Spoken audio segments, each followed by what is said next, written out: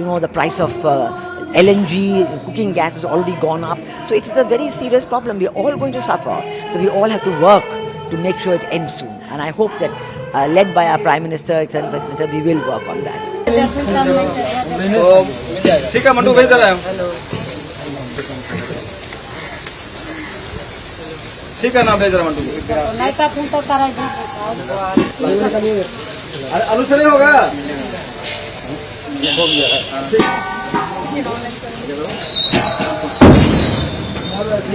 तुमचा कुणाल केला तो नीचे अजून गाडीला पूर्ण होला त्याला गोटे का गाडी माकळा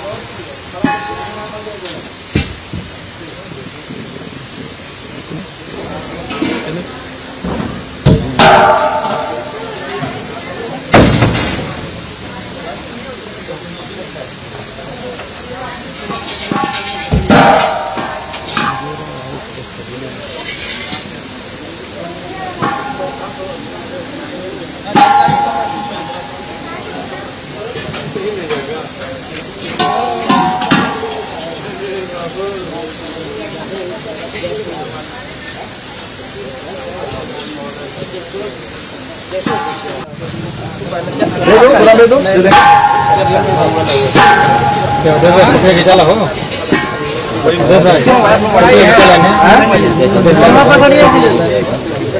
ठीक है ना हम बात करेंगे क्या हुआ ठीक है ना भैया बोलेंगे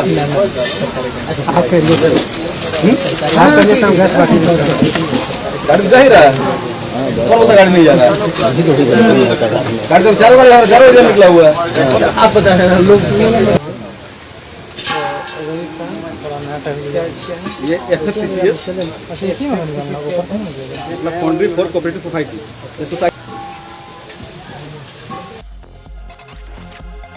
The situation in the region is extremely serious.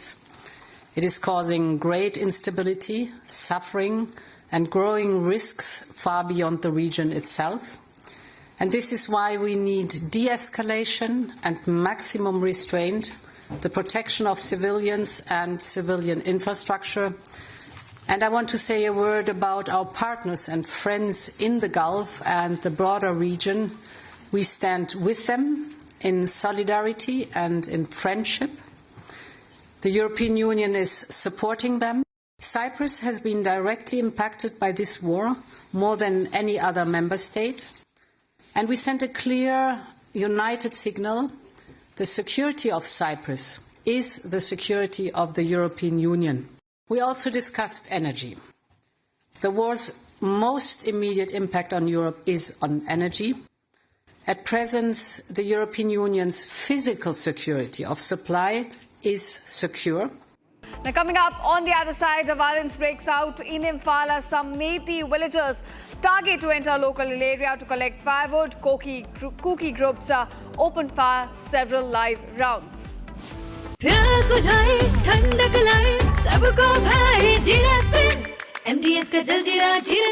जीरा सिर्फ असली रिफ्रेशिंग असली स्वाद असली मजा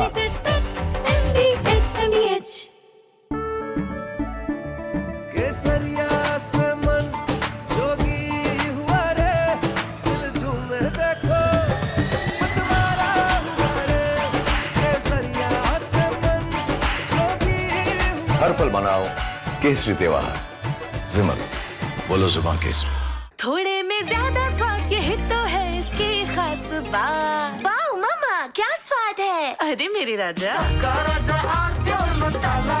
First we saw the people dying, the killings, and that's continuing, destruction of infrastructure, and now the economic impact. The economic impact will affect everybody across the world. The price of LNG, cooking gas has already gone up. So it is a very serious problem. We are all going to suffer. So we all have to work to make sure it ends soon. And I hope that, led by our Prime Minister, Excellency Minister, we will work on that. ठीक है मंटू भेज दे रहा है ठिकाणा भेज रहा हूँ अनुसार ही होगा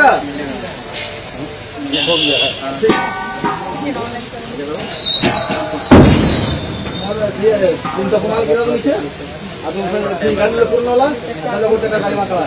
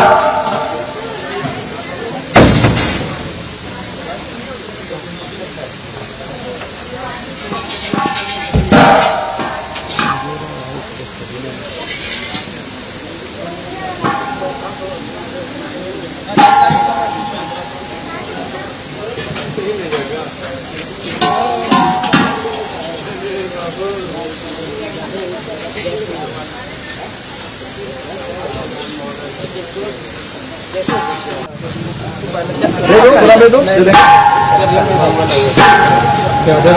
चला हो 10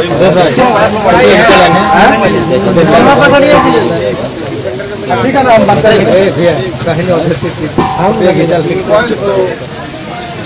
क्या हुआ ठीक है ना भैया बोलेंगे आप करिए From Asia's largest news headquarters, setting the agenda for Bharat.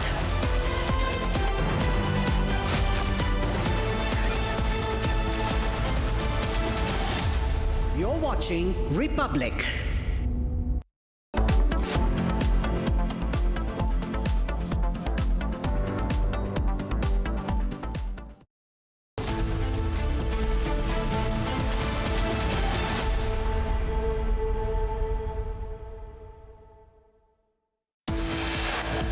LPG के संबंध में फाइनली मैं यही कहना चाहूँगी कि स्थिति अभी भी चिंताजनक है, किंतु सप्लाईज नॉर्मल लेवल पर मेंटेन्ड है। Government holds inter-ministerial briefing on LPG, says LPG remains to be a cause of concern. We are not self-sufficient in LPG, now says the government.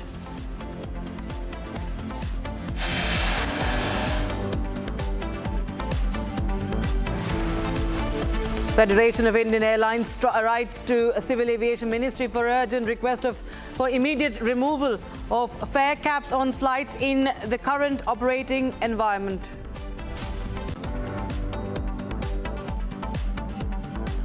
Violence breaks out in Imphal as some Methi villagers target to enter local hill area to collect firewood. Cookie groups open fire, several live rounds. After being questioned about 8 hours yesterday, Anil Ambani being questioned for a second day by the CBI in the bank fraud scam. Mamata Banerjee to release TMC manifesto today ahead of the upcoming polls.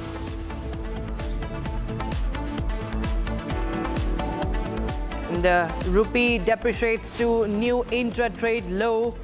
Hits 93.38 with reference to US dollar.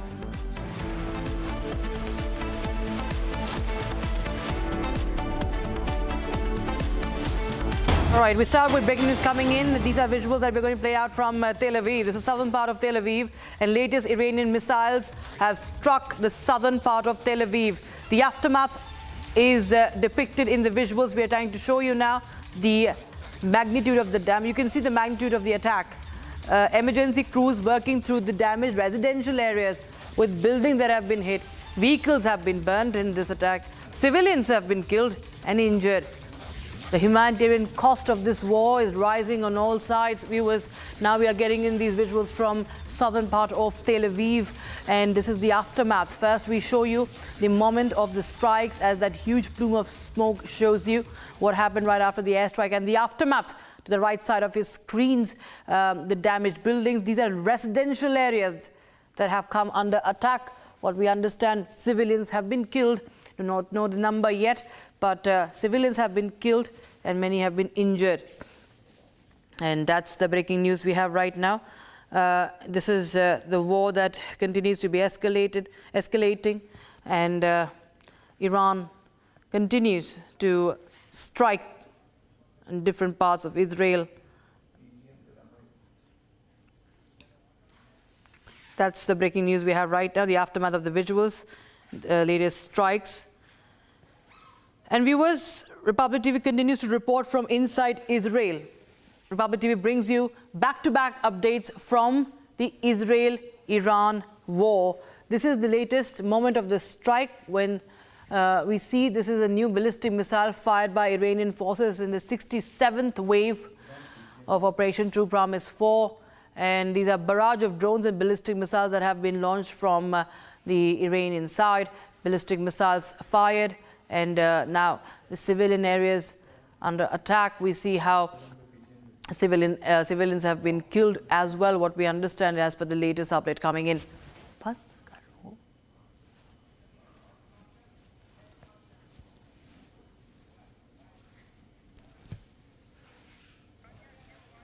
All right, viewers, now we are shifting you how the European leaders have gathered in Brussels for a summit. European Commission President von der Leyen says that the situation in West Asia is extremely serious. Take a listen in. The situation in the region is extremely serious. It is causing great instability, suffering, and growing risks far beyond the region itself. And this is why we need de-escalation and maximum restraint, the protection of civilians and civilian infrastructure. And I want to say a word about our partners and friends in the Gulf and the broader region. We stand with them in solidarity and in friendship. The European Union is supporting them. Cyprus has been directly impacted by this war more than any other member state. And we sent a clear, united signal. The security of Cyprus is the security of the European Union. We also discussed energy. The war's most immediate impact on Europe is on energy. At present, the European Union's physical security of supply is secure. Now, a fifth-generation stealth fighter jet, the F-35 of America, has been reportedly struck by Iran. In fact, the CENTCOM in the latest has also confirmed that it has been downed. IRGC states that the fighter jet was struck over central Iranian airspace, and the whereabouts of the downed aircraft have not been confirmed, they say. It's under investigation. Now, this is the backbone, if you can say, for Americans' air power. It's one of the costliest jets and one of the most advanced in the world. Here's more on that.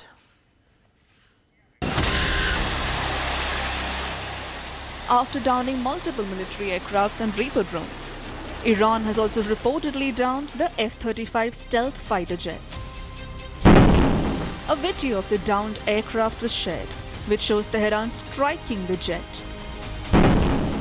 The fifth-generation fighter jet that costs more than $100 million has been deployed in combat operations since 2018. But if Tehran did take down the F-35 jet, it would have been the first time that Tehran would have done it. A big loss for US as a jet costs over $100 million. Iran's Islamic Revolutionary Guards claims the strike seriously damaged the fighter jet over central Iran. The strike, as per IRGC, took place at 2:50 a.m. with IRGC Aerospace Force's new advanced air defense system. It added, the strike came after successful interception of more than 125 US-Israeli drones. US has since reacted over the strike. Reports suggest US made an emergency landing at US Air Force Base after being hit, even as Iran claims it shot it down. Tim Hawkins, a spokesperson for the US Central Command, reportedly said the aircraft made an emergency landing while performing a combat mission over Iranian airspace. He added, the aircraft landed safely and the pilot is in stable condition. And an investigation into the incident is underway. With the war in its third week, US continues to claim that the Iranian military and navy is decimated. But the loss of an F-35 is a signal that US has not been able to give a big dent to Iran's air defenses. Breaking news coming in right now. The UAE has claimed that it has dismantled a terror network that was being funded by Iran, the Hezbollah as well. United Arab Emirates security authorities say that they have dismantled a terrorist network allegedly funded and operated by Lebanon's Hezbollah and its backer Iran, arresting its members. As this is as per the UAE's state news agency, and they say that the network has been operating under a fictitious commercial cover, and it was involved in money laundering, financing terrorism and threatening national security, and it sought to undermine financial stability. Lebanon's foreign ministry, meanwhile, strongly condemns what it calls a terrorist plot against the UAE, denouncing Hezbollah's alleged involvement and offering cooperation by Lebanese authorities to ensure those responsible are held accountable. So the Lebanese government has been under immense pressure to disarm and control the Hezbollah that operates from its soil, from Lebanon. Israel has been continuously pounding the Hezbollah facilities and centers in Lebanon. And now we see UAE also saying that it has dismantled a network connected with the Hezbollah. Now, viewers, this war has an immense impact on the economy. In the latest, we have Zomato that has now hiked its platform fee. Now, Zomato has hiked its platform fee for users by ₹2.40 per order. In fact, let me just tell you the exact figures. Zomato has hiked food delivery platform fee to 14.90, that is 14 rupees 90 paisa, from 12 rupees 50 paisa per order. The food delivery platform increased the platform fee it charges. So this is clearly, you can see, by 2 rupees 40 paisa, the increase has been made. Zomato raising its delivery charges, given the fact that how there is an LPG crisis and the energy crisis, the fuel prices also soaring, the industrial gas, also industrial fuels, also industrial diesel, the cost is going up, and we clearly see the impact on the deliveries on different operational facilities. Pranav is joining us live on the broadcast for more. Pranav, tell us more about this hike in the delivery platform by Zomato, the reasons behind it, and can we see other platforms also doing the same? Zomato has not yet, issued any statement as far as the revision is concerned. It was, in fact, users who actually pointed out when they went to order that the platform fees have now increased to 14 rupees and 90 paise. Just as of March 14, in fact, I have a bill here in front of me where the platform fees were 12 rupees 50 paise. So that's an increase of 2 rupees 40 paise per order for the platform, and about 19.2% rise. Now, though there is no official statement from Zomato about it, it is speculated that the price hike could be related to the energy prices, the fluctuating, the pressure on supplies as far as energy is concerned. But there is no direct statement issued from Zomato. We are in fact waiting for an official statement from Eternal, that is Zomato, how it is listed on BSE and NSE. Has there been any change seen in any other platform yet? Just to give you a perspective, the last time Zomato had increased the platform fee was from rupees 10 to rupees 12, and that was in September 2025.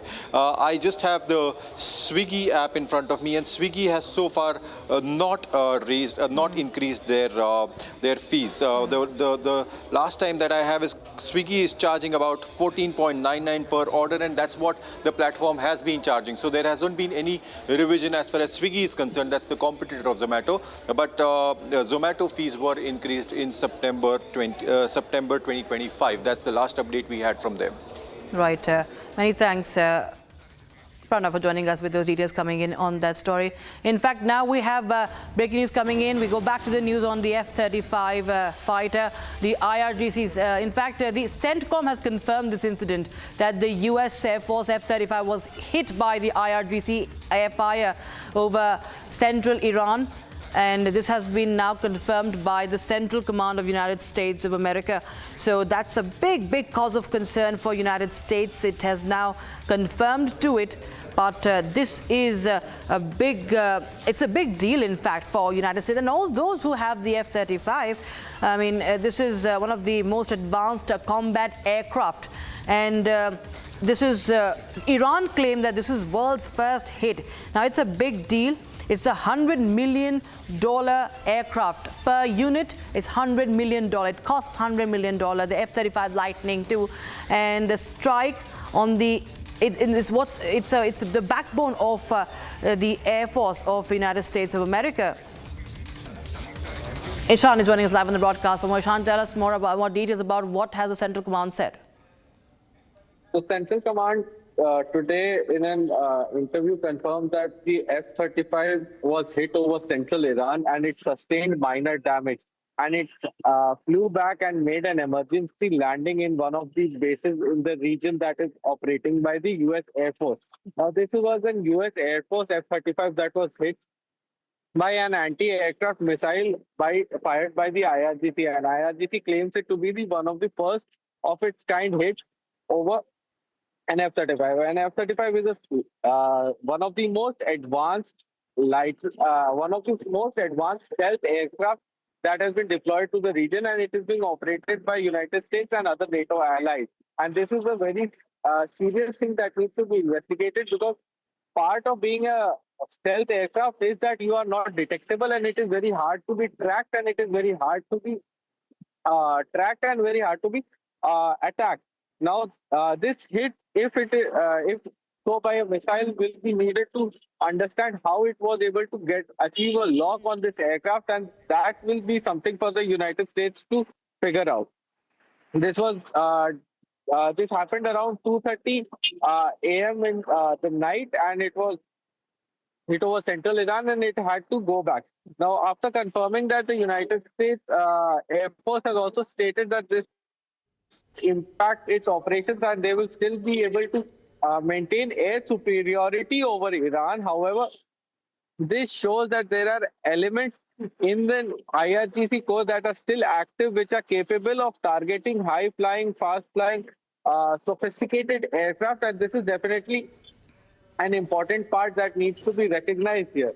It also suggests, Ishan, that it potentially could be upgradation of Iran's air defense systems as well. Advances in Iranian air defense technology that is capable of targeting such, and tracking such a stealth aircraft. That also is a possibility that is pointed out. Thank you so much, Ishan, for joining us with those details coming in on that big story that we're tracking amidst the war. And meanwhile, we was back home in India ahead of the Bengal elections. The TMC has released another list of 18 campaigners for the party candidates. This is for Assam election. Beg your pardon. Okay. TMC had released first list of candidates for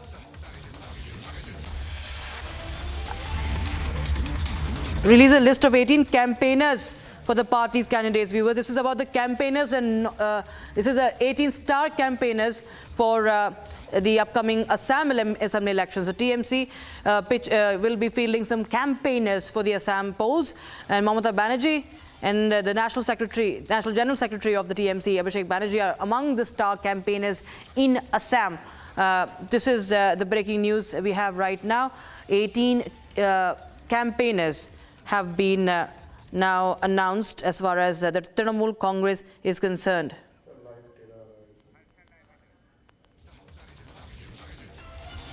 Harsha joins the live on the broadcast. From Harsha, it's Abhishek Banerjee, Mamata Banerjee, also among the star campaigners, Sushmita Dev, Kakoli Ghosh Dastidar, also part of Shatrughan Sinha, Babul Supriyo. They're all one of the top campaigners who have been fielded by the TMC for Assam. Yes, Rakshita, you see the candidate list, the list of the TMC star candidates, star campaigners is out, 18 star campaigners. And you see, mostly are the national level leaders also, like the MPs also, who are the star campaigners of TMC this time. Like if we see Shatabdi Roy is there, June Malia is there, Kirti Azad is there, and also our Abhishek Banerjee, Mamata Banerjee will also be the star campaigners of the TMC, doing the campaign for different candidates in different junctures and different vantages and sectors in the assemblies of West Bengal. There's the 18 18 star campaigners list, which has been announced today by Mamata Banerjee. Also, there was a manifesto launched by Mamata Banerjee today, where she has announced several things. But along with that, the star campaigners be of the utmost importance. And these are the star campaigners who will be star campaigning for the Assam post, as we very well see that it's going to be high octane elections both in Assam and West Bengal. Today, how Himanta Biswa Sarma also did his road show. Now, if we see BJP star campaigner list, on one side, BJP has fielded high-octane star campaigners are going to be from the side of the BJP in the state, both of Assam and West Bengal. But if we talk about the TMC also, so equivalent, they have also, also have released the list of the star campaigners of the TMC in Assam, keeping in mind that there should be the leaders who could not only speak about the national agenda, but about the regional agenda as well. And therefore, the leaders like June Malia, Kirti Azad, Babu Supriyo, Shatabdi Roy, Kakuli Ghosh, Mamata Banerjee herself, and Abhishek Banerjee, they all will be doing not one, two, but Rakshita, several rallies and road show in the state of Assam for the Assam post. They all will be campaigning heavily in different sectors and advantages. We have also got to know that Mamata Banerjee and Abhishek Banerjee not only rallies, but they will be doing road shows as well. In fact, Shatrughan Sinha and Babu Supriyo will also be doing road show in the state of Assam.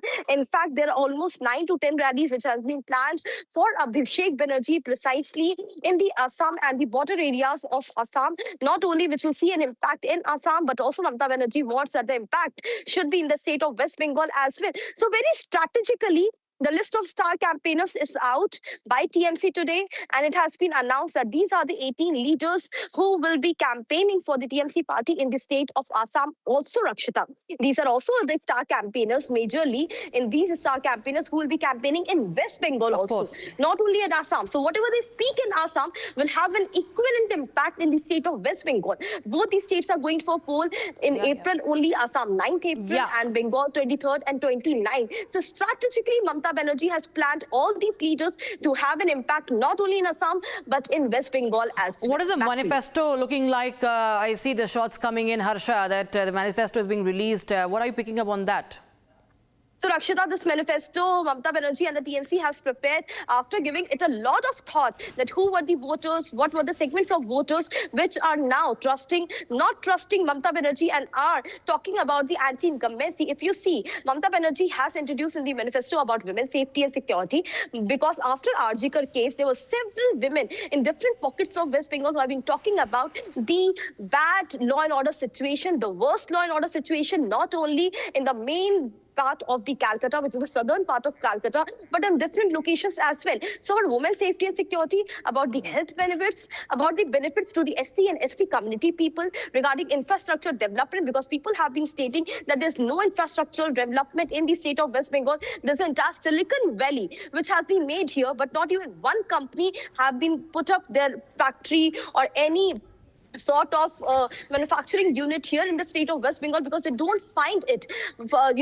they don't find the environment very positive for them to work here. Therefore, infrastructure and also job for Yuva, job for youngsters, job for each and every young person after 12th, and how after college they get secure job, and state government would be helping the young ones to find the job and will be uplifting them. These are the major points of the manifesto of Mamata Banerjee today. We see Abhishek Banerjee, Mamata Banerjee, they are holding the manifesto copy. So they have this time strategically been focused on those areas, those parts where they think that they are losing heavily, and how to ensure the trust of those all sectors this time through their manifesto. And that is why the reason, Rakshita, not only 95 schemes are running in West Bengal, but they're also holding up this opportunity to how they can stuck the needle at the right place, so that strategically they could defeat BJP and sustain the power even after 15 years. Right, many thanks, Harsha, for joining us. We'll keep coming back to you for more on the preparations that are going like for all the parties in the run-up to the elections in Bengal. Meanwhile, viewers, shifting focus to other stories. Now, the war in West Asia, viewers, has widened, and the gas crunch in India also is affecting the commercial sector, from textile industries to even the ceramic industry. People are now leaving the cities for better opportunities for work. There are machines that are unmanned now. In Gujarat's Morbi, that is the largest producer of ceramics in India, is also witnessing that there's not a single person operating those machines. The situation is dire for Indian industry as well. The production of the ceramics has been halted in Gujarat. Here's a report.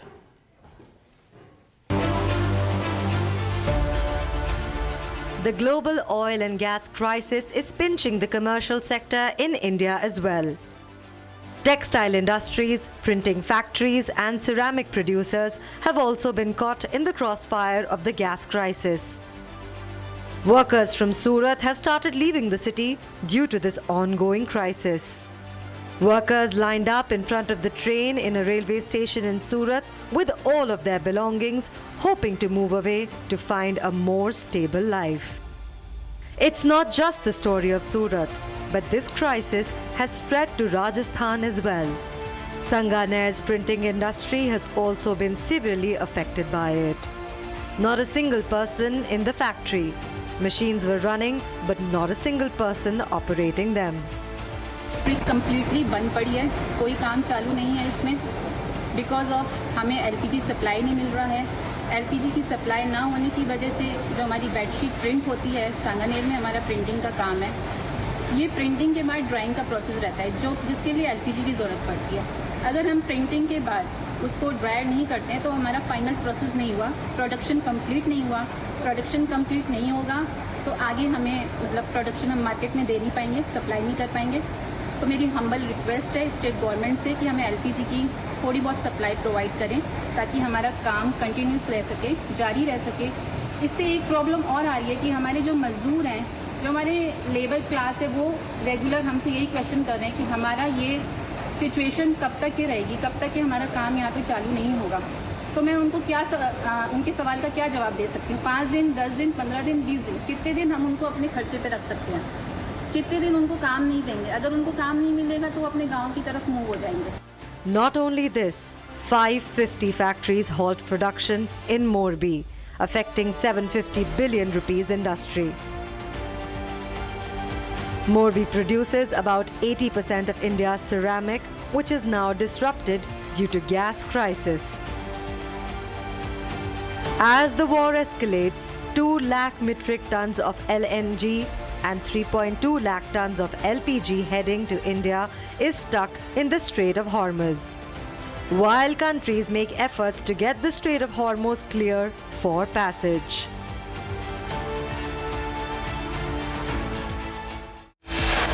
Viewers, but on the other side we get you how the rupee has hit a record low. It's 93.38 with reference to the US dollar.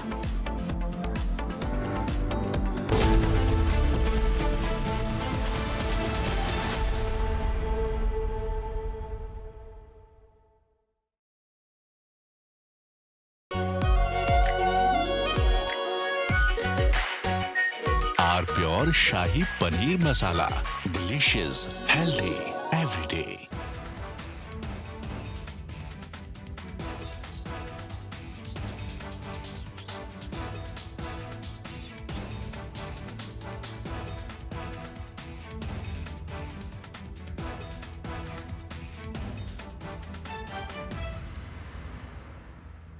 First we saw the people dying, the killings, and that's continuing, destruction of infrastructure, and now the economic impact. The economic impact will affect everybody across the world. You know, the price of LNG, cooking gas has already gone up. So it is a very serious problem. We're all going to suffer. So we all have to work to make sure it ends soon. And I hope that, led by our Prime Minister, Executive Minister, we will work on that. ठीक है mandu भेज रहा है। ठीक है ना भेज रहा मंडू। अनुसरण होगा। हो गया।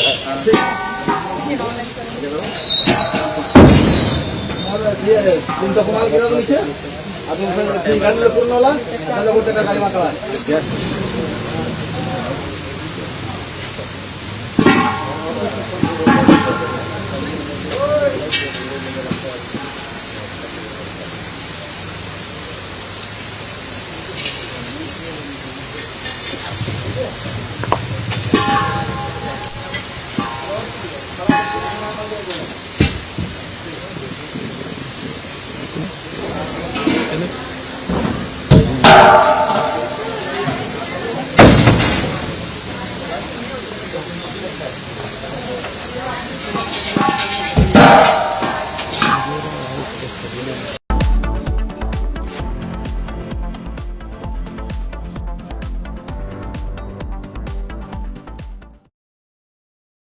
चमकी चाट से क्या बना है? सैंडविच लस्सी और छाछ और हर घूंट में चमकी चाट।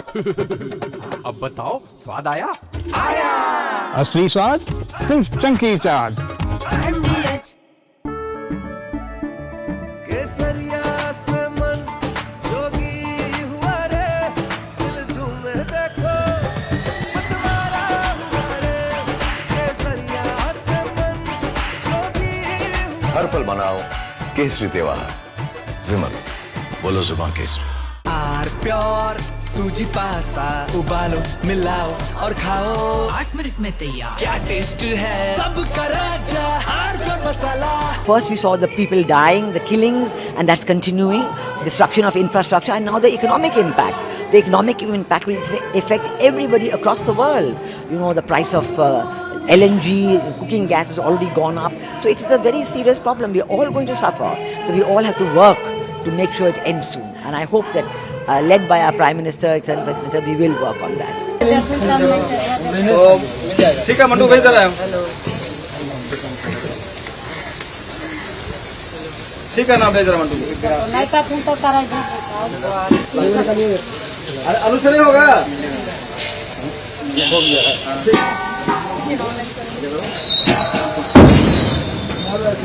तुमचा कुणाल केला नीचे अजून गाडीला पूर्ण होला त्याला कुठे का गाडी मागला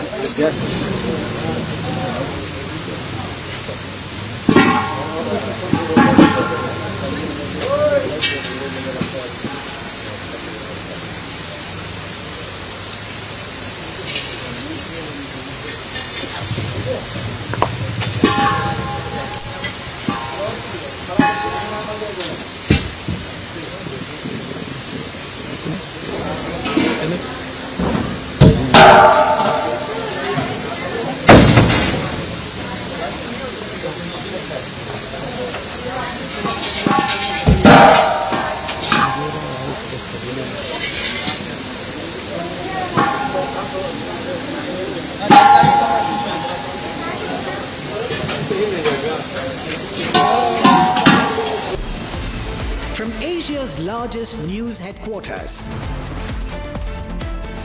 setting the agenda for Bharat.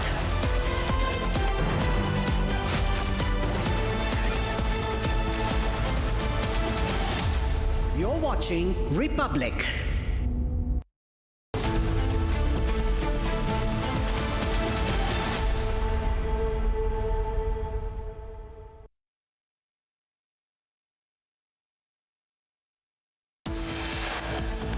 LPG के संबंध में फाइनली मैं यही कहना चाहूँगी कि स्थिति अभी भी चिंताजनक है, किंतु सप्लाईज नॉर्मल लेवल पर मेंटेन्ड है।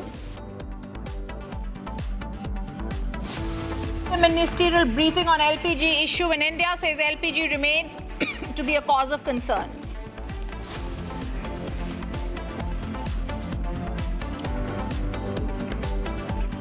Federation of Indian Airlines writes to Civil Aviation Ministry for urgent request for immediate removal of fare caps on flights in the current operating environment. Violence breaks out in Imphal as some Meitei villagers target to enter local hill area to collect firewood. Kuki groups open fire. Several live rounds are fired.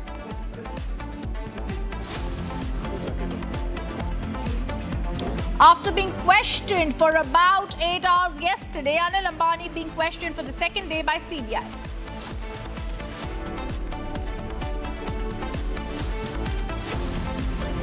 Mamata Banerjee to release the TMC manifesto today ahead of upcoming polls.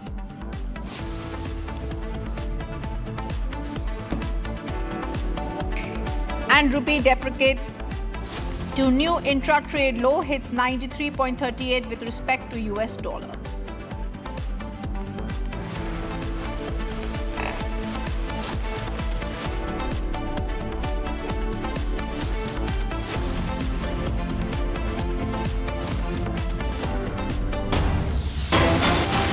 And we go go straight across to breaking news coming in. After being questioned for about 8 hours yesterday, Anil Ambani is being questioned for the second day by the CBI in the 2,929 crore bank fraud case.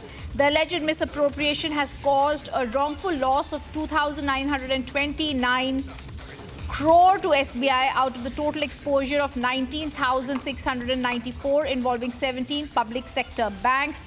The key details that are coming in is he was interrogated for 8 hours, summoned again for further examination. The CBI registered a complaint based on what the SBI had stated in 2013 and 17.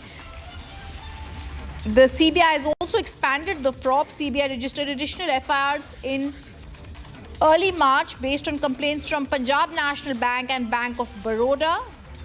In Feb 2026, the ED had attached Ambani's 17-story residence abode in Mumbai valued at approximately 3,716 crore rupees as part of its parallel money laundering probe. And Anil Ambani being questioned in this case, but a larger question still remains about what really has happened with this fraud that has been committed by Anil Ambani regarding this alleged 2,929 crore bank fraud involving the Reliance Communications. Let me go across to Shamvi, who's now joining us live on the story. Shamvi, things are getting murkier. 8 hours of interrogation today. Anil Ambani is once again being interrogated by the CBI. What details can you share with us? Well, yes, he's been summoned again by CBI today. Just yesterday, CBI was probing him for more than 7.5 hours, and today he has been inside since around 10:15 a.m. and he can be expected somewhere outside around 6:30 p.m. today as well. So that is another 8 hours of questioning, and he has also been summoned by ED and CBI multiple times before. Starting even in 2025, he was summoned twice by ED. Not only Anil Ambani, his wife Tina Ambani, his son has also been summoned in similar cases, in fraud cases of more than 2,500 crores. And today he's possibly been being interrogated by the CBI on the grounds of accusations that has been leveled against him, be it cheating, be it criminal conspiracy, and also diversion of loan funds through fictitious transactions. Through fictitious transactions. Also, where was the funds sanctioned? Why was it used? For what purpose? Did he have any managerial role while those funds were being used? So all these questions, all these grounds, these are the grounds on which CBI is currently questioning Anil Ambani in the CBI headquarters. Back to you. I also want to understand, Shamvi, from you. He's also being interrogated today. He came to the Supreme Court a few days earlier with his senior advocate, Mr. Mukul Rohatgi, and he said, I will cooperate fully. And there were a lot of talks made about his passport also. The big news that's coming in, this is just not some small scam. We're talking about the involvement of intercompany loan transactions, misutilization of sales invoice financing, discounted bills of RCOM, moving out funds through intercorporate deposits, writing of credited capital advances. The accused people are therefore what he's been accused of is allegedly committing the offenses of criminal conspiracy, of cheating, of criminal breach of trust. What are the key people telling you? We're also being told his wife Tina Ambani is to be questioned. I think I'm just going to let Shambi catch her breath. And Ambani has duly challenged, remember, the SBI's declaration before the judicial forums. The CBI probe is continuing. It's been registered on the complaint of also the Bank of Maharashtra. We really have to see when the courts are going to take action on this particular case. And the US Department has now released another video, this time showing US forces continue to degrade Iranian combat capabilities by striking military targets deep inside Iran. This is yet another new video for the US trying to show that they have degraded Iranian combat capabilities by striking at the military targets that are deep inside Iran. This is both the sides trying to say that we are still winning, but US forces show striking military targets. They continue to degrade Iranian combat facilities is what we are being told, and this is a release which we are showing you of the US CENTCOM, and they're also, like I said, trying to say that they have striking military targets deep inside Iran. At the same time, we're also being told that Iran itself is also stating that we also are targeting the US military bases in the Gulf countries. We stay with that picture that's coming in from US CENTCOM. The US Central Command has now released several new videos. They are saying this part of the military operations as part of Operation Epic Fury. The footage is including precision strikes on hardened military targets deep inside Iranian territory. It's aimed to systematically degrade the regime's combat capabilities. These are deep strike operations that have been released, these pictures, and they are targeting strategic infrastructure. The Karaj missile plant was one that they had targeted, and air defense aviation had also been another that had been targeted by them. As European leaders have gathered in Brussels for a summit, European Commission President von der Leyen has said the situation in the Middle East is extremely serious. The situation in the region is extremely serious. It is causing great instability, suffering, and growing risks far beyond the region itself. And this is why we need de-escalation and maximum restraint, the protection of civilians and civilian infrastructure. And I want to say a word about our partners and friends in the Gulf and the broader region. We stand with them in solidarity and in friendship. The European Union is supporting them. Cyprus has been directly impacted by this war more than any other member state. And we sent a clear, united signal. The security of Cyprus is the security of the European Union. We also discussed energy. The war's most immediate impact on Europe is on energy. At present, the European Union's physical security of supply is secure. And we're getting more breaking news. The spokesperson for the Iranian Parliament's National Security and Foreign Policy Commission has said negotiating with the United States is not even on the agenda. This is the news that's once again coming in. The Iranian forces and Iranian strategic department clearly rejecting any talks that have to happen with US. They are saying that this is not even on the agenda. It's not something that we're even looking at doing as of now. So the big news is really Iran spokesperson once again rejects any talks or anything had to do with the US on its agenda. They said this is not on our agenda. They've said there's rejection of the negotiations. From the statement, it's clear military and strategic focus has emphasized they will remain stable, particularly on Kharg Island, the Iranian spokesperson has said. And they've also said, warning any country allowing its territory or military bases to be used as adversaries, that they will also be seen as having direct participation in the conflict and a target for retaliation. This is very, very clear. Ibrahim Rizai, the spokesperson for the Iranian Parliament's National Security Commission, has stated that negotiating with the US is not on the agenda.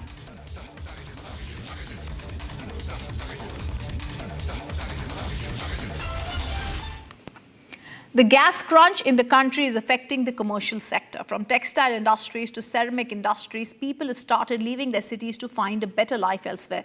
Factories have machines running, but not a single person operating there. In Morbi in Gujarat, the place which produces majority of India's ceramic has halted their production. India is fighting a war.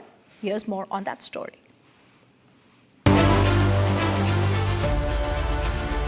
The global oil and gas crisis is pinching the commercial sector in India as well. Textile industries, printing factories and ceramic producers have also been caught in the crossfire of the gas crisis. Workers from Surat have started leaving the city due to this ongoing crisis. Workers lined up in front of the train in a railway station in Surat with all of their belongings, hoping to move away to find a more stable life. It's not just the story of Surat, but this crisis has spread to Rajasthan as well.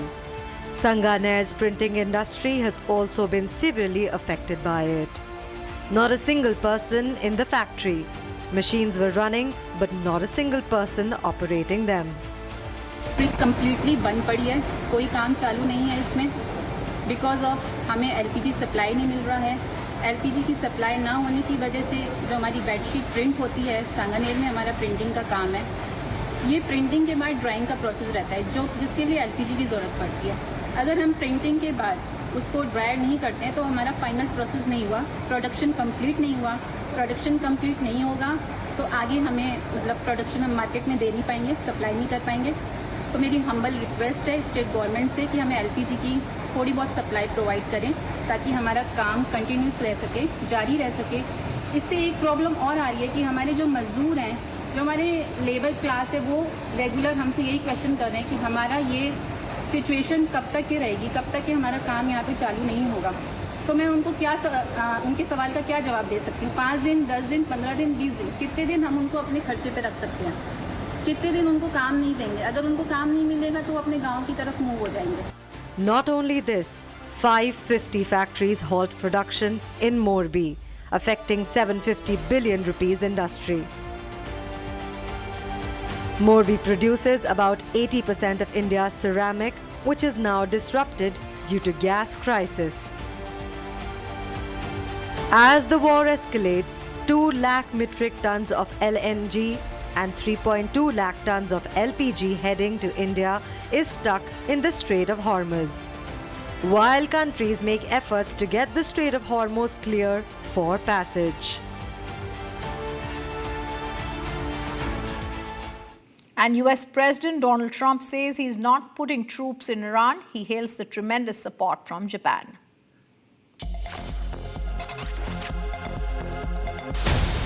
Putting troops anywhere.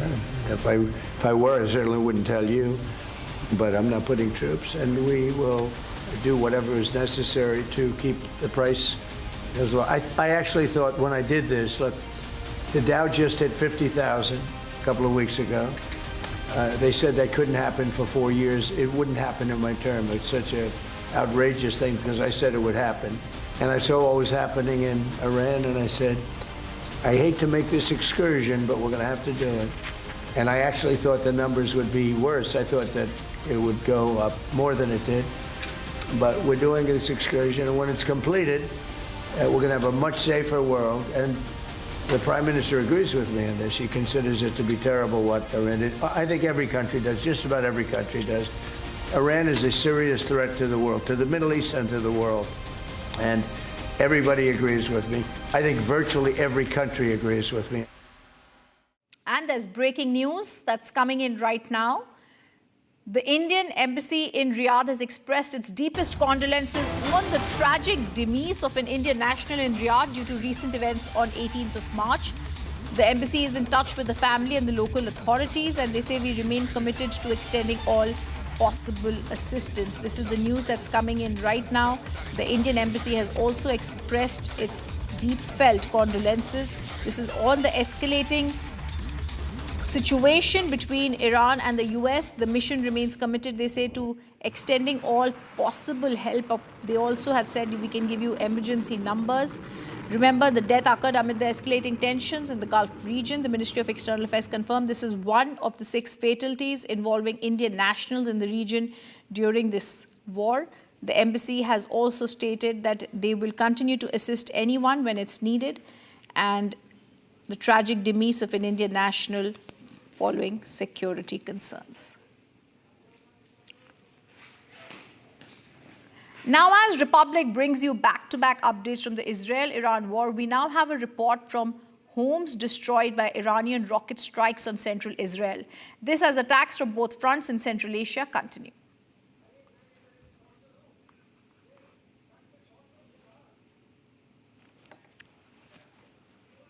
You can see here is the home that was attacked by Iranian ballistic missile, and only this room survived. This is a mamad, a protected room with the concrete walls, and it survived the ballistic attack. Usually people doing rooms for children in the safety mamads so it can protect them during those attacks by rockets. And the owner of the house on time went to this room. That's why he survived. But all the house beside the protected room was completely destroyed. As you can see, all the rest is destroyed, and this is the only room, the protected room, that survived. And you can see all the rest is destroyed in this house. You can see how vast is the damage from one ballistic rocket of the Iranians. It's all full with remains of the rocket.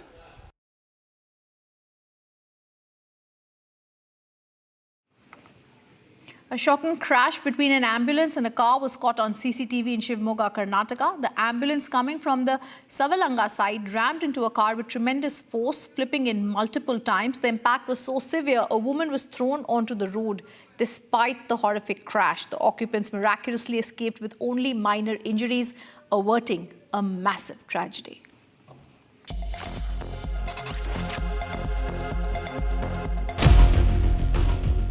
A shocking road accident in Shivamogga, Karnataka has left residents rattled after an ambulance collided with a car at Akka Mahadevi Circle.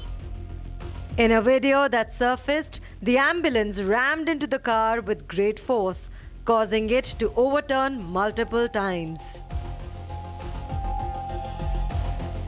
Despite the severity, no fatalities or major injuries were reported. However, in what can only be described as a miracle, the occupants of the car escaped with only minor injuries, averting what could have been a devastating tragedy.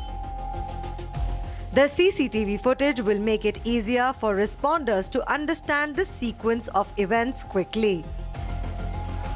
The police are investigating to determine the fault, whether it was a signal violation, speeding, or a blind spot circle issue.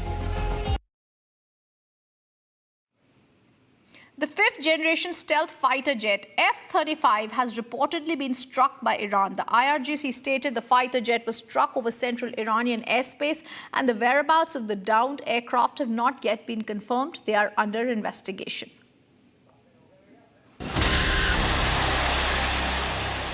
After downing multiple military aircrafts and Reaper drones, Iran has also reportedly downed the F-35 stealth fighter jet.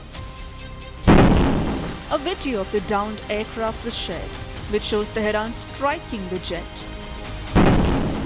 The fifth-generation fighter jet that costs more than $100 million has been deployed in combat operations since 2018. But if Tehran did take down the F-35 jet, it would have been the first time that Tehran would have done it. A big loss for US as the jet costs over $100 million. Iran's Islamic Revolutionary Guards claims the strike seriously damaged the fighter jet over central Iran. The strike, as per IRGC, took place at 2:50 a.m. with IRGC Aerospace Force's new advanced air defense system. It added the strike came after successful interception of more than 125 US-Israeli drones. US has since reacted over the strike. Reports suggest US made an emergency landing at US Air Force Base after being hit, even as Iran claims it shot it down. Tim Hawkins, a spokesperson for the US Central Command, reportedly said the aircraft made an emergency landing while performing a combat mission over Iranian airspace. He added the aircraft landed safely and the pilot is in stable condition. And an investigation into the incident is underway.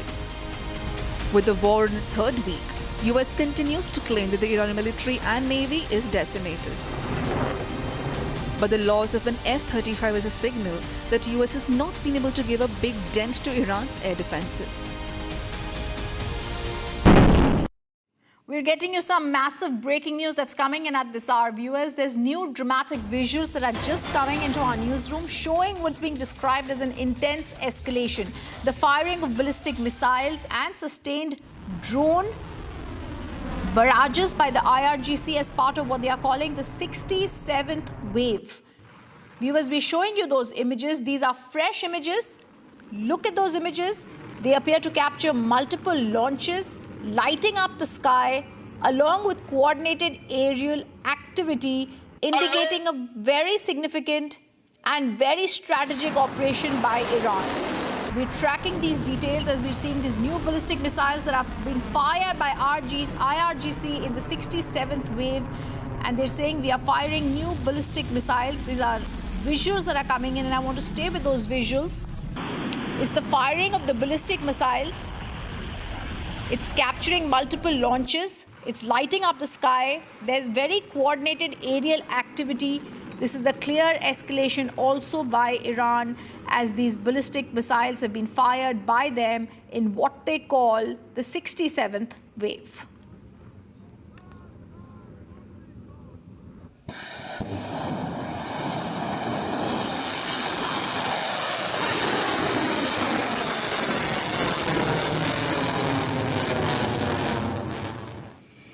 And viewers, we're going to get back to you with more news as the government is holding inter-ministerial briefing on the LPG issue in India. They say LPG remains a cause of concern. Much more after a short break. Stay on with us.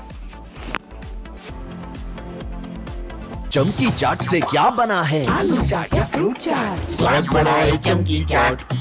क्या बात है? स्वादिष्ट पकोड़े और फरसान, अरे चमकी चाट है इसकी जान। असली स्वाद सिर्फ चमकी चाट।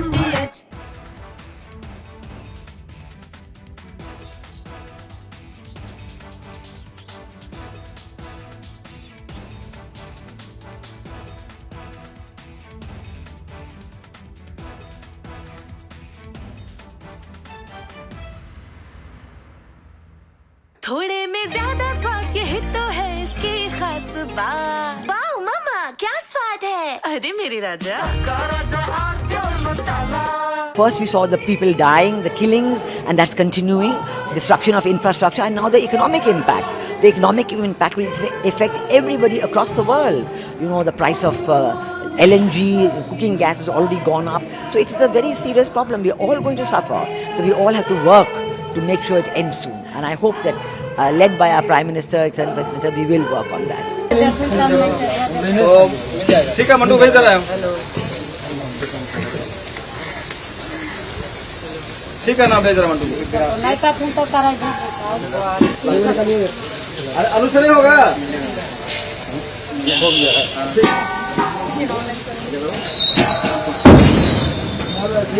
तुम तो कमाल किया तो नीचे। अब तुम गाड़ी में पूर्ण वाला, दादा बोलते का गाड़ी मारता है।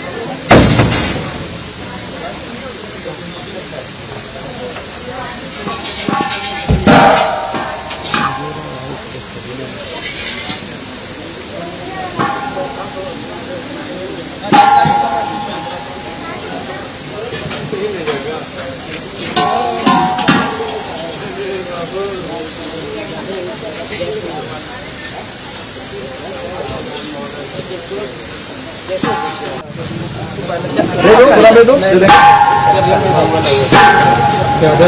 चला हो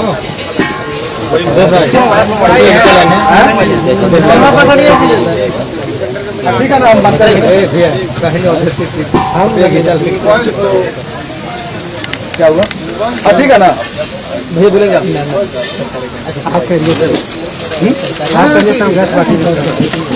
गाड़ी जा ही रहा है कौन बोलता गाड़ी नहीं जा रहा है गाड़ी तो 4 बजे निकला हुआ है आप बता रहे हैं लोग ये FFCC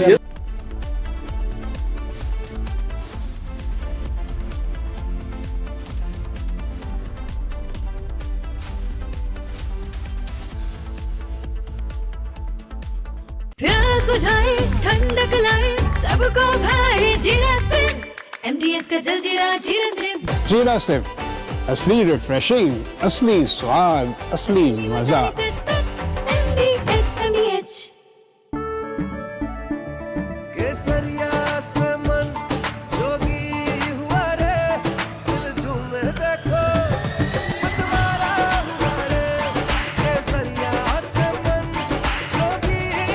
हर पल मनाओ केसरी त्योहार। विमल, बोलो जुबान केसरी।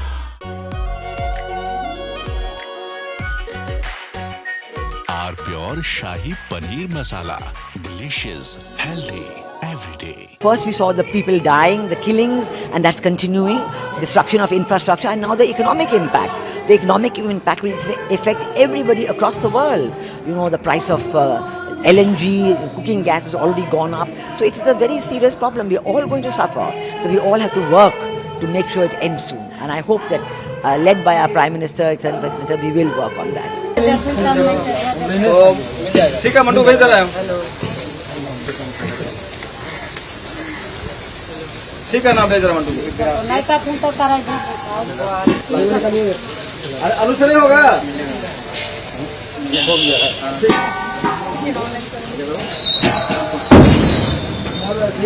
तुमचा कुणाल गेला तो नीचे आता गाडीला पूर्ण होला त्याला बोलते का गाडी मागवा।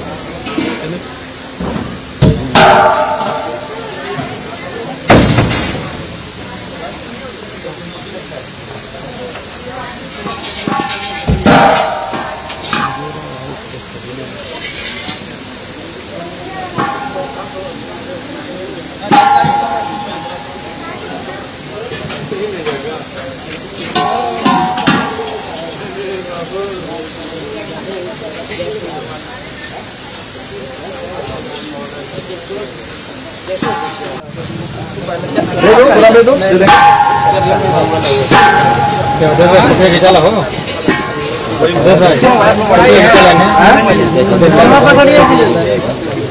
ठीक है ना, हम बात करेंगे कहीं क्या हुआ। ठीक है ना, भैया बोलेंगे।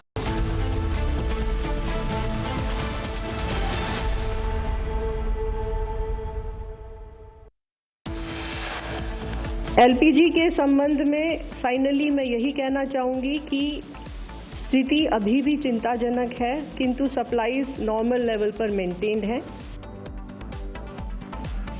Government holds inter-ministerial briefing on LPG issue in the country, says the gas supply remains a cause of concern.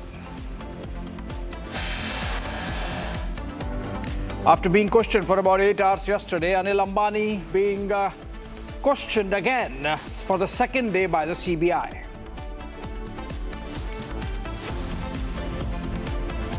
Clean chit to India in targeted violence accusations. Canadian police says no link found between Indian government and transnational crimes.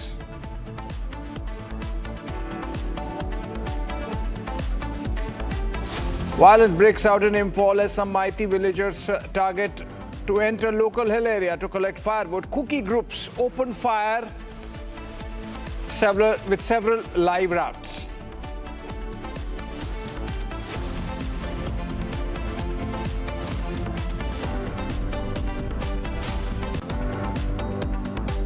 Rupee depreciates to new intraday trade low, hits 93 with respect to US dollar.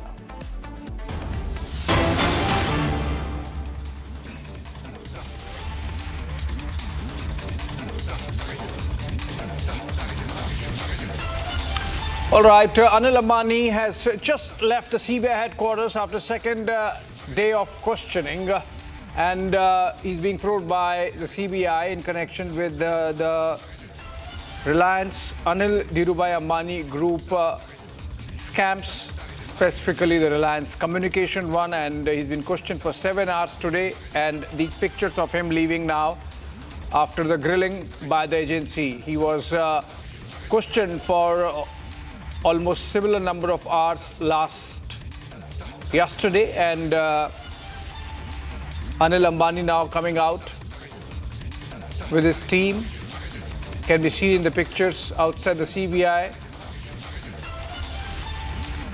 We have Shambhavi joining us live from CBI headquarters. Shambhavi, 7 hours of questioning today, almost similar number of hours of grilling yesterday. What's come out? Are you hearing from the sources what was the line of questioning that Anil Ambani was subjected to?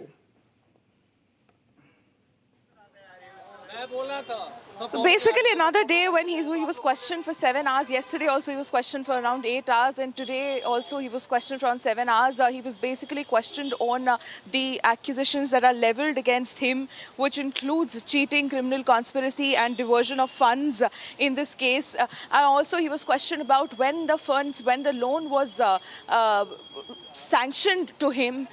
How did the company still go bankrupt? Where was the sanctioned loan placed? Where were the other places that those amount was used? Was he in charge of that amount? Were he aware of whether that amount was being used for a particular thing? And was fictitious transactions being used to divert the loan amount? So these are the grounds on which he was being questioned today. And even yesterday also, he was constantly being questioned regarding this was the line of questioning, the charges that were leveled against him: cheating, criminal conspiracy and diversion of loan funds from fictitious transactions and shell companies. In fact, you can also see the visuals where he is seen coming outside. He was very cleverly brought outside from another way, because yesterday Republic got to question him. We confronted Mr. Anil Ambani. Although he was numb, he did not reply. He was clearly seen evading our mic and our questions. But yes, he and his family, be it his wife, Mrs. Tina Ambani, and his sons, being constantly questioned by ED and CBI in the bank loan fraud case. Back to you. All right. So he's, as of now, being questioned in connection with the 3,000 crore rupees misappropriation of funds case in connection with the loans that were taken. Shambhavi, are you hearing anything about whether the agency is going to call him again now that the 2 days of questioning is over? Yes, definitely. Given that tomorrow is a holiday, he would definitely be called for, because there are several facts, there are several parts of the case which is still being interrogated by CBI in this matter. Even his son was interrogated by CBI. His residence has been searched, his office has been searched, several of his assets has been attached. So this case is far from over right now. There's several parts of it, several angles of it, which is still being explored, still being interrogated by CBI and ED both in this matter. So he would definitely be summoned. The date of it is not clear yet, the date at which Anil Ambani will be summoned again for questioning, but 2 days of intense interrogation by Anil Ambani, 7 to 8 hours, 2 days. Even yesterday he was being questioned for 8 hours. Today also he was inside the CBI headquarters for 7 hours being interrogated on various accusations that are leveled against him. Back to you. Okay, so he's being questioned on charges of criminal conspiracy, cheating and criminal breach of trust, among others. Remember, 3,000 crores worth of money loss was just to the SBI. There is a consortium of banks, and the government estimates that the total money scammed by the Anil Dhirubhai Ambani Group Company, RCOM, could be about 40,000 crore rupees. Attachments have happened already over 16 to 20,000 crore rupees. From where is the money going to come? Rest of the money going to come, Shambhavi, if you are speaking to sources both in the legal community and the agencies, do the agencies believe that they can get the money back?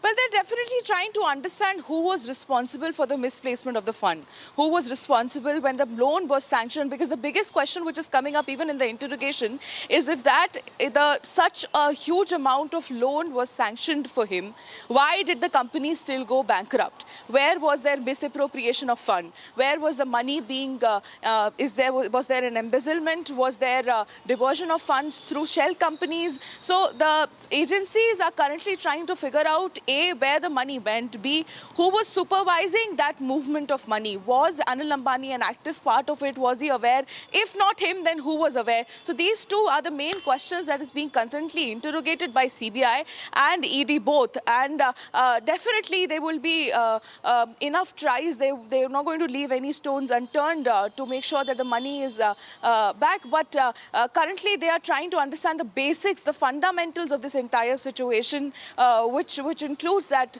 once the money was received by the RCOM, Reliance Communication, where did the money go? Who was responsible for it? Did Anil Ambani, as the chairperson, have any active role in it? Back to you.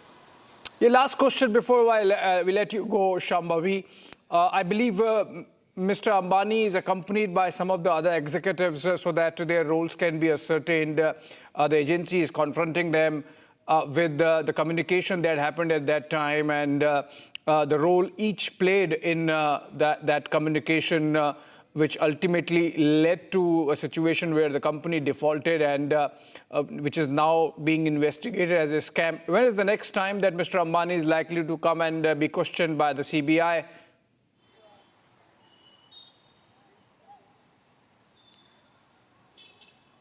Definitely. See, he'll definitely be summoned again by CBI, but the time is still not clear. There has been no clear communication regarding the time when he'll be questioned. But the line of questioning is very clear on which he'll be questioned again after 2 days of intense interrogation. As you've been telling our viewers, one is the allocation of funds. When the funds was allocated, how did the company go bankrupt? The second one is the role in decision making. What role did he have in the decision making? Were all the important processes, board approvals and everything was followed? Was the due process followed in this sanction of money? And was there a diversion of loan funds? Hundreds of crores of rupees was diverted through shell companies and fictitious transactions. So this will be the line of questioning, the third day when he will be summoned. Although the date of it is still not clear yet, but we will make sure to let our viewers know as soon as there is some clarity on that aspect.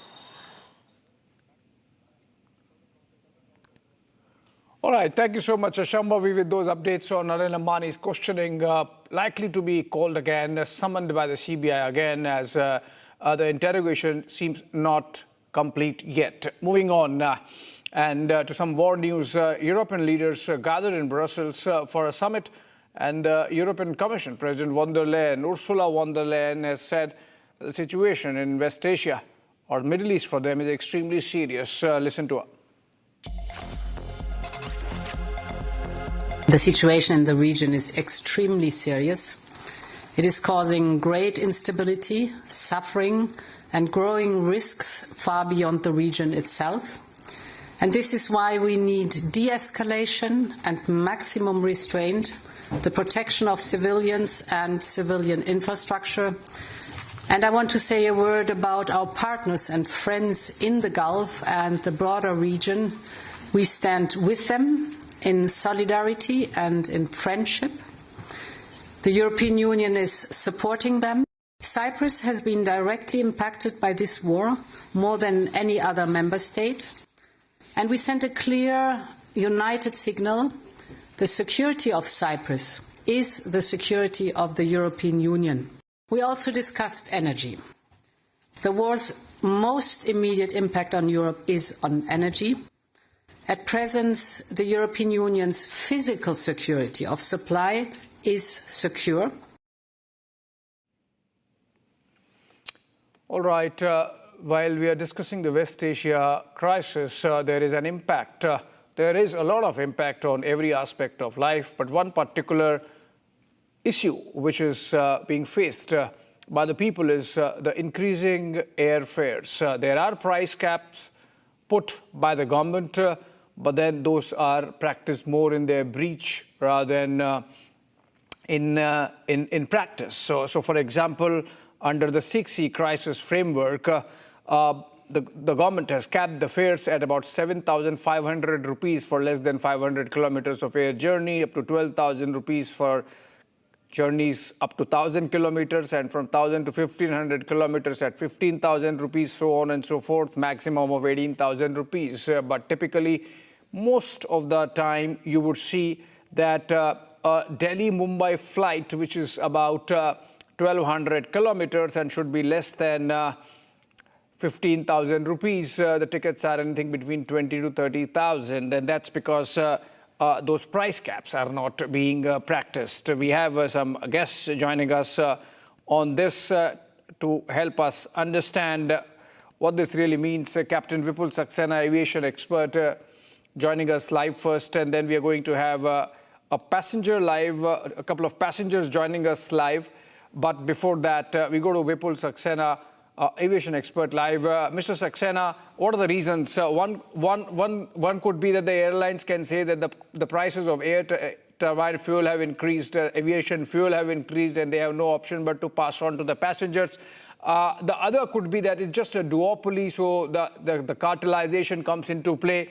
And then finally, of course, so the airlines should be taking advantage of the adverse situation given the West Asia war. What, according to you, is the way out? So I think the raise in the fare prices are not mainly because of ATF in Indian scenario, because they are operating internationally. The ATF prices have not increased so much in India than if we go abroad. And since the aircraft flies across the world and they do fueling other places also, which is working out very costly. So I think that is one major reason on which Government of India don't have any control, airline don't have any control. So ultimately, it's being a business, they have to, adjust this fare ATF price increases somewhere in the fare or other costs. So I think that is one major reason. Second thing, probably in anticipation of further hike in ATF prices, the way the West Asia situation is even now becoming quite challenging, and days coming, in near future are going to be very challenging for the logistic supply chain of fuel and gas, which is already being indicated by government repeatedly. Yeah. So I think some fare have been increased in anticipation. So in totality, the load is coming on the passengers. Yeah, let's take the passenger view also. Mr. Saxena, stay with us. We have Himanshu Shivanani joining us. Himanshu, what's been your latest experience? Did you get a ticket in the price caps that have been put by the government, or were they expensive? I feel they were expensive. Also, if I say that, if I compare last 2 years, and there was no war also, then also the price increased, right? And now when we see the war is happening in the Middle East, and we see that the oil prices are going up, and now the airline companies are asking to remove these caps, which I don't think it's fair for the common man in India, because we don't see any war in India right now. Why should we pay extra for the war which is happening in the Middle East? Okay, Himanshu, stay with us. Karan Chandwani is also there live with us. Karan, what's your experience? Himanshu says that it has nothing to do with war. It's clearly a case of profiteering by these airlines, because even when there was no war, they were still not practicing price caps.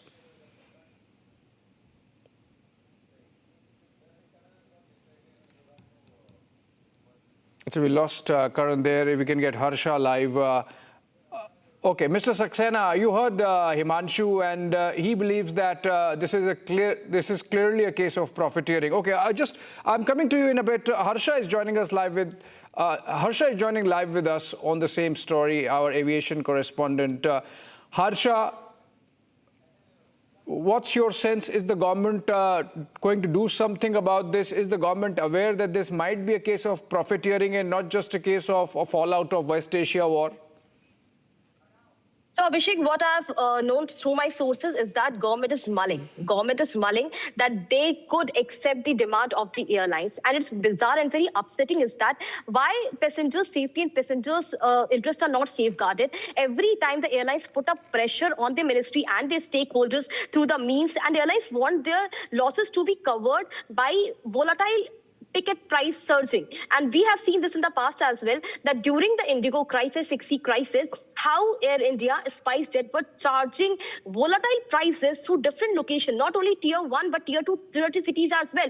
And same situation is going to happen. And therefore, Abhishek, my sources tell us that not only Ministry of Civil Aviation, the airlines have approached Competitions Commission of India as well. This is the Commission of India, Abhishek, which ensures that the capping is intact and there's no consumer complaint regarding airlines to the commission. And they also ensure that there's no heavy surging prices of the airlines in the sectors, heavy trunk sector like Mumbai, Delhi, Bengaluru, Chennai, Kolkata. These are the tier cities in which the prices are also hiked in the last moment. And commission ensures, we have got to know that how Air India officials and how the Indigo officials met the commission also. They met the chairman of the commission, Ravneet Kaur, and expressed their interest that if the prices, the fare capping will not be removed, they will be forced to cut down their fare, cut down their flights of US and UK. You imagine, airlines are now putting pressure on the ministry and stakeholders by saying that they will cut 80 to 90% of their fleet to US and UK, which are the major, which include the major chunk of airline. And also, Abhishek, I want to tell you, Vipul Saxena was stating that the aviation tax fuel is not much high. I would like to tell all our viewers that internationally, globally, ATF tax is 20 to 25% it contributes. In India, it contributes 40%, which airlines are telling. This is because 11% excise and almost a heavy VAT duty, also 29% VAT duty, which the state imposes on the airline. And they are saying it's only in India, not globally anywhere. Globally, the ATF comes to 20 to 25%. In India, it comes to 40%. They're stating that's the reason they're facing heavy losses because of the war situation, because of the safety risk in the Middle East airspace, that they are taking longer routes, and therefore they want to cover their losses through the surging of prices. Once these capping are removed, Abhishek, once the capping removes, they will be putting up the price of tickets from 20,000 to, let's say, 70,000 for tier 1, tier 2 and tier 3 city. This is going to be the reality in another 1 week. The kind of pressure which they are putting up on ministry, this looks like what is going to happen in the next week. Back to you. Karan, you would have heard what Harsha said, that once the price caps are removed and the government is under pressure of these airline duopoly to do that, the prices might go up to as high as 70,000 rupees. You think passengers would be comfortable with paying those kind of fares for the air travel? No, so we are very we Indians are if you see 80% are middle class people and we are common man. So if we see any kind of I'll just give you a comparison or a benchmark. That in terms of, let's take a sample size of 2 years back. In 2024, a basic airline one-way cost from Delhi to Mumbai was 3,800 rupees to 4,000 rupees. Now it has become to close to 6,800 rupees. And if you see, there has been new additional cost which has been added. One is called fuel surcharge. Earlier it was 0, now it's 400 rupees at least. And then there was something called ancillary revenue, a percentage of that. So ancillary revenue is nothing. It's just a surcharge or a premium which you pay for all the baggage, hotel services, concierge services. It is charged to everyone. Earlier it was 7%. Now it has become 12%. So, and if you see Indigo's revenue or the earnings which they did in the Q1 was 2,400 crores only from the ancillary revenue. Okay, let me take this to Mr. Saxena. Mr. Saxena, you heard our correspondent Harsha, mention how the government might be under pressure to remove the price caps because the airlines say that in terms of fuel costs, they are 40% in India, including taxes, vis-a-vis 20-25% in the rest of the world. Do you agree and buy into this argument of the airlines? I agree on one point that government may review and revise the caps, but not to the extent what Harsha was quoting. Because you've seen from the Indigo crisis onwards, the kind of capping has been done and the way it has been controlled by the Ministry of Civil Aviation. I think that they've done an excellent job by controlling these fares. Nevertheless, see, every business look for some kind of contingencies, margins also. Because you may be seeing many news where aircraft got stuck for 36 hours in one place because of war situation or some other emergencies. So as a business model, you also have to take some guard against the contingencies. So who will take this load? Definitely, it will be taken load by the business and entity as well as by the consumers. So I think putting all together, I expect some kind of revision, but not to the extent what Harsha is trying to suggest. I think there may be some increase of about 10 to 15% rise in the Right. Not more than that.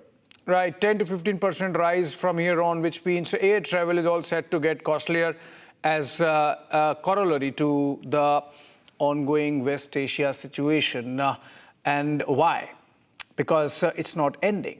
It's not de-escalating. And Republic brings to you back-to-back updates from Israel. Now we have these latest pictures coming in where Iran has hit some pockets of central Israel with its missiles, which means that no side is backing off.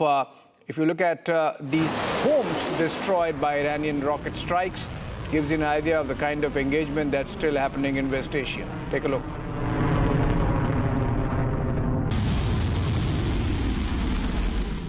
You can see here is the home that was attacked by Iranian ballistic missile, and only this room survived. This is a mamad, a protected room with the concrete walls, and it survived the ballistic attack.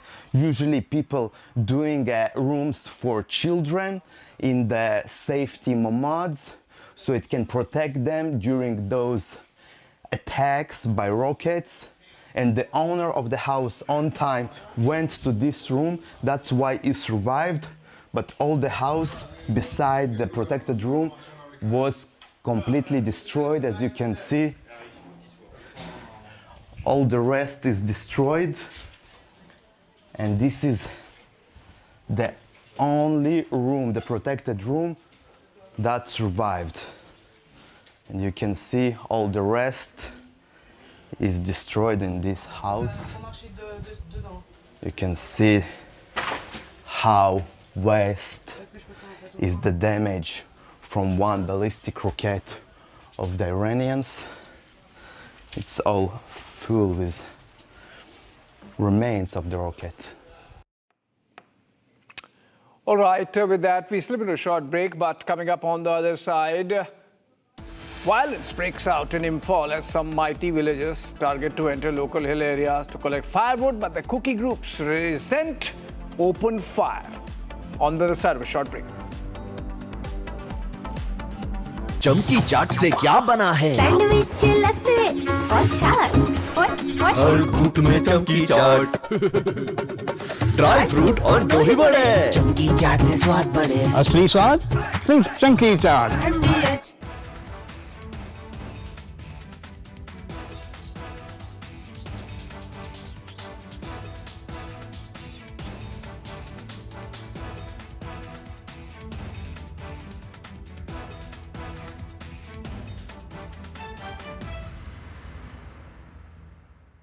Pure सूजी pasta उबालो मिलाओ और खाओ 8 minute में तैयार। क्या taste है सबका राजा hardcore masala. First we saw the people dying, the killings, and that's continuing, destruction of infrastructure, and now the economic impact. The economic impact will affect everybody across the world. You know, the price of LNG, cooking gas has already gone up. So it is a very serious problem. We are all going to suffer. So we all have to work to make sure it ends soon. And I hope that, led by our Prime Minister, Minister, we will work on that. ठीक है mandu भेज रहा है। ठीक है ना भेज रहा मंडू। अरे आलू से नहीं होगा।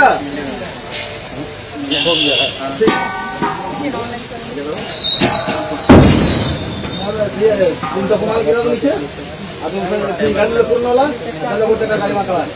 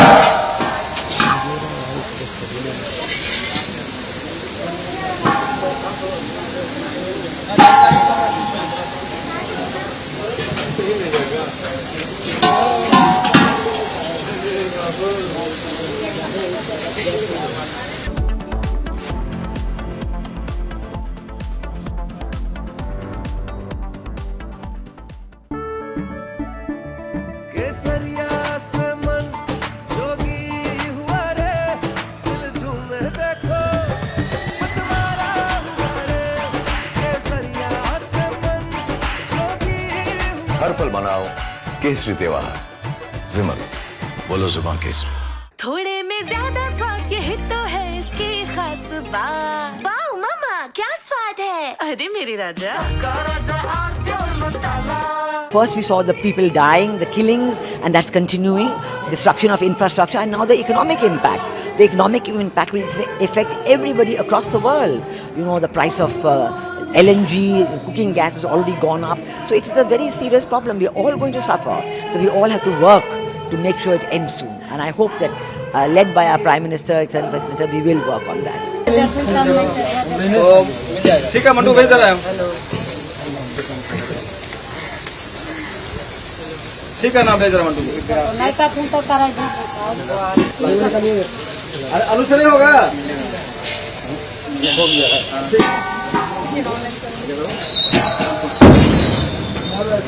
तुम तो कमाल किया तो नीचे।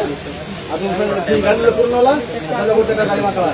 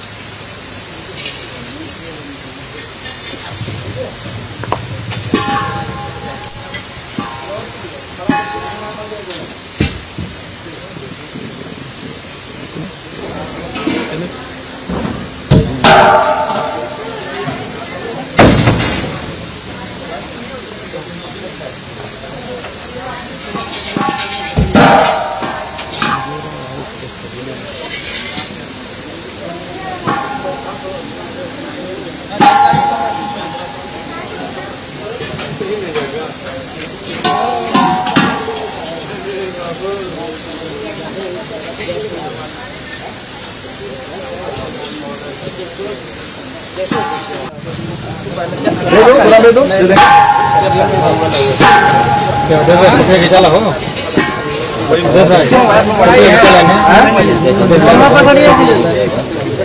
ठीक है ना हम बात करेंगे क्या हुआ ठीक है ना भैया बोलेंगे From Asia's largest news headquarters, setting the agenda for Bharat.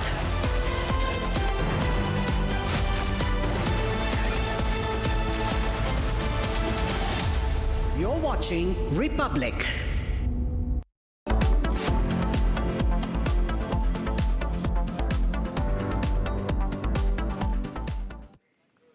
Right, warm welcome viewers. This weekend on Republic TV, Legends brings you a closer look at Dr. Devi Shetty's journey, a name that has steadily reshaped how healthcare is delivered across India.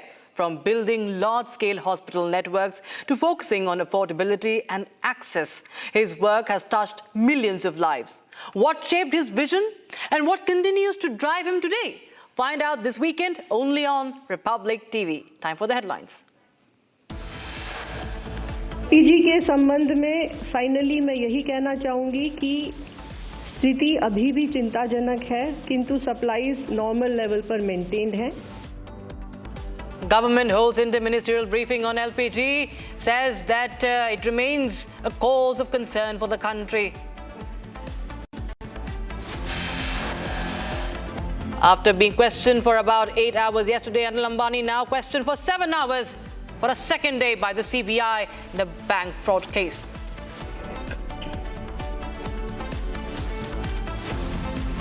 Clean chit to India in targeted violence accusations. Canadian police says no link found between Indian government and transnational repression. Vindication for New Delhi stance. Violence breaks out in Imphal as some Methi villagers were targeted as they entered a local hill area to collect firewood.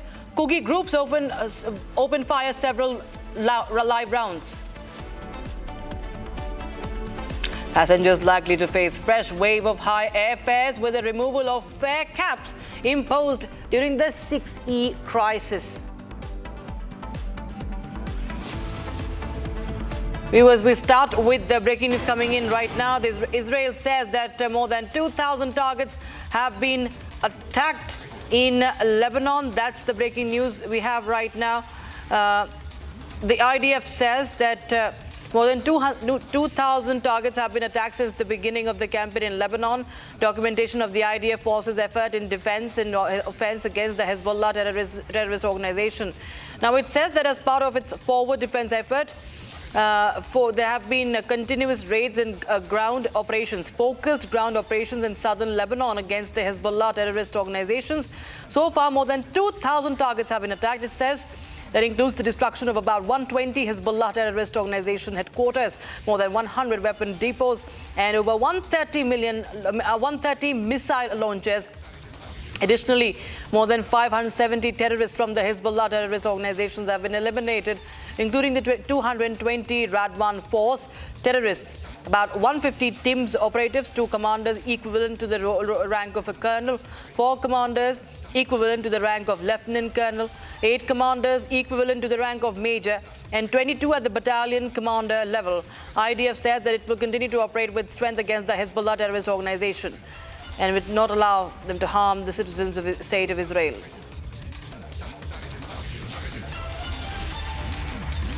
So, viewers, this is Israeli Defense Forces releasing fresh videos of strikes on Hezbollah infrastructure in Lebanon, claiming that more than 200 Hezbollah targets have been attacked. And these are focused ground operations as well that are happening by the Israeli Defense Forces. Meanwhile, we have a video now that has been released which suggests that Iranian missile strikes have targeted central Israel, showing the aftermath. Now the video shows the aftermath. Iran launching a new wave of strikes in central Israel, and visuals show the aftermath of the strikes.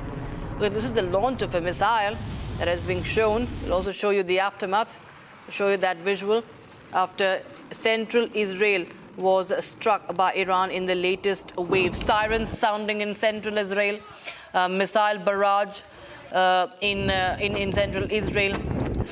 Two barrages in a single in 1 hour.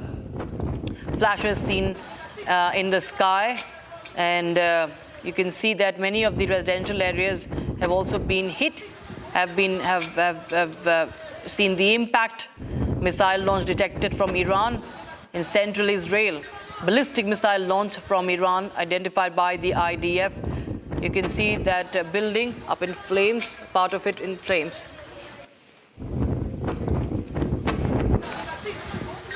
Now, as Republic brings you back-to-back updates from Israel-Iran war, we now bring you a report from the homes destroyed by the Iranian rocket strikes in central Israel. This, as attacks from both the fronts in West Asia, continue. Take a look.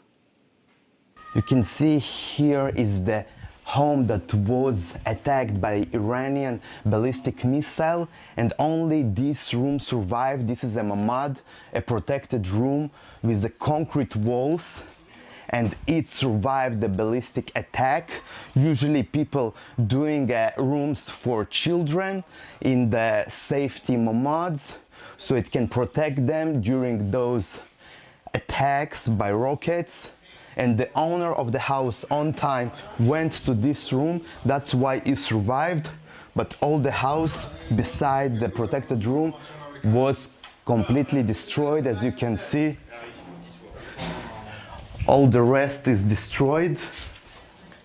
And this is the only room, the protected room, that survived. And you can see all the rest is destroyed in this house. You can see how vast is the damage from one ballistic rocket of the Iranians.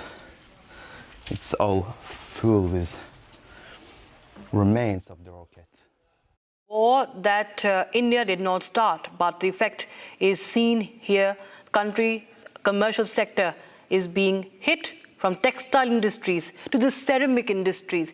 People have started to leave their cities to find a better life elsewhere. Factories have the machines running, but no one to actually run them, not a single person operating them.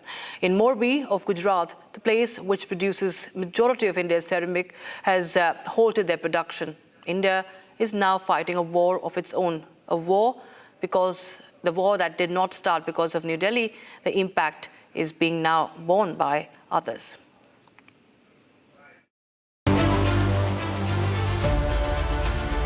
The global oil and gas crisis is pinching the commercial sector in India as well. Textile industries, printing factories and ceramic producers have also been caught in the crossfire of the gas crisis.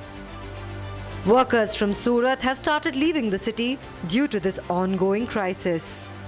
Workers lined up in front of the train in a railway station in Surat with all of their belongings, hoping to move away to find a more stable life. It's not just the story of Surat, but this crisis has spread to Rajasthan as well. Sanganer's printing industry has also been severely affected by it. Not a single person in the factory. Machines were running, but not a single person operating them. Completely बंद पड़ी है, कोई काम चालू नहीं है इसमें because of हमें एलपीजी सप्लाई नहीं मिल रहा है। एलपीजी की सप्लाई ना होने की वजह से जो हमारी बेडशीट प्रिंट होती है, सांगानेर में हमारा प्रिंटिंग का काम है, ये प्रिंटिंग के बाद ड्राइंग का प्रोसेस रहता है जिसके लिए एलपीजी की ज़रूरत पड़ती है। अगर हम प्रिंटिंग के बाद उसको ड्राई नहीं करते हैं तो हमारा फाइनल प्रोसेस नहीं हुआ, प्रोडक्शन कंप्लीट नहीं हुआ। प्रोडक्शन कंप्लीट नहीं होगा तो आगे हमें मतलब प्रोडक्शन हम मार्केट में दे नहीं पाएंगे, सप्लाई नहीं कर पाएंगे। तो मेरी हम्बल रिक्वेस्ट है स्टेट गवर्नमेंट से कि हमें एलपीजी की थोड़ी बहुत सप्लाई प्रोवाइड करें ताकि हमारा काम कंटिन्यूस रह सके, जारी रह सके।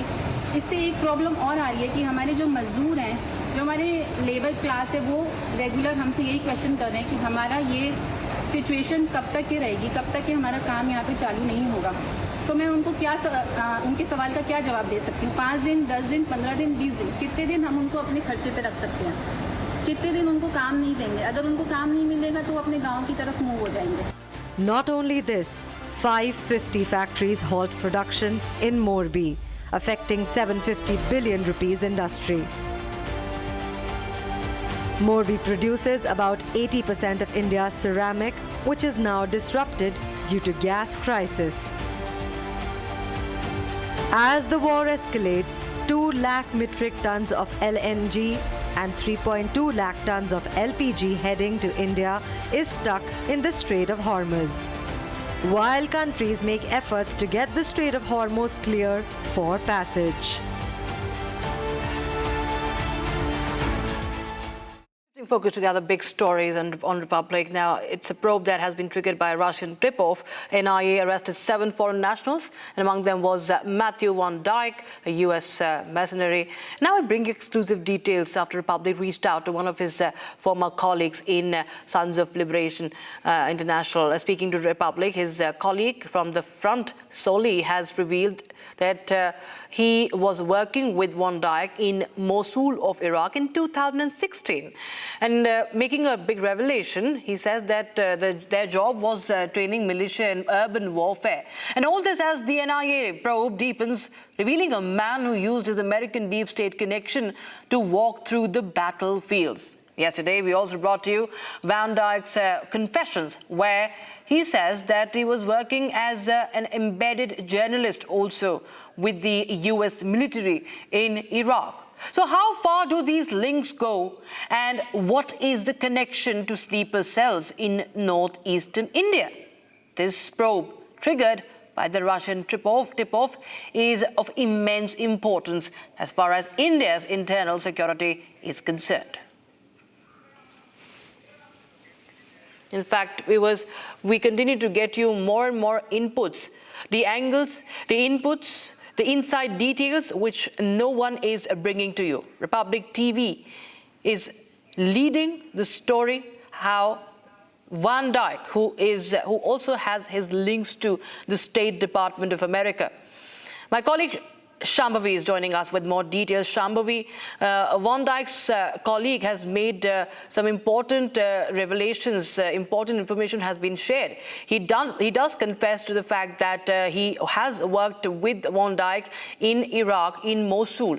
And we've seen that in one of his confessions, in his statements also, he said that he was embedded as a journalist. He was an embedded journalist with the US military in Iraq as well. And there are many more things that have been revealed. Tell us more, please.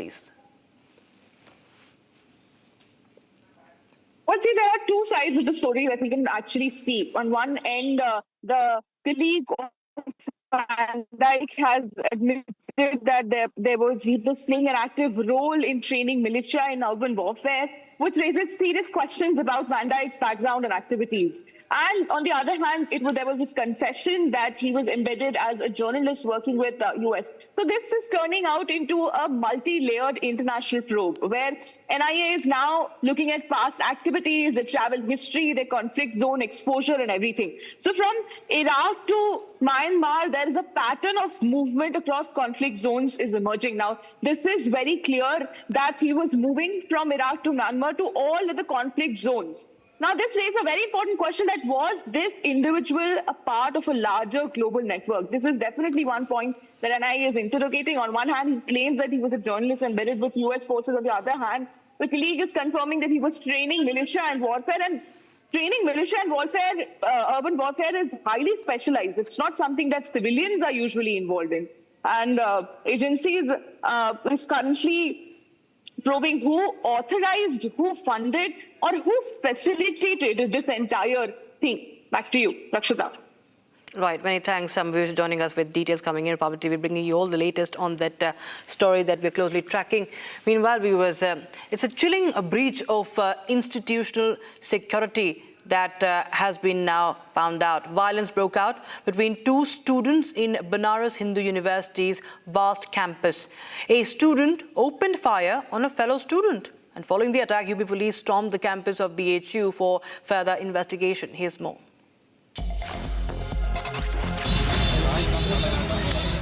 The Uttar Pradesh police stormed the campus of Banaras Hindu University after a student was shot.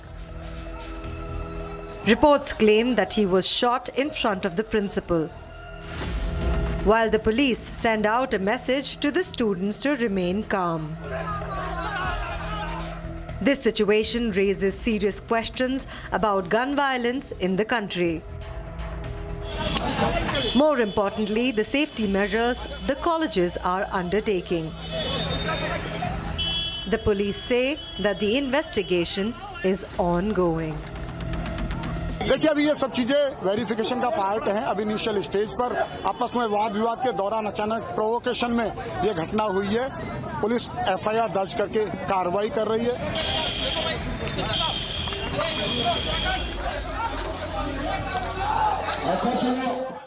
We have some breaking news coming in right now. A statement coming in from French President Emmanuel Macron. He says that France remains resolute. This morning in the Mediterranean, the French Navy intercepted and boarded another vessel from the Shadow Fleet, the Dana. The war involving Iran will not deflect France from its support for Ukraine, where Russia's war of aggression continues unabated. These vessels, he says, which evade international sanctions and violate the law of the sea, are profiteers of war. They line their pockets while helping finance Russia's war efforts. We will not allow it, says French President Emmanuel Macron. So this is the latest statement as far as the situation right now is concerned. French President on the latest update as far as the situation here is concerned. He talks about the French Navy intercepting another vessel from a Shadow Fleet and saying that it will not let the war will not deflect France from its support to Ukraine.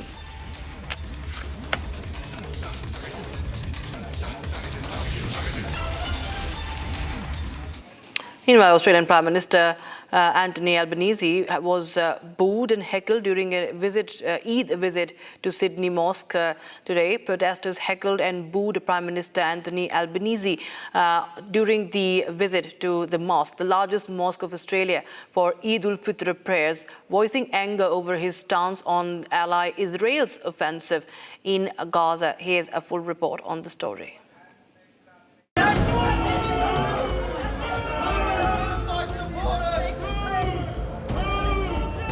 Prime Minister Anthony Albanese and Home Affairs Minister Tony Burke were heckled during a visit to Lakemba Mosque to mark the end of Ramadan. Demonstrators booed, told Albanese and Burke to get out and called them genocide supporters, referring to Israel's killing of Palestinians in Gaza.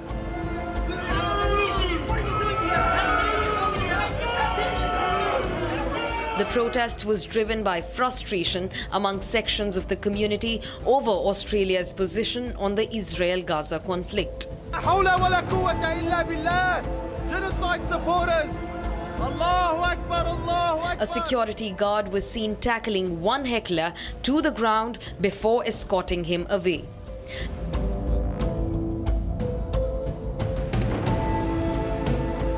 Speaking later in the day from Adelaide, Albanese downplayed the incident, saying the majority of the worshippers welcomed them.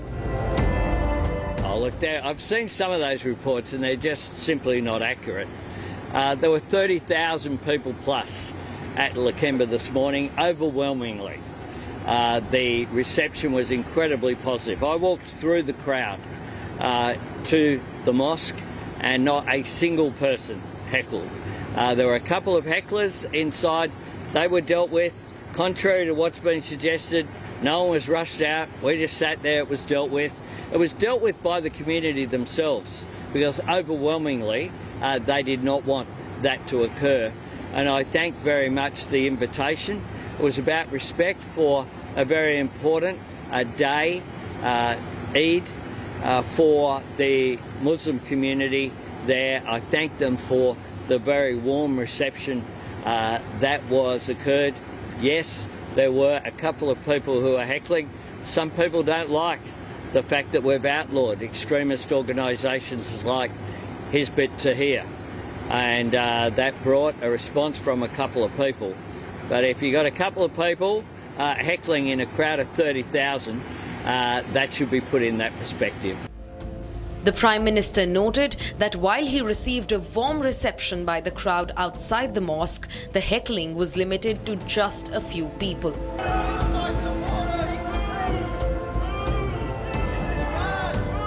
Meanwhile, Israeli forces have fired tear gas at people trying to pray near Al-Aqsa Mosque on the occasion of Eid ul-Fitr, driving them away even as worshippers prayed at the streets.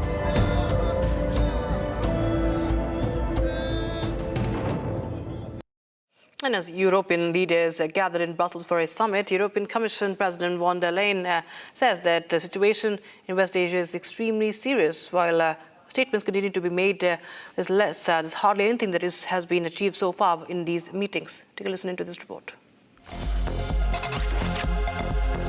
The situation in the region is extremely serious. It is causing great instability, suffering, and growing risks far beyond the region itself. And this is why we need de-escalation and maximum restraint, the protection of civilians and civilian infrastructure. And I want to say a word about our partners and friends in the Gulf and the broader region. We stand with them in solidarity and in friendship. The European Union is supporting them. Cyprus has been directly impacted by this war more than any other member state.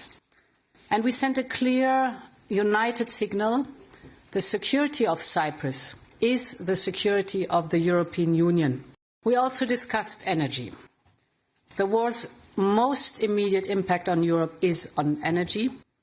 At present, the European Union's physical security of supply is secure. Breaking inputs coming in from the war zone, and there are fresh visuals that have emerged, dramatic visuals coming in as they show an intense escalation, firing of ballistic missiles in by Iran in the 67th wave. Sustained drone barrages and ballistic missiles fired by the IRGC, and that's the video released. Fresh images appearing to capture multiple launches lighting up the sky, along with coordinated aerial activity, indicating a significant and possible strategic operation.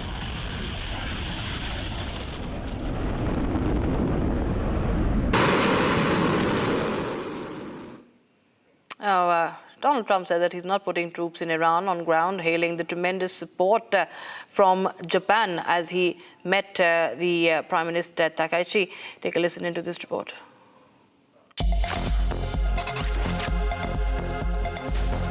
Putting troops anywhere. If I were, I certainly wouldn't tell you, but I'm not putting troops, and we will do whatever is necessary to keep the price as well. I actually thought when I did this, look, the Dow just hit 50,000 a couple of weeks ago. They said that couldn't happen for 4 years. It wouldn't happen in my term. It's such an outrageous thing because I said it would happen. And I saw what was happening in Iran, and I said, I hate to make this excursion, but we're going to have to do it. And I actually thought the numbers would be worse. I thought that it would go up more than it did. But we're doing this excursion, and when it's completed, we're going to have a much safer world. And the Prime Minister agrees with me on this. He considers it to be terrible what Iran did. I think every country does, just about every country does. Iran is a serious threat to the world, to the Middle East and to the world. And everybody agrees with me. I think virtually every country agrees with me. Time for a short break, viewers, but on the other side, we bring you how fresh violence breaks out in Manipur's Imphal as Meitei villagers are targeted. Kuki groups open fire.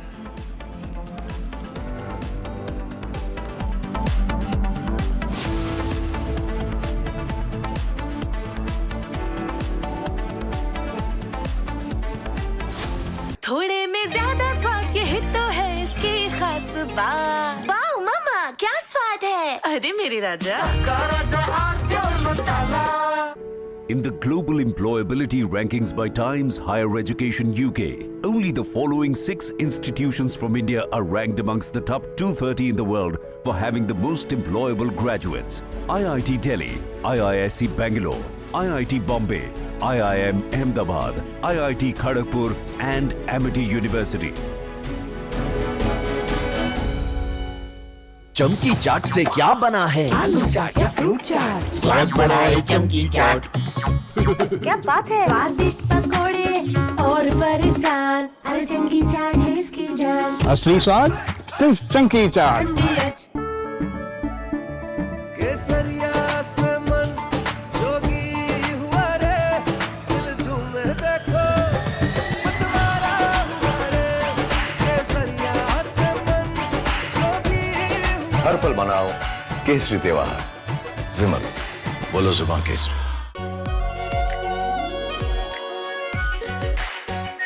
Are pure shahi paneer masala, delicious, healthy every day.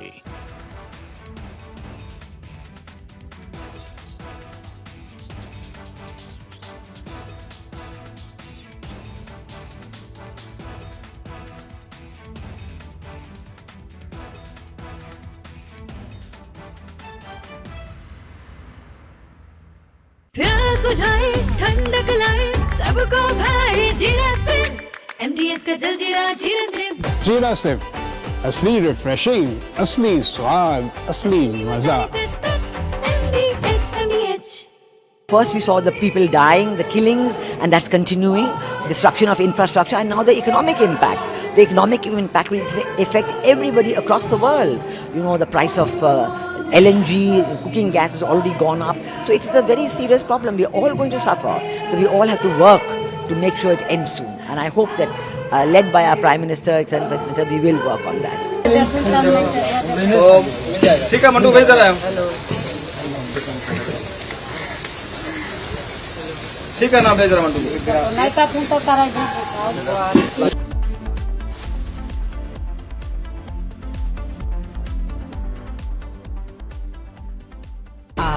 और सूजी pasta उबालो मिलाओ और खाओ 8 minute में तैयार क्या taste है सबका राजा हार्डकोर मसाला केसरिया से मन जोगी हुआ रे दिल झूमे देखो मतवारा हुआ रे केसरिया से मन जोगी हर पल मनाओ केसरी त्योहार विमल बोलो जुबान केसरी चमकी चाट से क्या बना है सैंडविच लस्सी और छाछ हर घूंट में चमकी चाट ड्राई फ्रूट और दही बड़े चमकी चाट से स्वाद बढ़े असली स्वाद सिर्फ चंकी चाट First we saw the people dying, the killings, and that's continuing, destruction of infrastructure, and now the economic impact. The economic impact will affect everybody across the world. You know, the price of LNG, cooking gas has already gone up. So it is a very serious problem. We are all going to suffer. So we all have to work to make sure it ends soon. And I hope that, led by our Prime Minister, etc., we will work on that. ठीक है मंटू भेज दे रहा है ठीक है ना भेज रहा मंटू नहीं तो तुम तो करा अरे अनुसरी होगा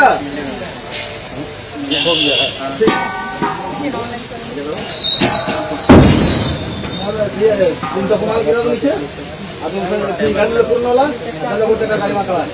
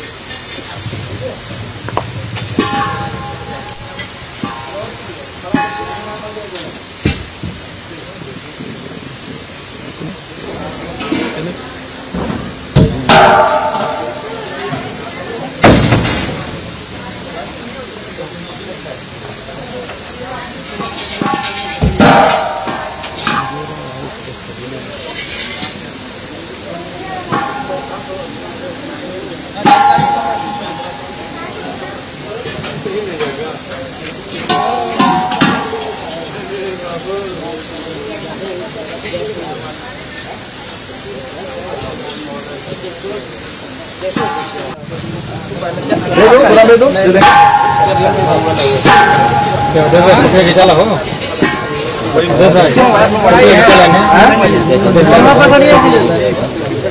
ठीक है ना हम बात करेंगे कहीं क्या हुआ ठीक है ना भैया बोलेंगे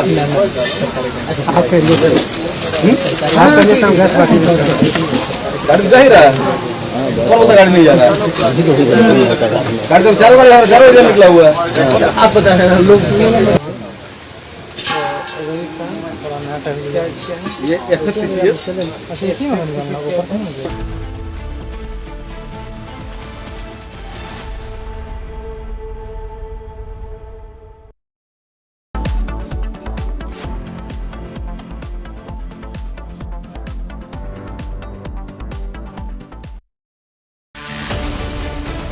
Is India's LPG supply running dry? Did the government see this coming?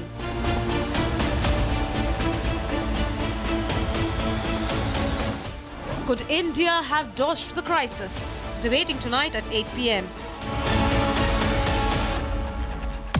Co-powered by Green Ply, हर जरूरत का reply.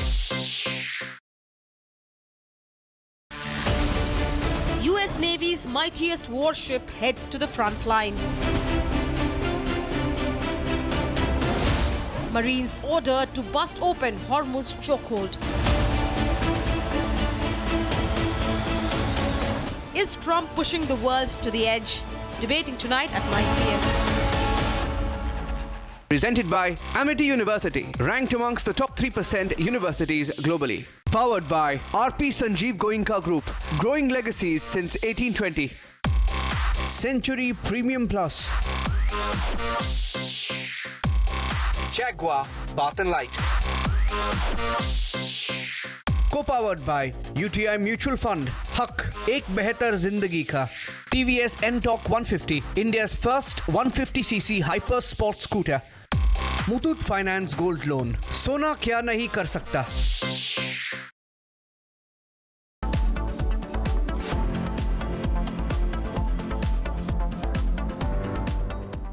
This weekend on Republic TV, Legends brings you a closer look at Dr. Devi Shetty, a name that has steadily reshaped how healthcare is delivered across India. From building large-scale hospital networks to focusing on affordability and access, his work has touched millions of lives. What shaped his vision and what continues to drive it today? Find out this weekend only on Republic TV. के संबंध में finally मैं यही कहना चाहूँगी कि स्थिति अभी भी चिंताजनक है, किंतु सप्लाईज नॉर्मल लेवल पर मेंटेन्ड है। Government holds Inter-Ministerial briefing on LPG issue in India, says LPG remains a cause of concern. After being questioned for 8 hours today, Anil Ambani questioned 8 hours yesterday. Anil Ambani is questioned for 7 hours on the second day by the CBI. It's clean chit to India in targeted violence accusations. Canadian police say no link found between Indian government and transnational repression.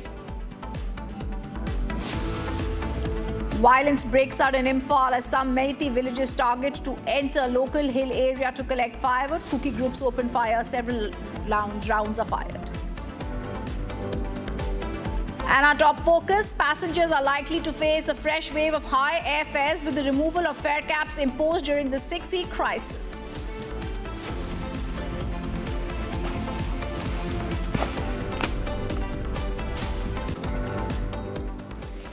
Good evening, welcome to Republic. I am Rhythm. Our top focus today, as the West Asia war rages and fuel prices spike, what is now also back is the airline duopoly, and now end of 6E fare caps will hit passengers hard as airfares are set to surge again. Passengers are likely to face a fresh wave of high airfares with removal of fare caps imposed during the 6E crisis, reversing the only structural protection that had kept prices in check during the disruption. Take a look at these prices. Air India price hike has been seen. Under the 6E crisis framework, fares were capped at 7,500 for 500 kilometers, 12,000 rupees for 500 to 1,000 kilometers, 15,000 rupees for 1,000 to 1,500 kilometers, and 18,000 rupees above 1,500 kilometers, providing a ceiling against an extreme surge in pricing. However, prior to such caps, passengers frequently faced volatile and often elevated fares. Now, it's the return of surge pricing. No upper protection and demand-supply imbalance. Passengers are set to face the brunt all over again. While fare caps limited airline pricing power, their removal means passengers are once again exposed to unpredictable and potentially exorbitant airfares, particularly during crisis, effectively shifting the burden back on the consumers.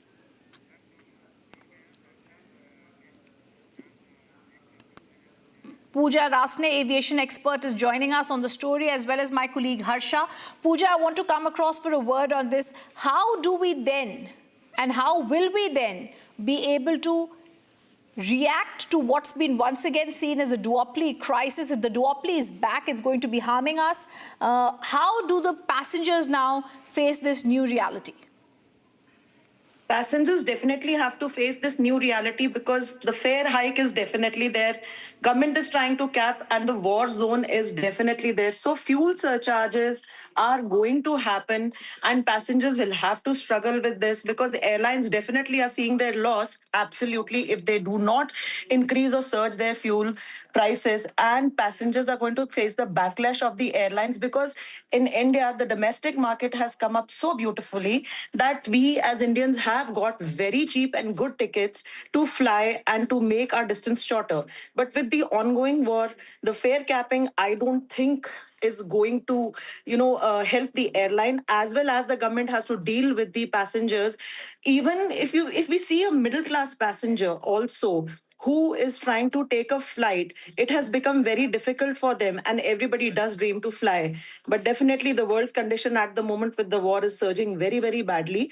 And we have to understand the there has to be a middle way out, actually, with the government capping the fare and airlines trying to surge. I think a meeting at a higher level should sort out the problem. Yet I feel the fuel surcharges are going to increase by the day. And of course, with the war ongoing, the fuel prices will be definitely going higher. So the worry is, how does the common man take the advantage of flying in Indian skies? That definitely has to be a middle route somewhere.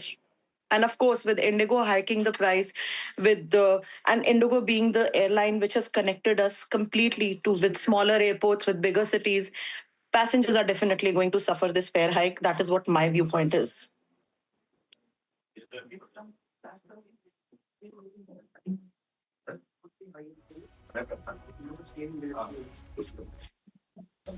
Am I audible with you?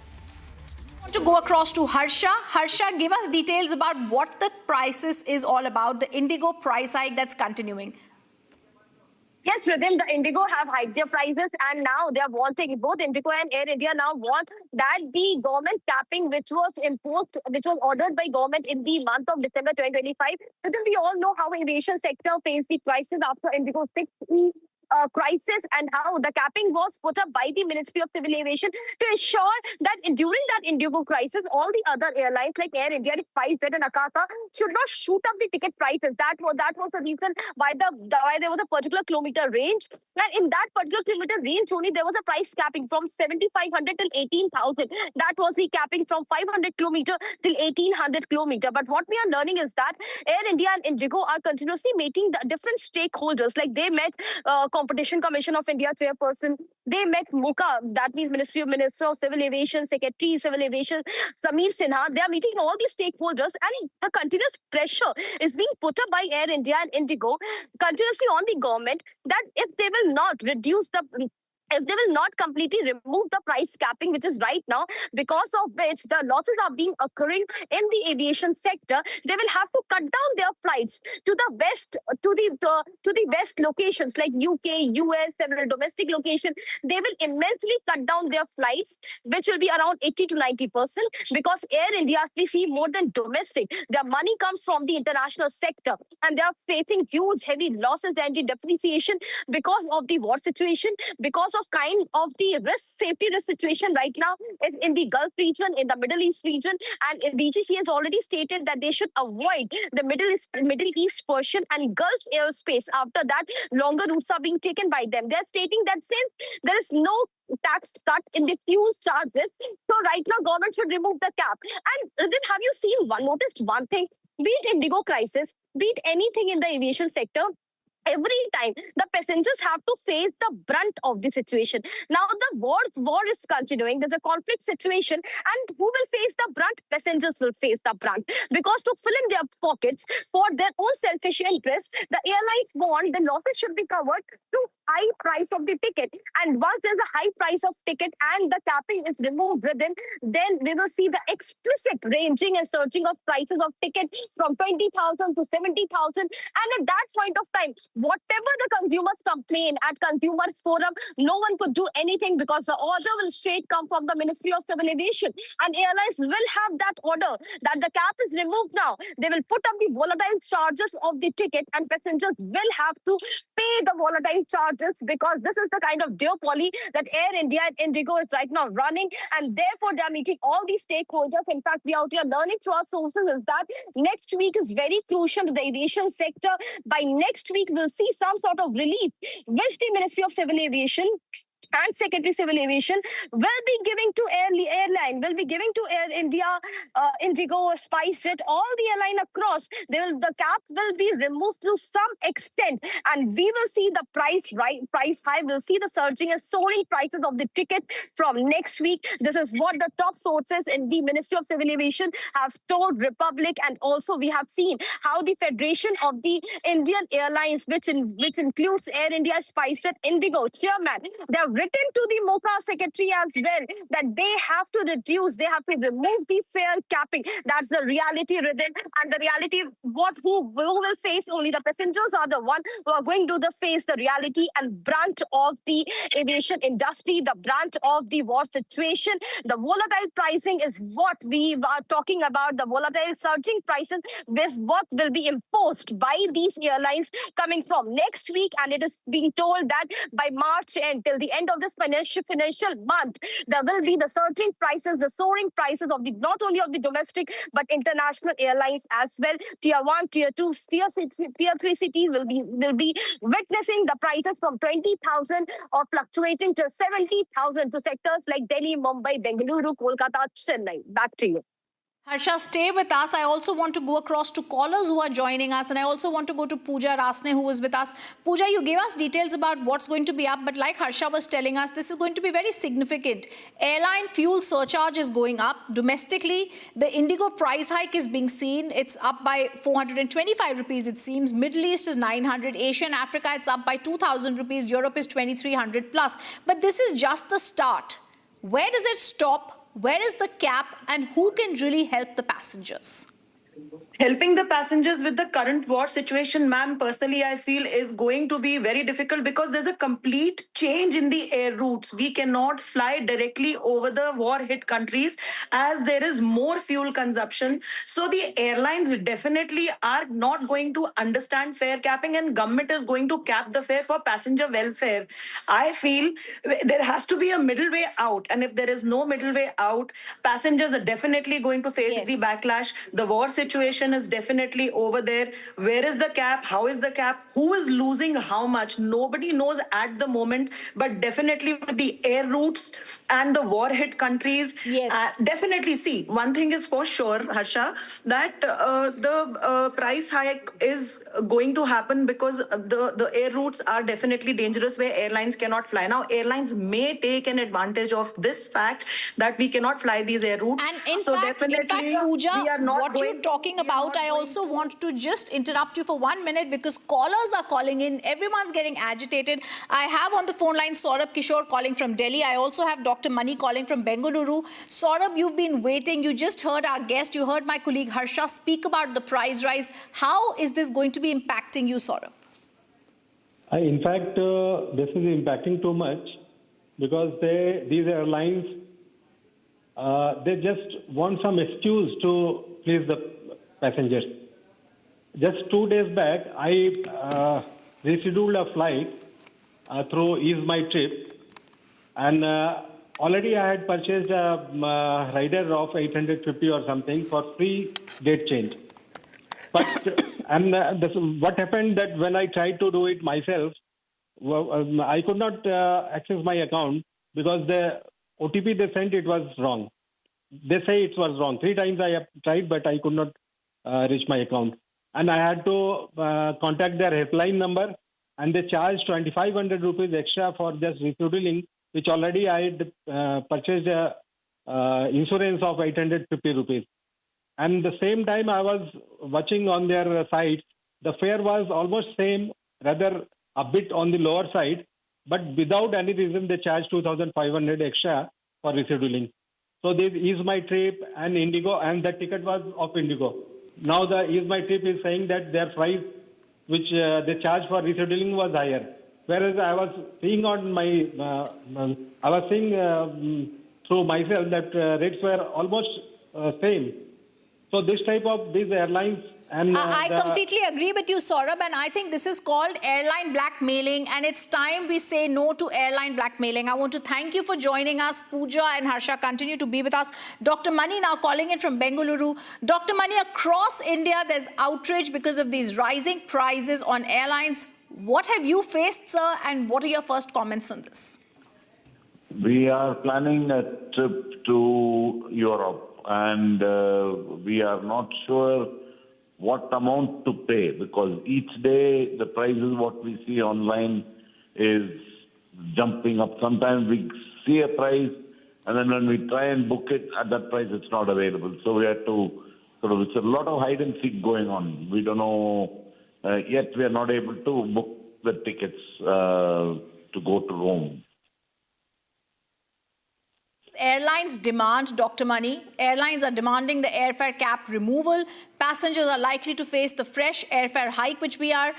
Pooja was speaking about it, and there is no proper way to avoid this. This is, of course, because of the surcharge and the war escalation. But Harsha, wasn't a cap necessary even at such a stage to continue to help passengers?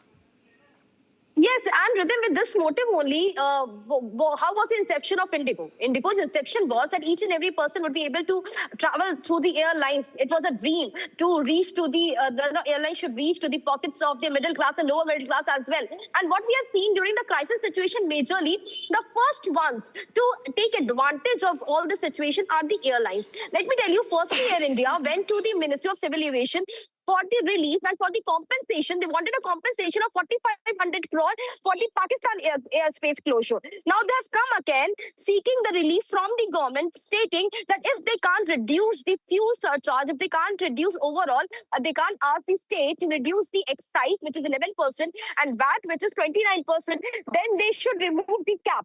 Once the cap is removed, there is no surety, Rhythm, that whether the price of the airlines to the domestic sector majorly is going to be 10,000, 15,000 rupees for the tier 2, tier 3 cities or tier 1 cities and majorly big financial cities, or it's going to be more than 30, 35,000. Rhythm, you saw in the month of December when there was Indigo crisis, suddenly Delhi to Mumbai ticket was 60,000. The Mumbai to Delhi ticket was 65,000. In fact, Delhi to Kolkata ticket, which I booked myself, was 37,000 rupees. That was the volatile amount which was put up by the airline. Either, I agree with our aviation expert, Pooja, that there should be a middle ground. The surety should be given by airline. They can't exceed this much amount. If they want the price cap to be removed, if they want that the 500 kilometers till 1,800 kilometers, the capping which has been given to them of 7,500 rupees till 18,000, if they want that, the price cap should be removed. That should not happen in totality. In totality, it should not happen. There should be some arithmetic which should be worked upon together. They can't blackmail the Minister of Civil Aviation. They can't blackmail MOCA. They can't blackmail the Harsha, that's the entire point. They are always trying to blackmail. I've joined Harsha by another colleague of. I'm joined with Harsha by a viewer, Srinivas, joining us from Kurnool in Andhra Pradesh. Srinivas, this is a statement and a situation that we're currently facing. It's again and again that we're at the beck of these airlines and their blackmail. Yes, madam. I totally agree to this blackmail. This has been happening for a very long time in India, without nobody questioning the authority of the price rising and the cost of price. This is fully blackmailed by all the airlines. Even when SpiceJet was arrived, or we can call it earlier Kingfisher Airlines, this was going on. So why didn't this Air Ministry at least give a control over it? Like other, drugs have been controlled, DPCO. Yes. This also can be controlled by the government authority. That is my only request to the government. I completely agree, and the request to the government must go ahead. I thank Pooja, Harsha and Srinivas for being with us. Viewers, continue calling in, but remember, at Republic TV, this campaign continues. Airlines cannot be allowed to blackmail us. And coming up after a short break, we get you more details as the government holds inter-ministerial briefing on LPG issue in India. They say LPG remains to be a cause of concern.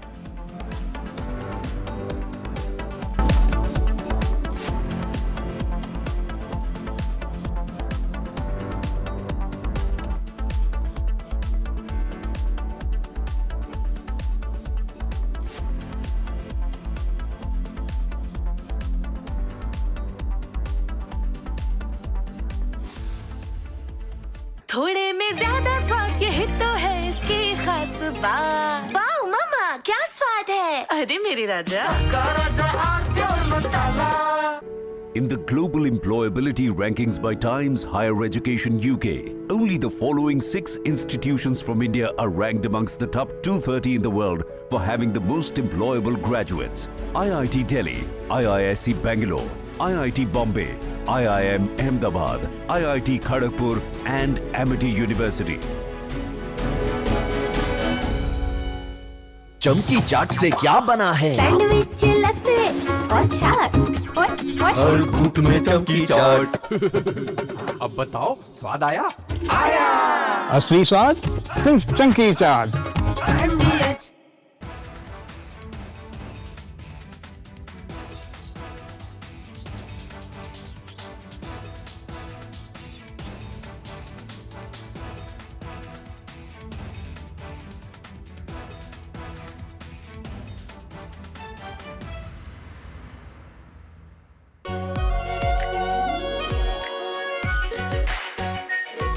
Pure shahi paneer masala, delicious, healthy, every day. First we saw the people dying, the killings, and that's continuing, destruction of infrastructure, and now the economic impact.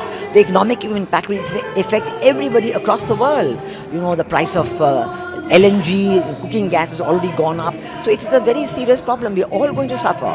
So we all have to work to make sure it ends soon. And I hope that, led by our Prime Minister, etc., we will work on that. ठीक है मंटू भेज रहा है ठीक है ना भेज रहा मंटू अरे अनुसरी होगा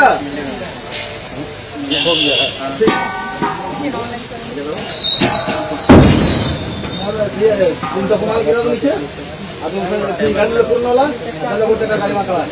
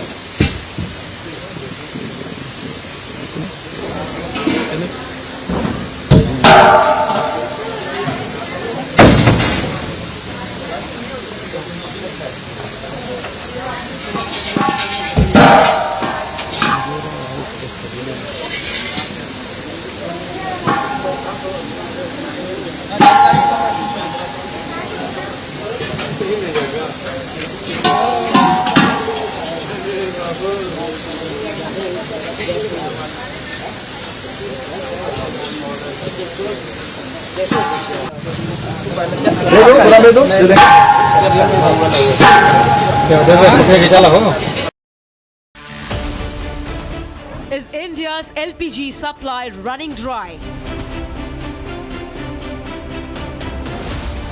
Did the government see this coming?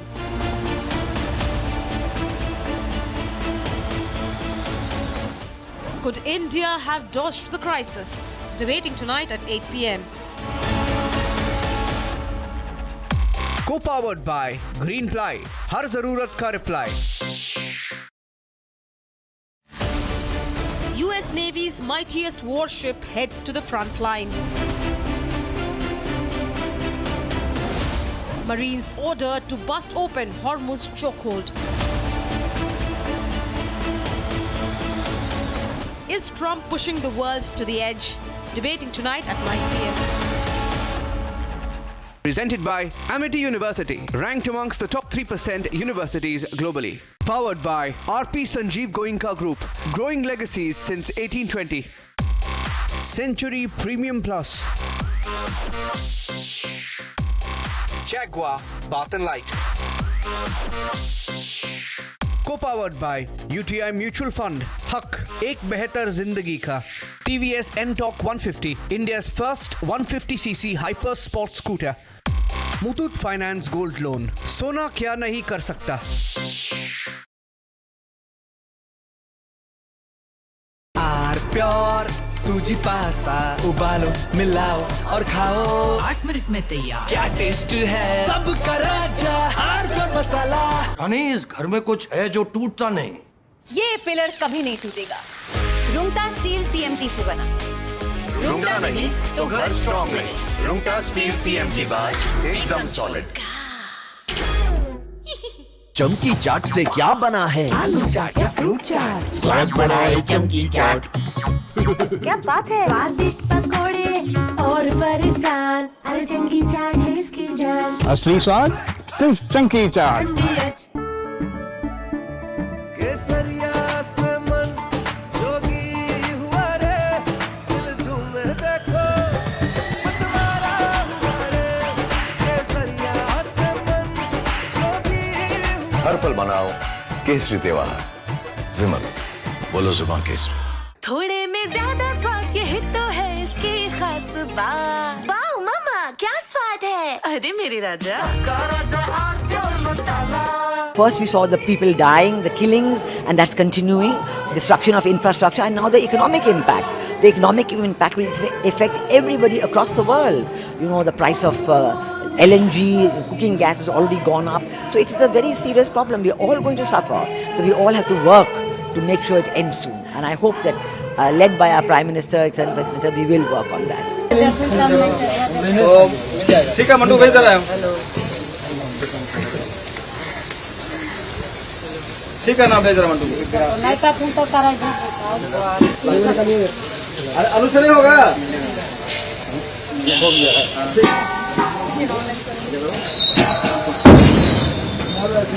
तुमचा कुणाला केला नीचे अजून गाडीला पूर्ण होला माझा गोटे का गाडी मागवा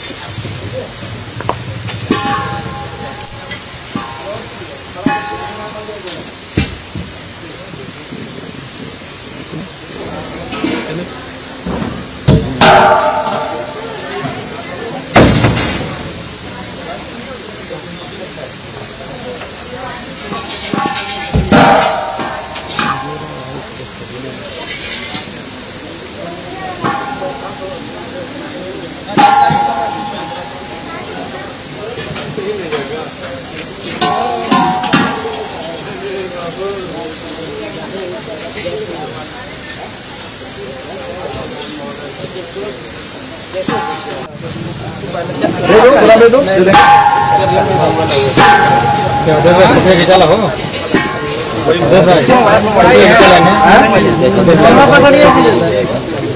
ठीक है ना हम बात करेंगे कहीं क्या हुआ ठीक है ना भैया बोलेंगे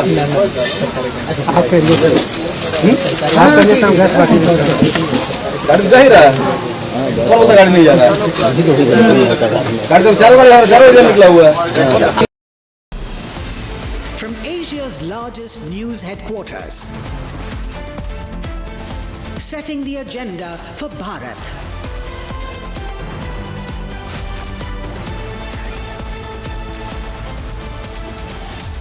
You're watching Republic.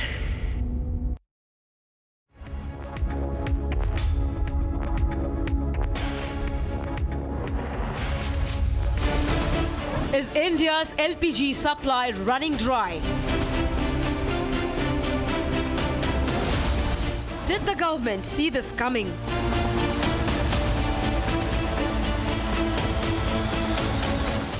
Could India have dodged the crisis? Debating tonight at 8 p.m. Co-powered by Green Ply, हर जरूरत का reply.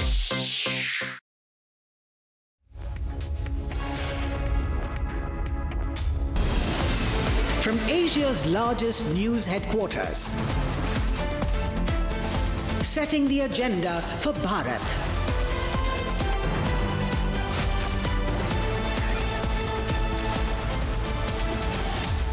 You're watching Republic.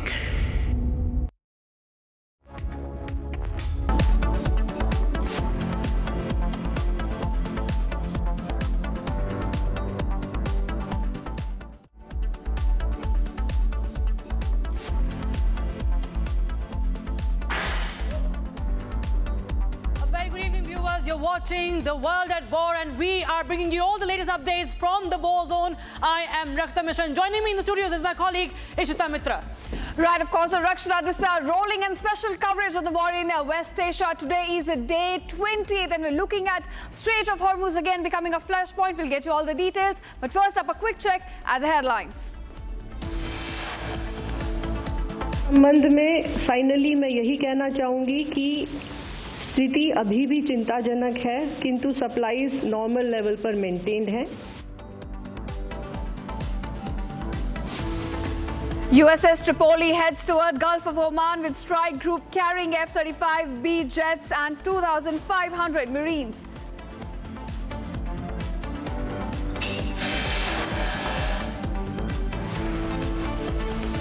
Government holds Inter-Ministerial briefing on LPG issue in India. Says LPG remains a cause of concern.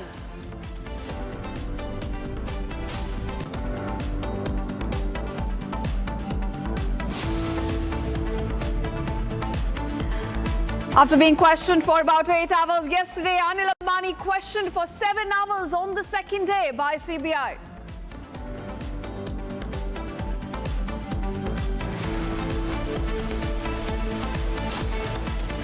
India stands vindicated on the issue of targeted violence accusations. Canadian police says no link found between Indian government and transnational repression.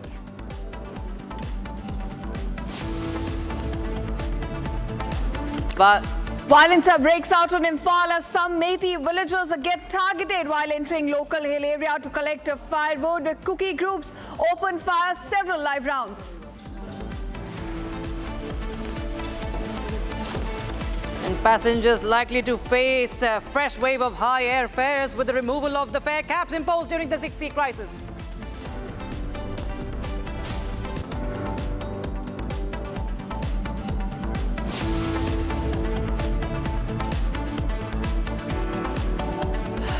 Ladies and gentlemen, we bring you the latest update that's coming in. It's raising a cause of concern as well as to can there be an escalation in this war that we're witnessing? USS Tripoli, it's an American-class amphibious assault ship.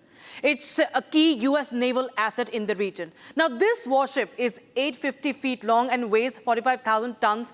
Now, why I'm talking about this, we'll just tell you and then I go to the graphics. Now, this has started to move from the Strait of Malacca, is moving towards West Asia. Now, let me tell you why about its features and why it's a cause of concern. Now, it is equipped to carry F-35B stealth fighters and MV-22 Osprey aircraft. It also has landing craft capabilities to move troops ashore and can deploy more than 2,000 Marines from the 31st Marine Expeditionary Unit. This particular US Tripoli that is being talked about has at least 2,000 Marines. The USS Tripoli is accompanied by the USS San Diego and USS New Orleans. Now, this is a second America-class amphibious ship which is now moving through the Strait of Malacca, through the Indian Ocean. It was last spotted south of Sri Lanka. It is now headed towards the north of Arabian Sea, to the northern part of Arabian Sea, and is expected to reach the Middle East theater by the 22nd of March to 23rd of March. We'll just put that map graphics out so that what I'm talking about, we can tell you in graphics. Just put that out, that graphic, so we can explain the movement. We have graphics for the movement. If we can please play them out on the wall, we can move on from the features. Thank you so much. This is this Strait of Hormuz, you can see, and this is the Karg Island. Now, let me just put some context here. Trump yesterday said that we are not putting, US is not going to put out any boots on ground. And if they do, they're not going to tell the media.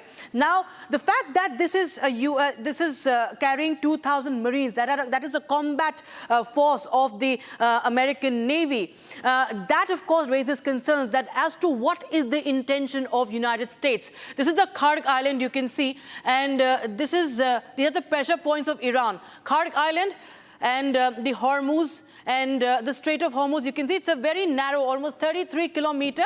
This area is hardly 33 kilometers, which has given Iran the advantage as to making it a choke point. And we see the impact of it because of the energy supplies. But now let me just show you the trajectory of this ship, USS Tripoli. I'll just show you that, how it is moving from Singapore to, it has, in fact, it is moving towards the northern part of Arabian Sea.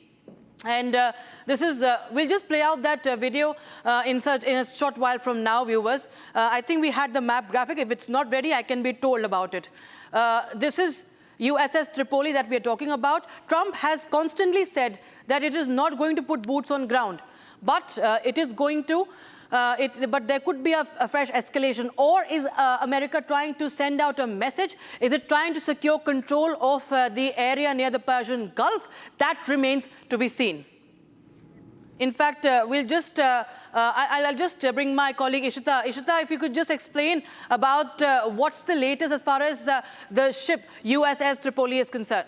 Right, of course. Let's talk about the trajectory of USS Tripoli that's now moving towards the war zone, in fact, towards the Middle East. Now, it started from the Indian Ocean and now it's on its way to Middle East. The war zone expected to, in fact, dock by 22nd of March. Now, currently, it's on the move through Indian Ocean. It was last spotted South Sri Lanka, and it's now headed towards the North Arabian Sea. In fact, it is expected to reach the Middle East by, we're looking at 22nd of March. That's the date of arrival. Now, when we talk about its trajectory, so that is the space it's moving towards from. Now, Arabian Sea is where it started the journey from. It's moving towards the Gulf of Oman. And now we're looking at the Gulf of Hormuz. That's the Strait of Hormuz. So 22nd March is when USS Tripoli is expected to now arrive in the war zone, in fact, near all the islands, the strategic choke points of Iran.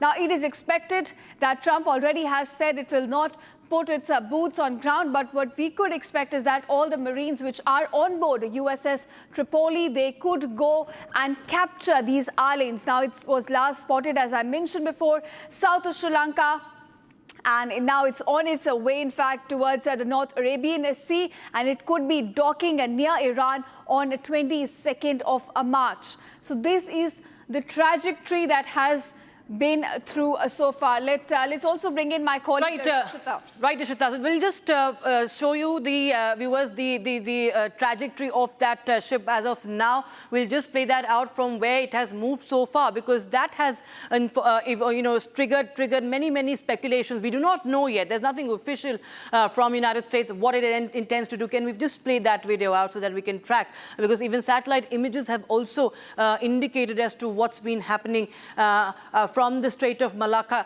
to as it moves. So this is the Gulf of Hormuz that it departed from Okinawa on the 11th of March. This is the Gulf of Oman, and the journey so far, we can keep moving, I can keep speaking. This had departed from the Okinawa. It transited through the Strait of Malacca. It's near Singapore. It's also a very narrow choke point, a maritime choke point as far as the Malacca Strait is concerned.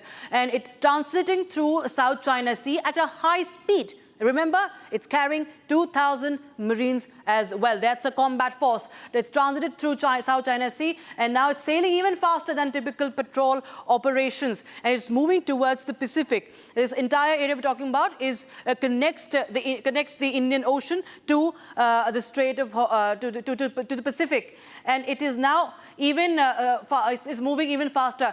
Now, Ishita, while we speak, we have a special guest joining us. We'll just bring that video from the war zone that happened today. This is a different story. The other story that we're talking about is what happened with the war journalist on ground in southern Lebanon. And okay, we have Al-Rida joining us from Beirut. Okay, Ali Rida is joining us from Beirut right now. He's a Russia Today correspondent. And we saw him yesterday, that video, which in fact has caused a great sensation. Thank you so much for joining in, Ali Rida. We hope you're safe and recovering right now. Just tell us, if you could just describe first what really happened when that airstrike happened and those shrapnels, splattered over and hit you and your camera person. Yeah, to be exact, I'm the cameraman. I'm the one who was behind the camera, and my colleague Steve Sweeney is the one who's visible in that video. We were so lucky to be to survive this strike. It was 2 to 3 meters away of us, because we were standing on a bridge that was already struck, already damaged, already non-usable by people or civilians, and already there was the Lebanese army were blocking also the road to that bridge after the strike that happened the day before. So we were just standing there reporting from the field, taking the footage that we need to take, and after we set up the camera and the tripod and everything to start the stand-up for the correspondent. It took them, I don't know, maybe 1 minute after Steve started speaking, and then we heard the missile coming toward us. But of course, we had just split of seconds to react and to at least dunk down to on the ground. As you see in the video, Steve and we jumped at the same time, just milliseconds before the impact, and I think this might saved us a bit from shrapnels to reach our neck or our heads, but I had shrapnels in my legs, Steve in his hands. So we were very, very lucky at that moment to have these we call it minor injuries.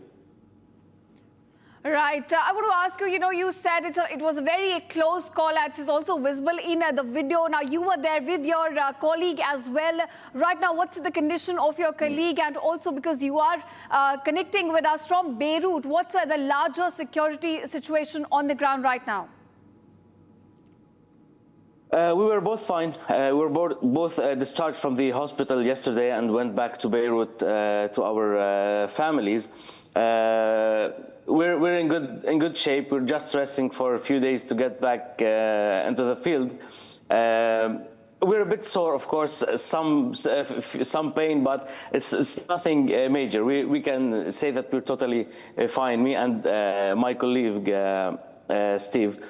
The thing is, in Lebanon and especially in South, things are escalating. Like the strike that happened yesterday, even for security reasons, even for military reasons, there was no reason for this exact strike to happen. The bridge itself was already struck the day before, and they already damaged it. So, but they intentionally targeted again while journalists were standing there. So it's not. You can't tell if they want just to send a message to the people, if it's part of their psychological warfare that they are doing on the Ali, people. are you saying that this was deliberate? Also, of course.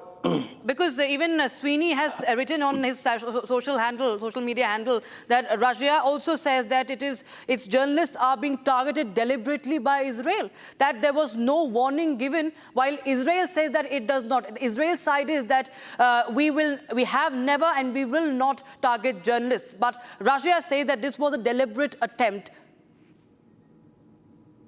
I'm sorry, I can't but laugh when I hear that Israel doesn't target a journalist. In Gaza itself, we had hundreds of journalists who've been killed in Gaza during the war by Israeli ammunition, by Israeli forces, and they cleared it, and they always try to say that this guy was doing this, or this was doing this, or this was part of Hamas, or they just try to justify it. Even here in Lebanon, we have a number of journalists were killed by Israel, especially in South Lebanon. During the 66 days war, there were reporters for Al Mayadeen channel, reporters for Al Manar channel. We had also the photographer Wissam Abdullah for Reuters also was killed in South. So they have a history for targeting journalists. So it's not hard on them, and especially targeting that one and the bridge. They know very well that we are journalists standing there. So the least thing that they can do, if they want to say that we don't want to target journalists, they could have waited just 5-10 minutes for us to leave, and then they could have done the strike. But they intended to do it while we were standing there. One final question, Ali. What is the status right now? You're being taken care of. Have there been some measures taken? Have you been told to, operate a certain way?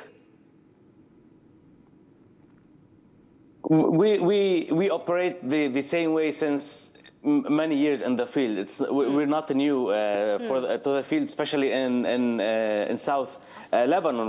Me and Steve together, we've operated in Lebanon, in Yemen, in Iraq, in many conflict zones. Even Steve has a longer history in working in war zones. So we take all the measures needed. We contact the Lebanese army. We contact the Ministry of Information. Okay. We have always our press jackets, all the tags on the cars. So we take all the measures needed to work on the field. Right. We're just gonna stay the same. We're just gonna do it for the same. We're taking a bit of rest for 2 days to get back in shape to be able to go back to the field. All right. Ali, many thanks for joining us, and we do wish you all the safety and security. Thank you so much for joining in, and of course, we wish you all the very best and continue to do the job that you're doing right now. Thank you so much. All right, viewers, now shifting focus to the impact of this war back home. Ishita, the LPG crisis is looming large, and in the latest, the government has talked about that it remains a concern. Right, of course, we're looking at the impact now coming really close to home. Now, the government says even a 40% increase in LPG production is not enough to bridge the gaps created by the war in West Asia. In fact, in Gujarat, Himachal Pradesh, Rajasthan, the ripples are now clearly visible. Migrant workers are now forced to migrate back to their homes as sustenance without cooking gas makes their livelihood next to impossible. Now, viewers, take a look at this exclusive report that talks about the ground reality versus the claims being made by the government with regards to the LPG situation.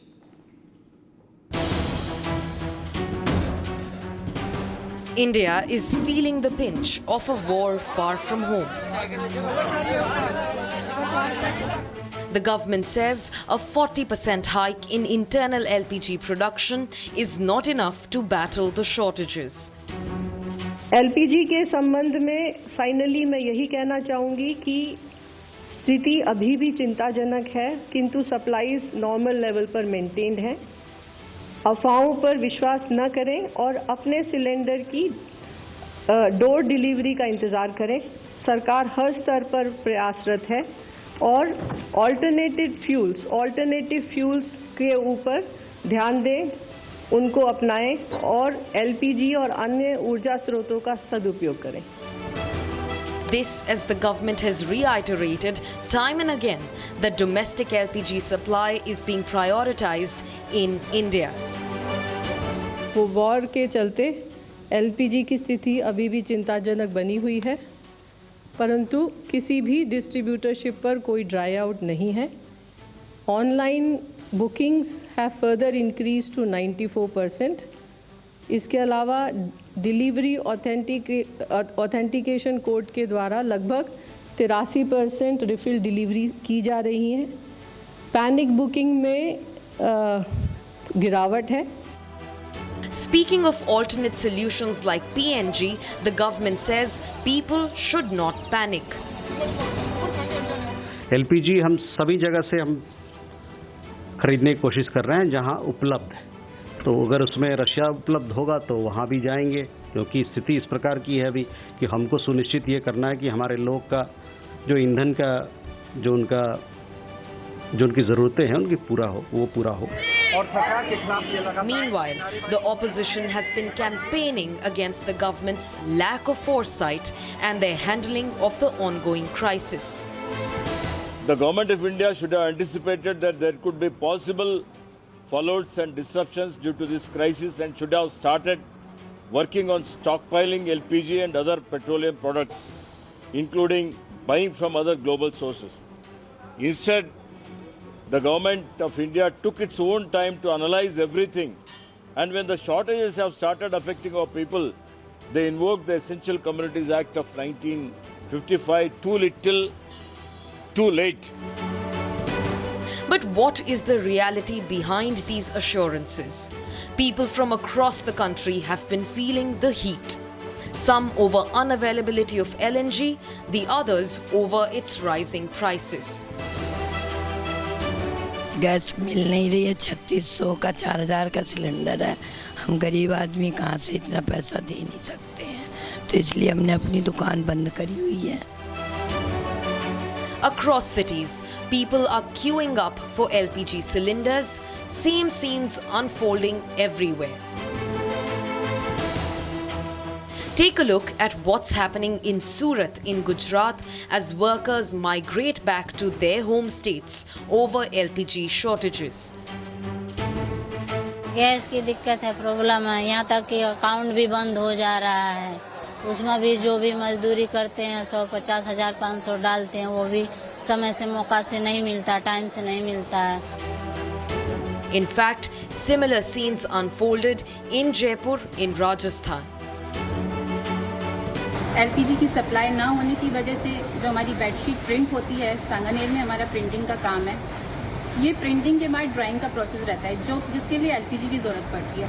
अगर हम printing के बाद उसको dryer नहीं करते हैं तो हमारा फाइनल प्रोसेस नहीं हुआ, प्रोडक्शन कंप्लीट नहीं हुआ। प्रोडक्शन कंप्लीट नहीं होगा तो आगे हमें मतलब प्रोडक्शन हम मार्केट में दे नहीं पाएंगे, सप्लाई नहीं कर पाएंगे। तो मेरी हम्बल रिक्वेस्ट है स्टेट गवर्नमेंट से कि हमें LPG की थोड़ी बहुत सप्लाई प्रोवाइड करें। Meanwhile, Himachal Pradesh, people are turning to traditional cooking methods to battle the crisis that looms large. मेरे को टूरिज्म में 30 साल हो चुकी है, तो ये हमारे को इस बारी पहली बारी हमने अपनी लाइफ में पूरी सर्विस में पहली बारी हमारे साथ ये गैस की किल्लत आई है और जो कि हमारे को लकड़ी पे चूल्हे पे खाना बनाना पड़ रहा है। As India eyes alternate LPG sources, people continue to pay for shortages and price hikes for LPG. All right, viewers. So we've seen how the cost of war for America has been really, really high. But in the latest, it becomes very, very significant to understand that the best combat aircraft for US has been downed. The 5th generation stealth fighter jet, the F-35 Lightning, has been reportedly struck by Iran. The CENTCOM in the latest has also confirmed that.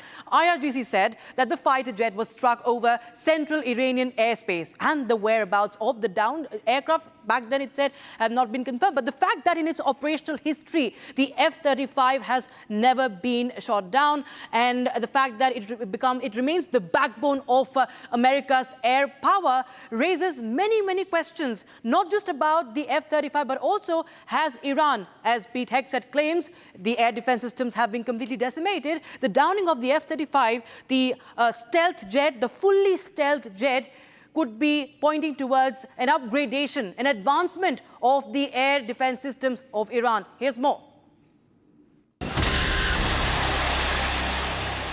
After downing multiple military aircrafts and Reaper drones, Iran has also reportedly downed the F-35 stealth fighter jet. A video of the downed aircraft was shared, which shows Tehran striking the jet. The 5th generation fighter jet that costs more than $100 million has been deployed in combat operations since 2018. But if Tehran did take down the F-35 jet, it would have been the first time that Tehran would have done it. A big loss for US as the jet costs over $100 million. Iran's Islamic Revolutionary Guards claims the strike seriously damaged the fighter jet over central Iran. The strike, as per IRGC, took place at 2:50 a.m. with IRGC Aerospace Force's new advanced air defense system. It added the strike came after successful interception of more than 125 US-Israeli drones. US has since reacted over the strike. Reports suggest US made an emergency landing at US Air Force Base after being hit, even as Iran claims it shot it down. Tim Hawkins, a spokesperson for the US Central Command, reportedly said the aircraft made an emergency landing while performing a combat mission over Iranian airspace. He added the aircraft landed safely and the pilot is in stable condition. And an investigation into the incident is underway. With the war in its third week, US continues to claim that the Iranian military and navy is decimated. But the loss of an F-35 is a signal that US has not been able to give a big dent to Iran's air defenses. And viewers, that's all we could pack in our special edition of the coverage of the war in West Asia on day 21 of this war. And the impact, of course, is widespread. What's happening as far as the energy crisis is concerned, the impact on India, the LPG crisis is for real. And even the government today has said that it remains a big cause of concern. And that's what we are debating at 8 p.m. with Arnab Goswami. Don't go anywhere. We'll be right back.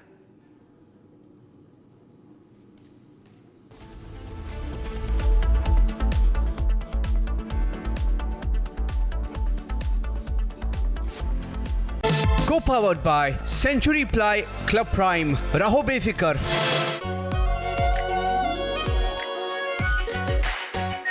R Pure Shahi Paneer Masala. Delicious, healthy, every day.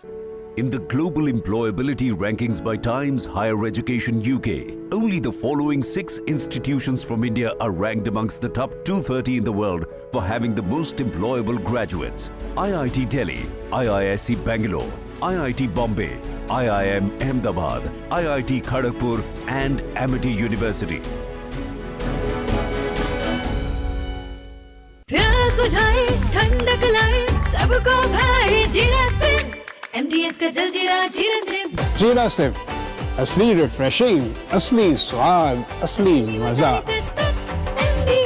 MDH केसरिया से मन जोगी हुआ रे दिल झूमे देखो मतवारा हुआ रे केसरिया से मन जोगी हर पल मनाओ केसरी त्योहार। विमल, बोलो जुबान केसरी। आर प्योर सूजी पास्ता उबालो मिलाओ और खाओ 8 मिनट में तैयार। क्या टेस्ट है सबका राजा R pure masala.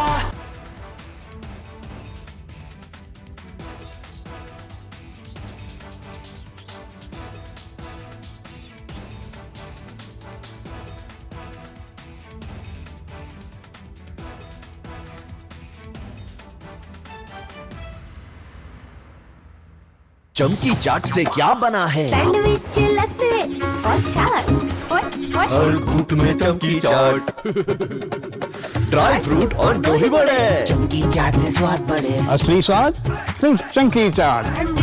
First we saw the people dying, the killings, and that's continuing, destruction of infrastructure, and now the economic impact. The economic impact will affect everybody across the world. You know, the price of LNG, cooking gas has already gone up.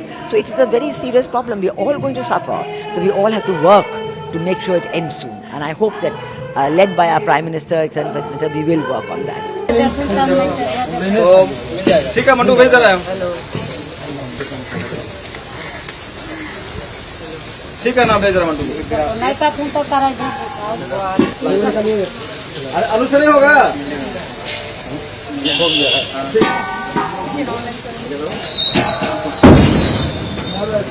तुमचा कुणाल गेला तो नीचे अजून गाडीला पूर्ण होला आता बोलते का गाडी मागवा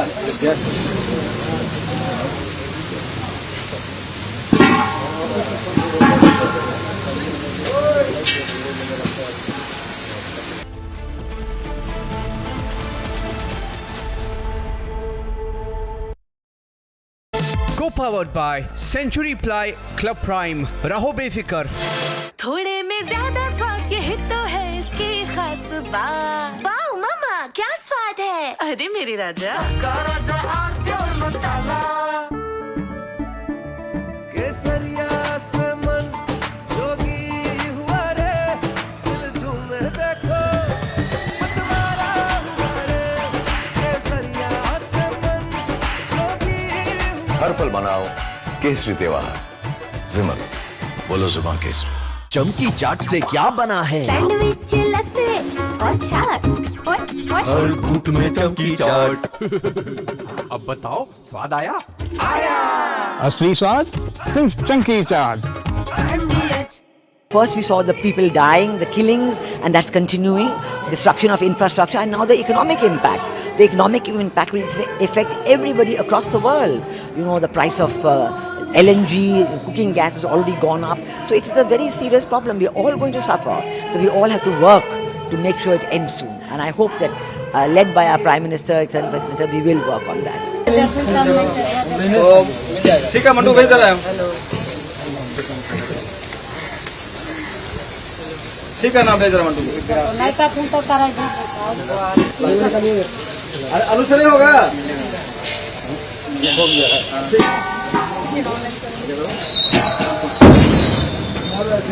तुमचा कुणाल गेला तो नीचे अजून गाडीला पूर्ण होला आता बोलते का गाडी मागवा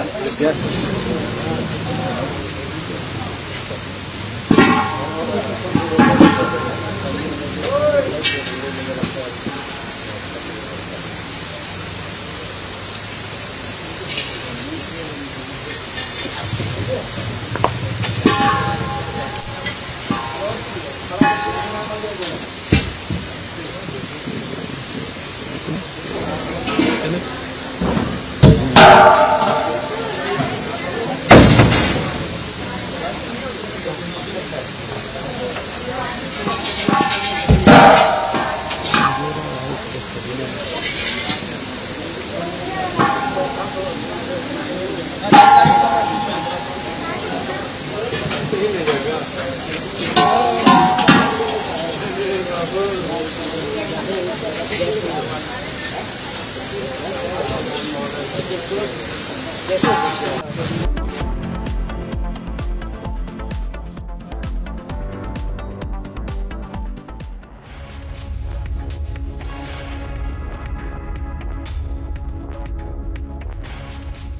and a very warm welcome. You're watching Republic TV. I'm Gesu Bharadwaj. In fact, also being joined by my colleague Rakshita Mishra on the broadcast. Now, the Indian government says that LPG prices remain continuous, even as LPG prices have already hiked. Right, Gesu, and also we bring you the latest updates from the CBI headquarters as Anil Ambani has been questioned by the agency for a second straight day. Today, it was 8 hours of grilling. We'll tell you more about it. First, the headlines.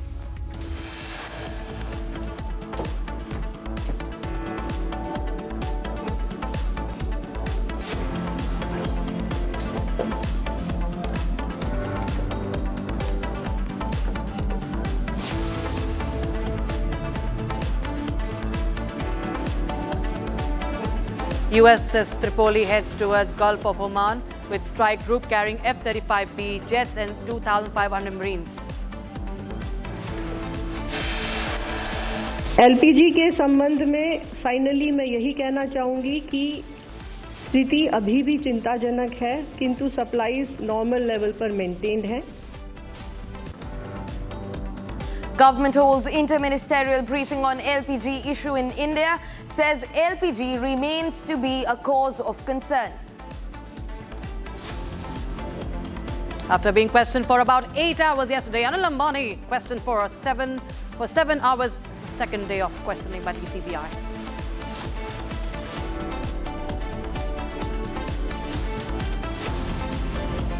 Clean chit to India and targeted violence accusations. Canadian police says no link found between Indian government and transnational repression.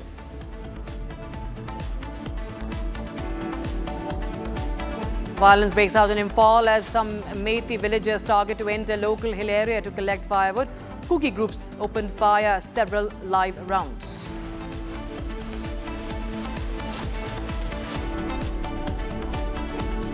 Passengers likely to face fresh wave of high airfares with the removal of fare caps imposed during the 6E crisis.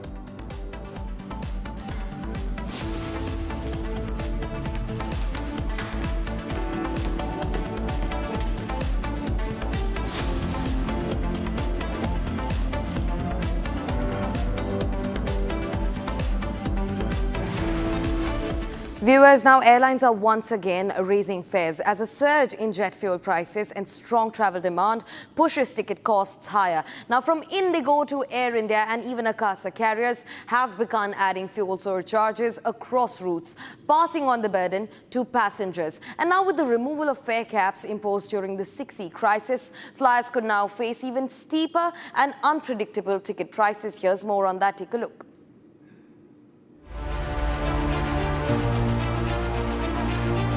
India's aviation market is once again seeing airlines flex pricing power, with major carriers increasing fares through fuel surcharges.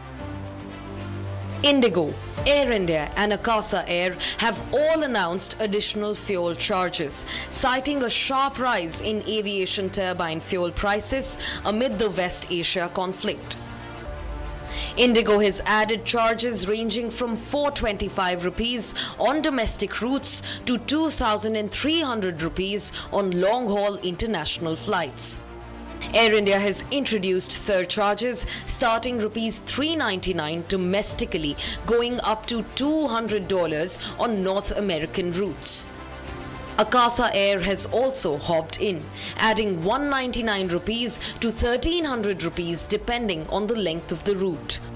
The fare hike comes as the Iran war disrupts oil supply routes, pushing up fuel prices. While airlines also face longer flight paths due to airspace restrictions. At the same time, strong travel demand is giving airlines room to raise these prices, with global agencies warning that airfares could rise up to 9%. Adding to passenger worries is the removal of fare caps imposed during the 6E crisis, which had kept ticket prices in check. With no upper limit now, airlines have full pricing freedom, raising concerns of sharp spikes during peak demand and disruptions. With fuel costs rising and pricing controls easing, the burden of higher fares is now shifting back to passengers, and the question is, when will the aviation industry and the government respond? Now, the impact of the gas crunch is being felt deeply in the country. It has affected the commercial sector, from the textile industry to the ceramic production. It all has been impacted, viewers. We bring you a story from Gujarat's Morbi. That's the largest producer of ceramics in the country, in India. And what we are witnessing is that people are leaving the cities. The machines are there in the factories, but there's no one to run. We'll get you more in this report. The global oil and gas crisis is pinching the commercial sector in India as well. Textile industries, printing factories and ceramic producers have also been caught in the crossfire of the gas crisis. Workers from Surat have started leaving the city due to this ongoing crisis. Workers lined up in front of the train in a railway station in Surat with all of their belongings, hoping to move away to find a more stable life. It's not just the story of Surat, but this crisis has spread to Rajasthan as well. Sanganer's printing industry has also been severely affected by it. Not a single person in the factory. Machines were running, but not a single person operating them. Completely बंद पड़ी है, कोई काम चालू नहीं है इसमें because of हमें एलपीजी सप्लाई नहीं मिल रहा है. एलपीजी की सप्लाई ना होने की वजह से जो हमारी बेडशीट प्रिंट होती है, सांगानेर में हमारा प्रिंटिंग का काम है. ये प्रिंटिंग के बाद ड्राइंग का प्रोसेस रहता है जिसके लिए एलपीजी की ज़रूरत पड़ती है. अगर हम प्रिंटिंग के बाद उसको ड्राई नहीं करते हैं तो हमारा फाइनल प्रोसेस नहीं हुआ, प्रोडक्शन कंप्लीट नहीं हुआ. प्रोडक्शन कंप्लीट नहीं होगा तो आगे हमें मतलब प्रोडक्शन हम मार्केट में दे नहीं पाएंगे, सप्लाई नहीं कर पाएंगे. तो मेरी हम्बल रिक्वेस्ट है स्टेट गवर्नमेंट से कि हमें एलपीजी की थोड़ी बहुत सप्लाई प्रोवाइड करें ताकि हमारा काम कंटिन्यूस रह सके, जारी रह सके. इससे एक प्रॉब्लम और आ रही है कि हमारे जो मजदूर हैं, जो हमारे लेबर क्लास है, वो रेगुलर हमसे यही क्वेश्चन कर रहे हैं कि हमारा ये सिचुएशन कब तक के रहेगी, कब तक के हमारा काम यहाँ पे चालू नहीं होगा. तो मैं उनको उनके सवाल का क्या जवाब दे सकती हूँ? 5 दिन, 10 दिन, 15 दिन, 20 दिन, कितने दिन हम उनको अपने खर्चे पे रख सकते हैं? कितने दिन उनको काम नहीं देंगे? अगर उनको काम नहीं मिलेगा तो अपने गांव की तरफ मूव हो जाएंगे. Not only this, 550 factories halt production in Morbi, affecting 750 billion rupees industry. Morbi produces about 80% of India's ceramic, which is now disrupted due to gas crisis. As the war escalates, 2 lakh metric tons of LNG and 3.2 lakh tons of LPG heading to India is stuck in the Strait of Hormuz. While countries make efforts to get the Strait of Hormuz clear for passage.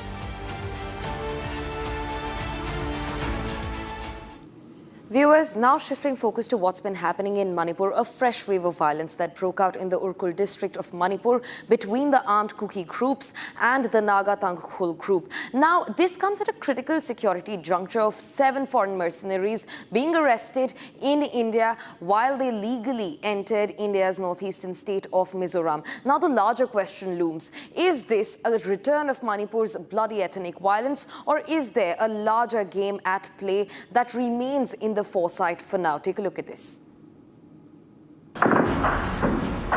Fresh gunfight broke out in Ukhrul district when some Kuki groups, armed with sophisticated weapons, opened fire against Naga Tangkhul village volunteers in Manipur.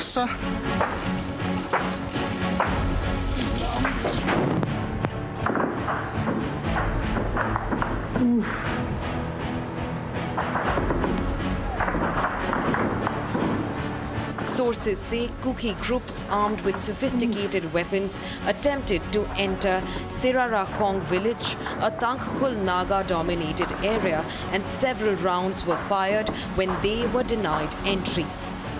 The incident took place in Litan of Ukhrul district in Manipur, which follows a series of communal incidents since the past month. Foreign escalated violence in Ukhrul district, which is located 63 kilometers, approximately 63 kilometers from here, where multiple gunfights broke out across locations like Surarakong, Lungtar Hill Range and Mongkot Chengpu village. The pattern of these attacks, simultaneous, well-timed and involving heavy weaponry, raises strong suspicion of organized planning rather than spontaneous causes. The Tangkhul Kuki firing incidents further underline how tensions are spilling across ethnic lines with increasing intensity. Fresh communal tensions are now brewing between Kuki and Tangkhul Naga groups in the volatile region. On the 7th of February, several houses in Litan were set on fire, displacing many Tangkhul residents away from their homes. Since 3rd May 2023, there has been repeated gun firing actions in almost hill district of Manipur. Recently, starting from 7 February of 2026, there has been a huge tension erupted in Ukhrul district, and even yesterday also, till today morning also, there has been a very huge exchange of firing between two armed groups of the two communities, namely the Tangkhul Naga and the Kuki communities.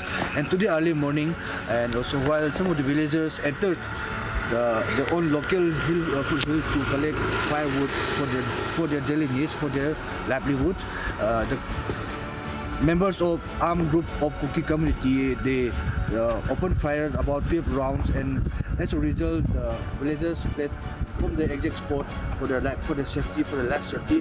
And yes, the villagers of this Imphal East district, Bukau village, have already met with the district police officers and urged the situation and apprised the concerned district police, concerned district administration to give full security measure in the said area.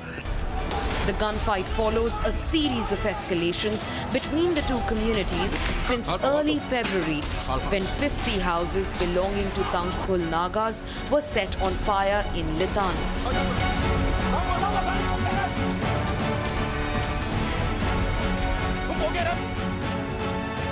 In mid of March, 21 Tangkhul Nagas were abducted and held hostage by Kuki groups, who were later freed upon government's intervention.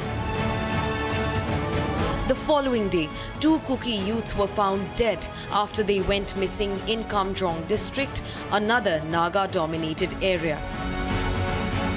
The series of incidents coincide with the news of 7 foreign nationals arrested by the NIA over alleged militant links in Mizoram and Manipur. Ukhrul and Kamjong are Naga-dominated districts in Manipur that share a porous border with Myanmar. As reports of an international terror conspiracy begins to unfold, the question arises if the incidents are linked and part of a larger terror conspiracy. Now, in news from across the globe, Australian Prime Minister Anthony Albanese was booed and heckled at an Eid event in Sydney. He was visiting the Sydney Mosque, and this is one of the largest mosques in Australia. And he faced a lot of backlash while he was at the event. There was strong condemnation and criticism for the country's stance on what Israel has been doing, about the stance in Gaza. And we're bringing you more in this report.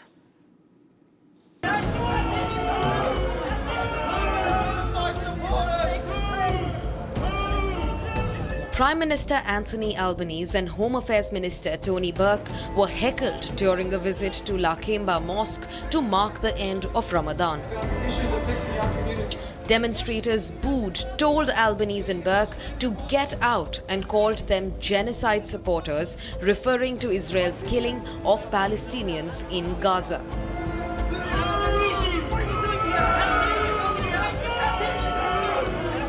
The protest was driven by frustration among sections of the community over Australia's position on the Israel-Gaza conflict. Genocide supporters! Allahu Akbar, Allahu Akbar! A security guard was seen tackling one heckler to the ground before escorting him away.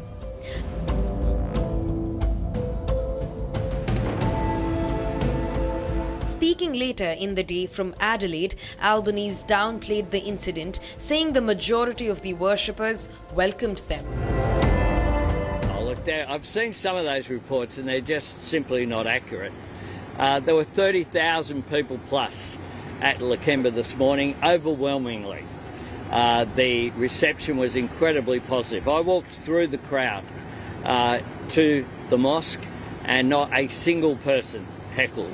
There were a couple of hecklers inside. They were dealt with. Contrary to what's been suggested, no one was rushed out. We just sat there, it was dealt with. It was dealt with by the community themselves because overwhelmingly they did not want that to occur. And I thank very much the invitation. It was about respect for a very important day, Eid, for the Muslim community there. I thank them for the very warm reception that was occurred. Yes, there were a couple of people who are heckling. Some people don't like the fact that we've outlawed extremist organisations like Hizb ut-Tahrir, and that brought a response from a couple of people. But if you got a couple of people heckling in a crowd of 30,000, that should be put in that perspective. The Prime Minister noted that while he received a warm reception by the crowd outside the mosque, the heckling was limited to just a few people.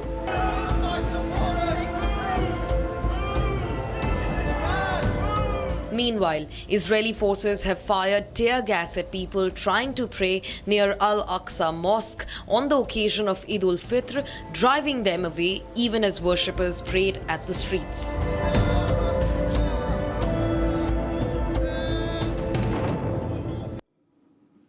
Viewers, now we're getting in a fresh breaking development related to the rift that is emerging between the US and NATO allies. Now, Donald Trump says that without the US, NATO is just a paper tiger. In fact, he also said that they did not even want to fight the war with Iran and are now sitting and complaining about the rising oil prices. Not just that, he also says he called them a coward, and I'm quoting him, where he says that it's only because they refuse to enter the Strait of Hormuz, they are comfortably sitting and complaining about the rising oil prices. That's so easy for them to do with such a little risk.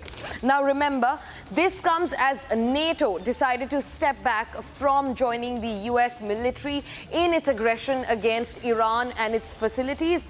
Now, US President Donald Trump says NATO is a paper tiger without USA's support. Right, viewers. In fact, we have some more breaking news coming in. The latest statement coming in from the Supreme Leader, that is Mujtaba Khamenei. Now, in the latest, he has said that there's no doubt, I quote him, there's no doubt that the void left by the martyred Minister of Intelligence must be compensated through the redoubled efforts of the other officials and personnel of that sensitive ministry, so that the security may be denied to both domestic and foreign enemies and bestowed upon all our fellow Iranians. That's what Mujtaba Khamenei has said in the latest that we're getting in right now. Iran, clearly, we've seen that sends out a message despite the elimination of the top commanders in Basit and other top leaders. And of course, Ali Larijani, that was a major setback for the Iranians. But we see that he continues to put up a strong face, as we see by the statement that are coming in from the commanders, from the Supreme Leader himself.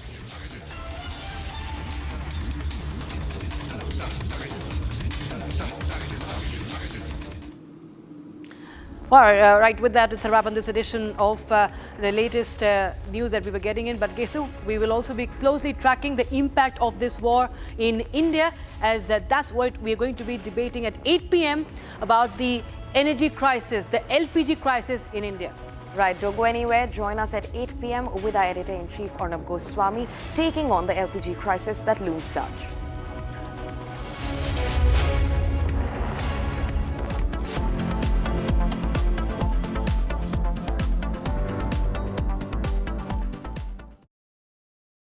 Co-powered by Century Ply Club Prime. Raho befikar.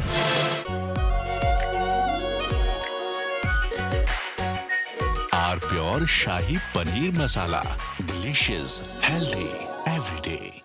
In the global employability rankings by Times Higher Education UK, only the following 6 institutions from India are ranked amongst the top 230 in the world for having the most employable graduates: IIT Delhi, IISc Bangalore, IIT Bombay, IIM Ahmedabad, IIT Kharagpur and Amity University.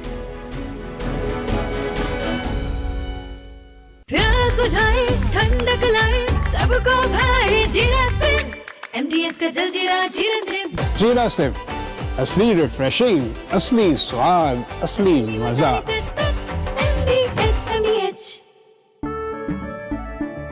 केसरिया से मन जोगी हुआ रे, दिल झूमे देखो मतवारा हुआ रे। केसरिया से मन जोगी हर पल मनाओ केसरी त्योहार। विमल, बोलो जुबान केसरी। आर प्योर सूजी पास्ता उबालो मिलाओ और खाओ 8 मिनट में तैयार। क्या टेस्ट है सबका राजा आर प्योर मसाला।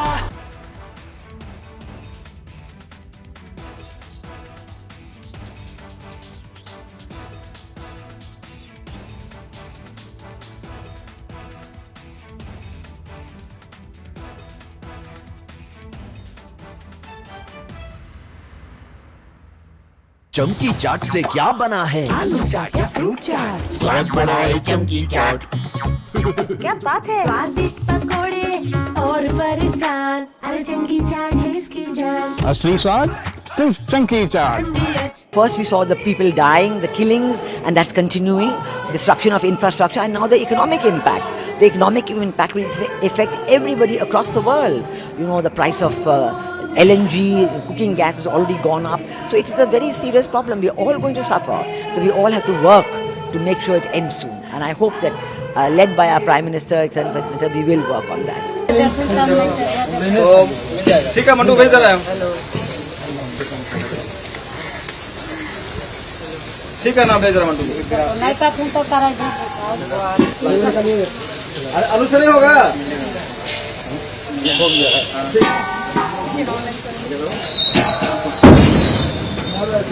तुम तो कमाल किया तो नीचे अब तुम गाड़ी ले पूर्ण वाला दादा को टका गाड़ी मारवा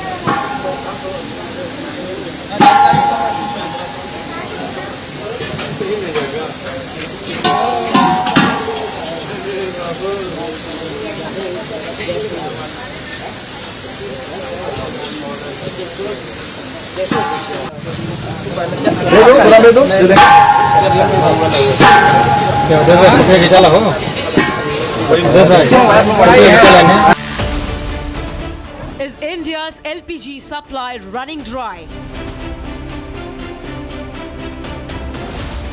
Did the government see this coming?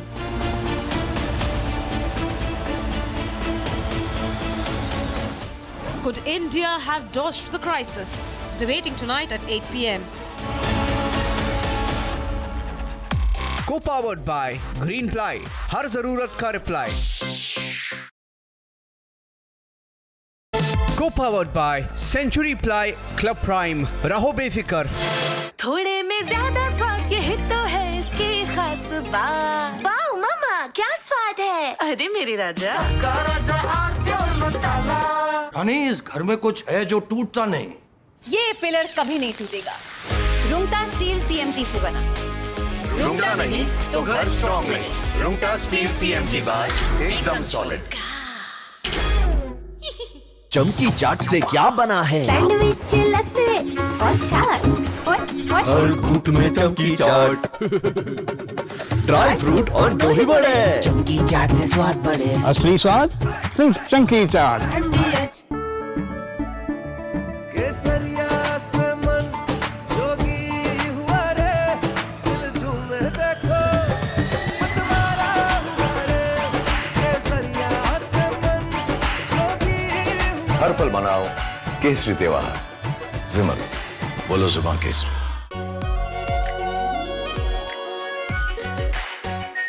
Are pure shahi paneer masala, delicious, healthy every day.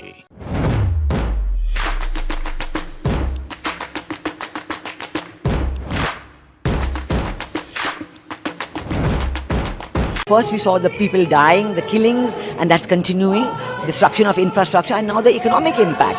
The economic impact will affect everybody across the world.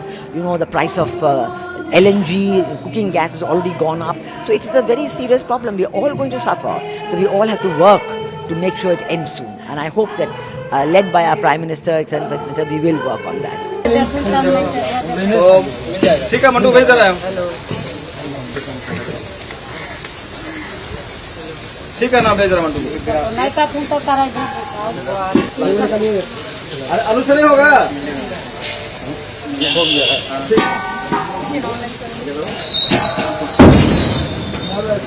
तुमचा कुणाल गेला तो नीचे अजून गाडीला पूर्ण होला त्याला गोटे का गाडी माकळा।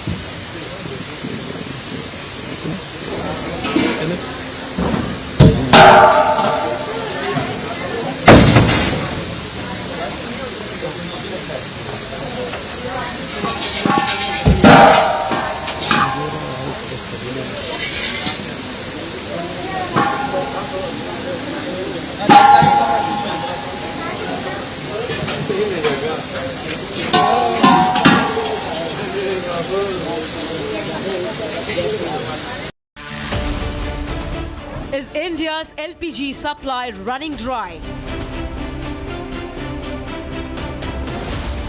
Did the government see this coming?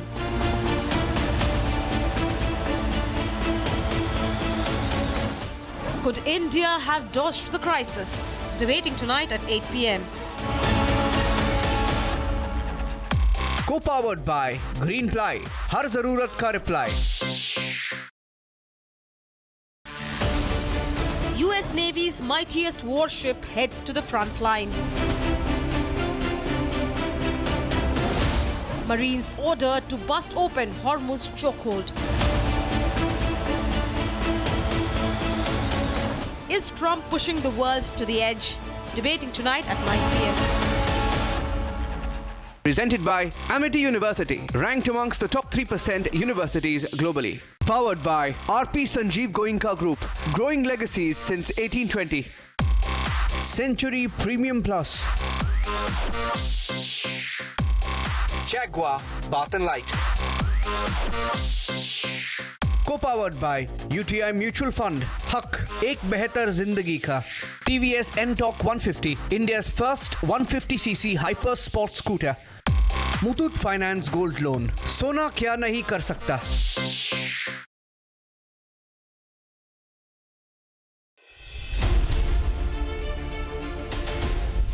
Dr. Shetty, what is your most defining description of yourself today as a doctor, as an entrepreneur? Arnab, I am a very lucky man to see the country transforming itself. The greatest satisfying moment for me now is to believe that India will become the first country in the world to dissociate healthcare from wealth.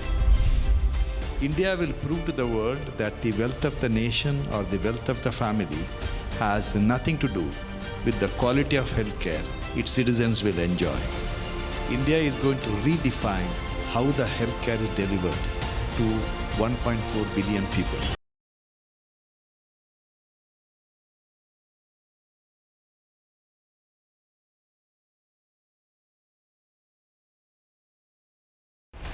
How does Israel justify the blood of children? This is footage shot on the ground in Mina by an Iranian journalist. It can't be kicked down the road saying we will investigate, like Trump says. The loss of civilian life is something that cannot be justified. And we are targeting only military targets. Was this a military target? Of course not. We don't know yet what exactly happened there. It might have been someone's mistake. It could be also an Iranian misfire of their missile defense or whatever.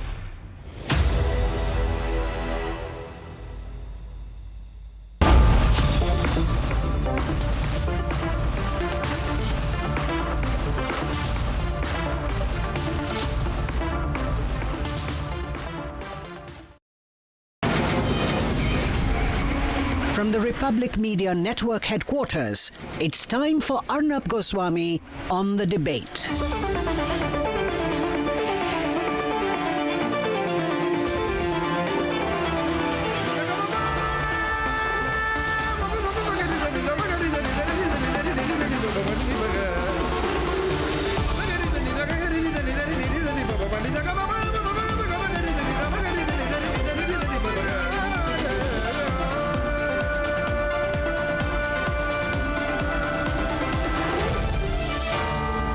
Arnab Goswami on The Debate.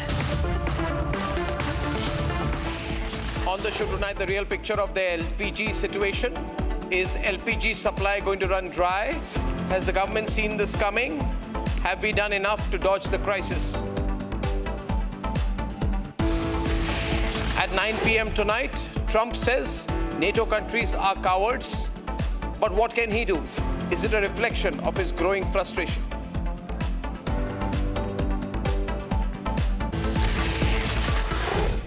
Good evening and welcome, ladies and gentlemen. Today in a briefing for the first time, and this is very important, the central government has admitted that there is a problem.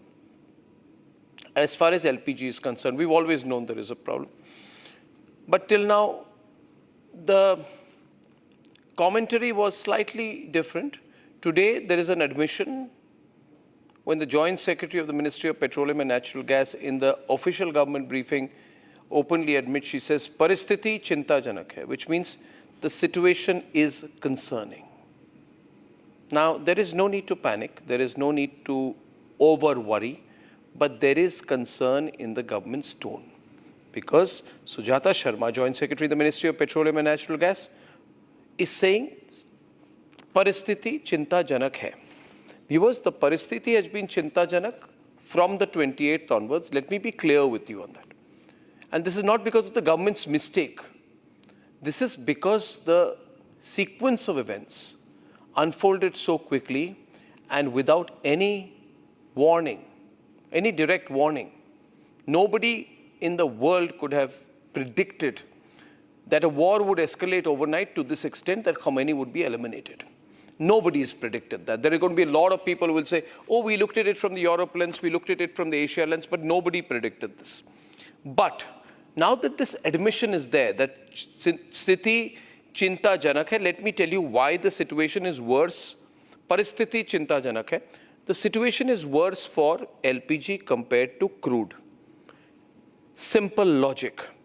When it comes to crude, we have a storage capacity of 70 to 72 days. That is what we have in our reserves. When it comes to LPG, the storage supply is only about 20 to 25 days. There is a fundamental difference in the amount we can store. This is because of the nature of LPG. The nature of containers is different. The nature of storage, strategic storage facilities is different. But at the same time, another question comes up. Was there a failure of long-term anticipation, not immediate anticipation? Over the years, have we prioritized domestic LPG production enough? Have we taken enough proactive measures over the years, not over the last 2-3 months? I'm not as short-sighted as that to ask that question. But has India's policy of prioritizing just-in-time distribution strategy for gas over storage-based supply when it comes to petrol backfired a little bit? Of course, there is a chokehold in the Strait of Hormuz, but did we create enough diversity in terms of internal LPG production and availability? Now, is there a problem? There is a problem. We have pictures from Surat. Let me describe you. There are workers, some people leaving for their homes because many commercial facilities are not being able to procure cooking gas. You have visuals from Himachal Pradesh where people are already cooking food on firewood. We know cafes in the national capital region where coffee is being made on firewood. This is not a long-term sustainable strategy. We have pictures from Jaipur which came in, factories a little empty. Workers, daily wages have been affected. The government is saying today that there are no panic buys required.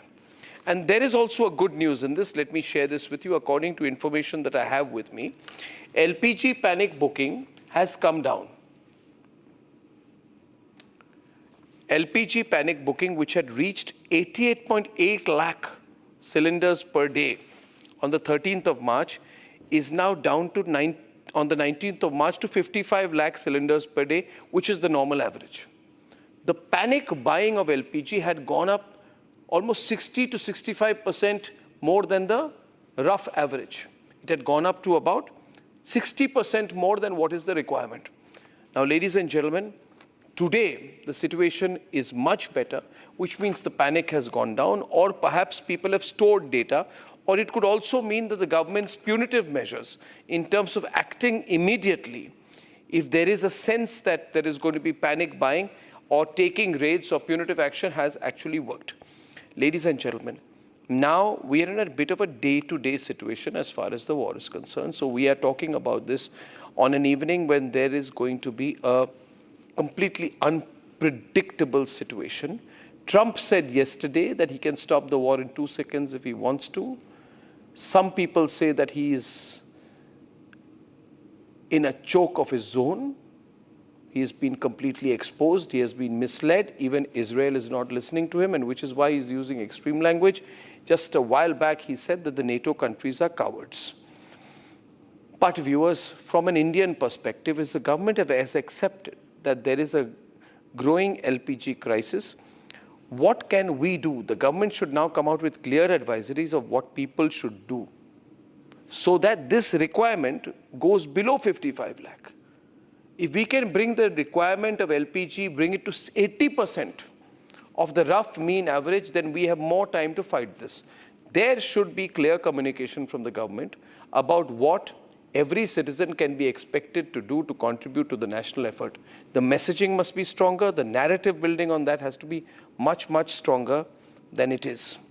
Ladies and gentlemen, if we are succeeding in diplomacy and ensuring that ships with LPG come home, then what we need to do now is spread the word among people about what every citizen can do, groups and communities and homes can do to contribute to the national effort at this time. Otherwise, sometimes what happens in these situations is that the war appears too distant and everybody only thinks about their household.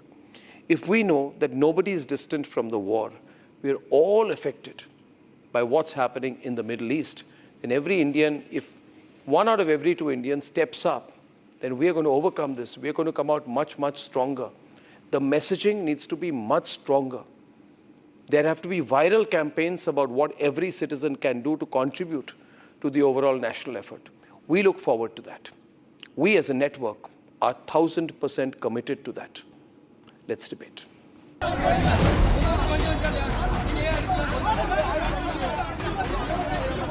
India is feeling the pinch of a war far from home. The government says a 40% hike in domestic LPG production is not enough to bridge the gaps created by the West Asia war. Refineries are operating at highest capacity with adequate crude inventory. Domestic LPG production लगभग 40% तक पहुंच चुका है. Retail outlets पर कोई dry out नहीं है और sufficient stock available है. The opposition is not holding back either. Questions are being raised over the government's lack of foresight and their handling of the crisis. Aware that there is an ongoing crisis in West Asia, due to which the global energy supply have been disrupted. While the government has expanded its supply channels, अभी हमारी स्थिति self-sustainable नहीं है. We still require certain imports. The situation on ground is deteriorating, costing people their livelihood. The ground reality for industries tells a far more alarming story. In Rajasthan's Sanganer, one of the country's key textile printing hubs, the crisis has pushed the industry to the brink of collapse. Over half of the nearly 1,000 dyeing and printing units have shut down due to a severe shortage of commercial LPG. Long queues of migrant workers, anxious to return home as cooking gas supplies run out. The government is reiterating that domestic supplies are being prioritized. LPG हम सभी जगह से हम खरीदने की कोशिश कर रहे हैं जहां उपलब्ध है, तो अगर उसमें रशिया उपलब्ध होगा तो वहां भी जाएंगे, क्योंकि स्थिति इस प्रकार की है अभी कि हमको सुनिश्चित ये करना है कि हमारे लोग का जो ईंधन का जो उनकी ज़रूरतें हैं उनकी वो पूरा हो. किन किन देशों से कर रहे हैं मैं ये बता सकता हूं कि बहुत सारे देशों से कर रहे हैं. But unavailability is only one part of the problem. Price hike is where the real concern lies. Factories shutting businesses, cooking gas price hiking through the roof. The question now is how far can India carry on?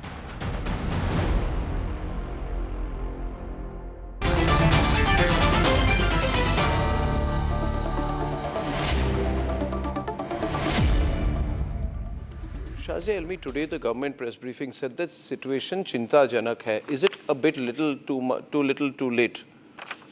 When the Joint Secretary in the Ministry for Petroleum and Natural Gas said the situation is concerning. Paristhiti chintajanak hai. Yes, it is. Is it a little too late, this kind of admission? No, not at all. I think India is rising to the occasion. The war is taking its toll, and the entire world is feeling its effect.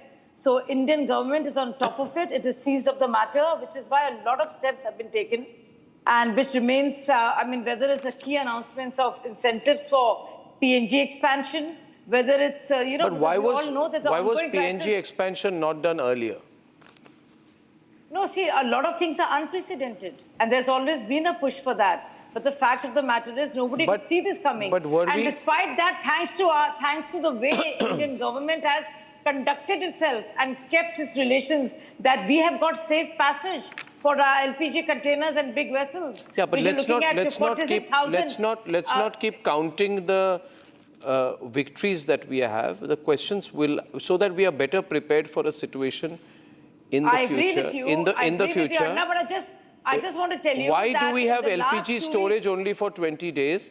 My question being here, PK Basu, that we have had dependence on the Strait of Hormuz and on countries from the Middle East for LPG, and we could have anticipated a worst-case situation when things escalate and if there is a chokehold situation, and we do not have enough supplies beyond a couple of weeks, right? That can run out pretty fast. So for a country of 1.4 billion people, should we have had a plan B? PK? Well, you can always talk about a plan B, but the simple fact is that this is a global crisis. We are perhaps doing a lot better than almost any other country. If you look at the fact that we have got several ships through the Straits of Hormuz, we are talking to the Russians, we are getting oil and gas from the Americans, we are getting, we are moving ties with the Chinese at the same time. So our diplomacy is doing its job, but it is a global crisis that affects everybody. You have a situation where 20 to 25% of world supplies of natural gas are severely impacted by what is happening in the war. And, you can anticipate things, but, you store, if you've got 20 days worth of supply, that's a very substantial amount of supply. Storage costs are enormous. For if you want to have larger reserves of stored facilities, then there are substantial costs involved in that. And during good times, we have diversified PK. Could we have diversified our sources? I'm only talking about LPG. Could we have diversified our sources of LPG? Not just from Qatar, UAE, Saudi Arabia, Kuwait. Could we have diversified this? Yes, we could have. So why have we not done it? Why have we not done it? Simple, the largest alternative these days is the United States. It's very distant. Okay. It is much easier to get it from West Asia, which is geographically much more proximate to us. The alternative would have been Russia. But as you know, until 2 weeks ago, there were severe sanctions that we were facing because of our deep trade relationship with Russia and the fact that we were sourcing a lot of oil and gas from Russia. Ideally, we would have done much more to explore. Should we not have then, gas. in that case, kept our Russia option going and not given in to the Americans in any way to give them but we to have make kept sure? a Russian. Now we have taken. Now we have taken, Russian Shazia. 1 minute. Now we have taken. But the Americans are saying they gave us the approval to take. Even in January and February, No, we America did not can say see a anything, complete. So, no, Prasenjit, carry on. I will speak after you. So even in January and February, if you look at our daily demand, the daily purchases of oil and gas from Russia, they were down very marginally. We were still. No, I'm going just for more than asking you one 1.1 thing. million barrels per I'm day just asking you one from thing. Russia.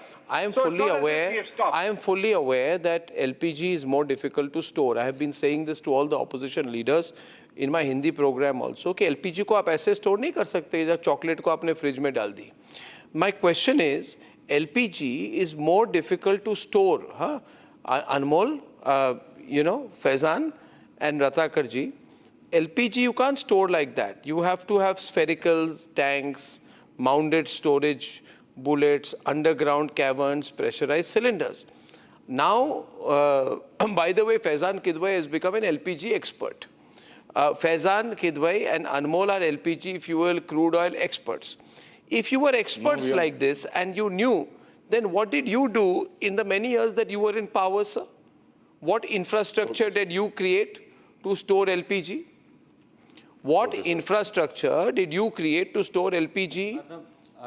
Okay, sir. Yeah, okay. yeah. Answer the question. Don't come with a. Faizan, don't come with prepared statement. No, prepared statement. No prepared speeches, sir. First of all, I'd like to answer what you just said. That Faizan, you are an LPG expert. No, sir, not an expert. I am somebody who wants LPG. The household gas has finished, and we are not really able finished. To book another You are gas. finished. Yes, Which sir, company? Gone. Which company So are you using? We are using. Which company? It's almost about to. Which company? Finish. No, which company? I have a hotline with all companies. Which company? May I just let me complete, sir? Which company are you using? Please let Sir, which Shazia company are you will do using, sir? Shazia will do this, sir. No, sir. You have created panic on my program saying आपकी रसोई बंद हो गई है. I demand on behalf of the country to know which company cylinder are you taking? Bharat Gas, Indian, it's Indian. Indian. So, Indian. So, Indian. आपको पता तो you don't even know which company LPG you are using. Right. Sir, just let me put some important आपका points. Pipe gas है, cylinder है? नहीं sir, pipe gas नहीं है sir. Cylinder है. बात तो कह आपका इंडियन आपको सप्लाई नहीं कर रहा है, आप नंबर बताइए. नहीं सर, बहुत दिन तक के वो फोन ही नहीं उठा रहे थे. अभी उठाया. बड़ी मुश्किल से लगाया है. हाँ. तो आपने क्यों झूठ बोला कि आपका सिलेंडर काम नहीं कर रहा है? खत्म पे है सर, खत्म पे है. सिलेंडर खत्म पे है. हम उसको लिमिटेड, हाँ बहुत लिमिटेड यूज कर रहे हैं. अब मेरी बात को आपने बात 2 मिनट में बदल दी. ओके, मैंने बात बदल, सर नहीं, मैं बदल क्यों दूंगा? नरेंद्र मोदी साहब दुनिया भर की चीजें बदलते रहते हैं. Okay sir, this is a serious debate sir. First of all you said it is not easy to store LPG. वो कैसे यूनिट्स बनाएंगे? Sir let me bring this to your notice that it was under UPA that 5.33 million ton storage facility of strategic petroleum reserves was built. And under Narendra Modi, the phase 2 work was going on, but it has been stalled. So Narendra Modi couldn't even complete this. This is a classic case of misplaced priorities. I don't know where his priorities are. Sir, I am just giving you some data. Kindly just go through it. What LPG? Kindly go through this data. Sir, it was this Middle Eastern crisis was something that it was brewing for a very long time. So why couldn't Narendra Modi preempt this? There's some confusion is going to happen. What was his intelligence doing? Is Narendra Modi and his government, are they so short-sighted that they couldn't, first of all, negotiate another route other than Strait of Hormuz, that in case such an issue happens, then there could be an easy flow of petroleum and gas from that particular route, because we get 90% of LPG, 60% of LNG. We import that. Shazia, just hold on. Let me complete this point. In 2014, India, and if you compare it till today, the oil import has increased by 11.6%. Crude production has dropped by 26%. Why has the crude production dropped in India? I would like to bring this to your notice. In 2014, the consumption was 15 million metric tons in India, and the LPG production, the domestic production, was 12 million metric tons. Now the consumption has gone up to 33 million metric tons, but the production is still the same, 12 million metric tons. So is Narendra Modi so incompetent, which of course he is? Why was he so submissive that in front of Trump he did away with the heavily subsidized Iranian oil that we were getting, heavily subsidized Russian oil that we were getting? Shazia, you should see this data and you'll feel ashamed of being in Bharatiya Janata Party. Before 2009, Shazia, Iran was supplying us. No, I think you should be ashamed. The installed capacity transformation, 2014, the UPA legacy, that was 249 gigawatts. You do respond. With only 35 gigawatts renewable, which has gone up in 2026 to 520 plus gigawatts, with 271.9 gigawatts. No, I don't know what you're reading. Because there's no point. I don't know whether there's renewable energy push. I mean, UPA treated renewables as supplementary. Modi government turned renewables into a central pillar of energy policy. Since you're not going now to let's keep look at quiet, the import dependence. No. And what you did with oil. In 2019, Iran supplied us roughly around 24 million tons annually. Shazia, listen to me. You can throw your figures. Shazia, listen to me. This was around 10 to 12% I will not listen to you. Please tell everybody what you did. And please tell them what you did with oil. 1.4 lakh crore of oil bonds. The burden was shifted to future governments. Instead of transparently funding fuel subsidies through the budget, what did UPA do? UPA issued oil bonds worth 1.4 lakh crores.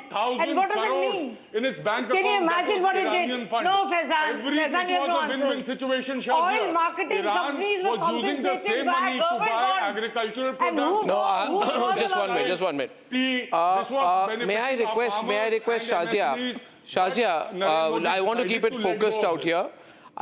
focused out here. I don't mind the question. I just believe once the question is asked, it must be answered. And what is the question? Just one. Don't keep repeating. You asked a good question. Now you could have ended 5 minutes back. The question being, Jyotsna, that if the capacity, I don't know whether figures are verified, but his claim is that our requirement of LPG has gone up manyfold, but we have not concurrently kept up with domestic production, right? There must be some reason for it, right? This increase in domestic production could have been done and anticipated by non-BJP governments also. I don't know whether it's an infrastructure cost, geological requirement, some technical reason.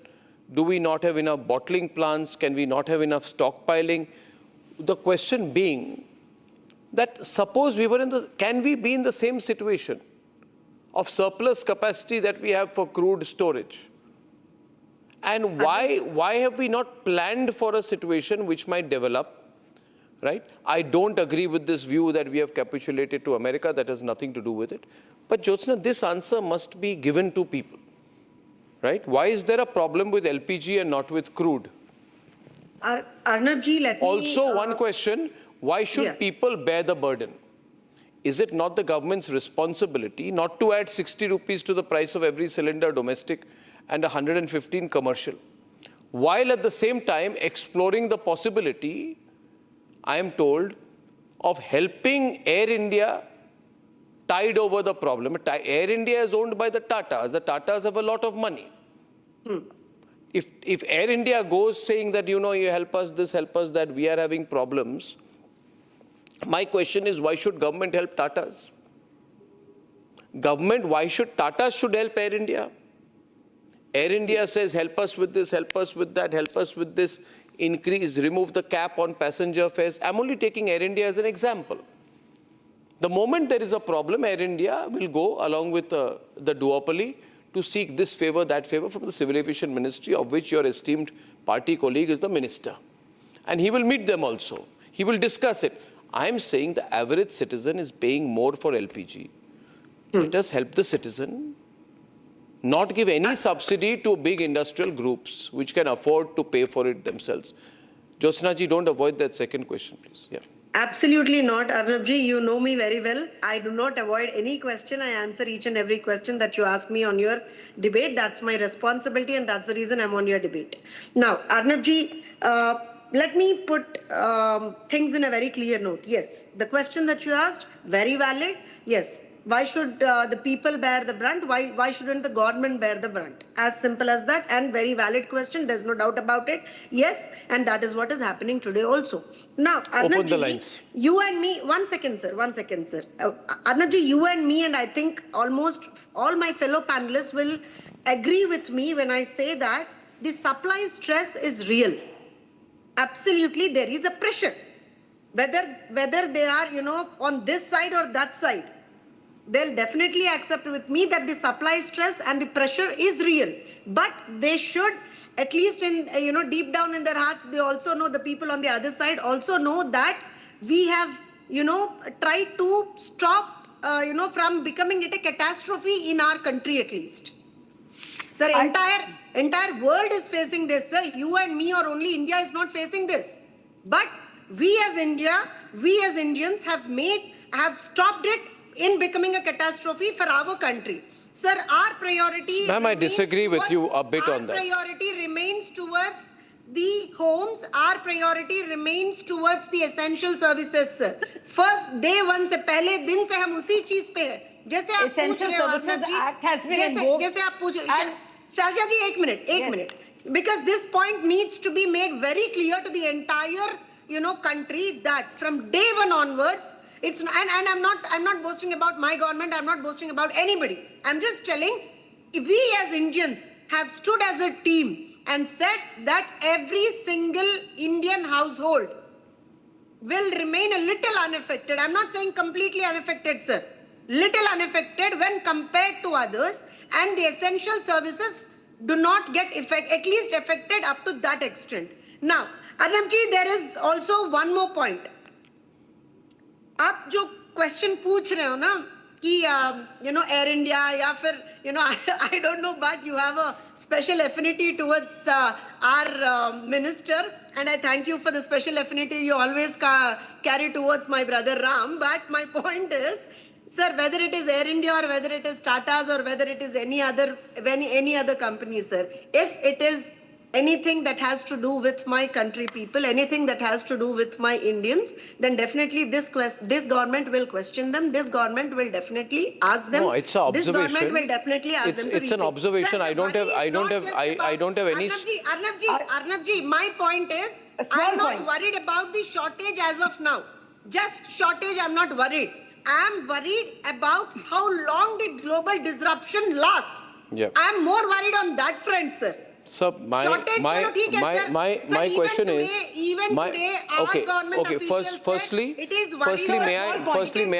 may I tell the government, may I give some unsolicited advice? The government should tell Air India that when you stop embarrassing the country with what you are doing with the way you're running Air India, then you come and talk to us. But Air India and Tata should not, through Air India, ask for any help, subsidy or special favor at this time. Sir, nobody gets special favor. I would like to say that right now,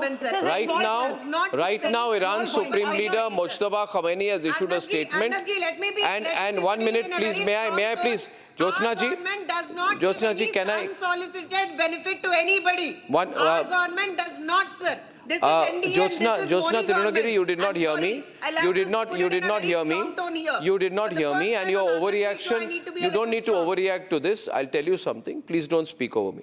I said it is wrong for any private company especially a company as large as the Tata Group, to allow one of its subsidiary companies called Air India to go with any one or two other companies at a time of a slight difficulty each time, either during and past or post Operation Sindoor, or now to go with a long list of immediate help that they need. I want to tell the civil aviation sector they are nothing special.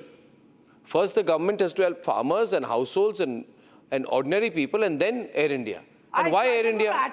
Did anybody force Tatas to buy Air India? Now you bought Air India. Every time there's a geopolitical issue, you go asking with your list of demands, requests / favors that you seek from the government. It's not appropriate. Now my question is going back to LPG. A very small point. Going back to LPG. No, Shazia, 1 minute. LPG. Shazia, LPG. Small point. Shazia, LPG, let me ask a question. Shazia. I want to know. Shazia, see, I'm a logical person. You'll have to let me say something. Shazia, you need crude oil and you need LPG. You have kept capacity for 75 days of crude oil. You've got a buffer under normal condition. Okay?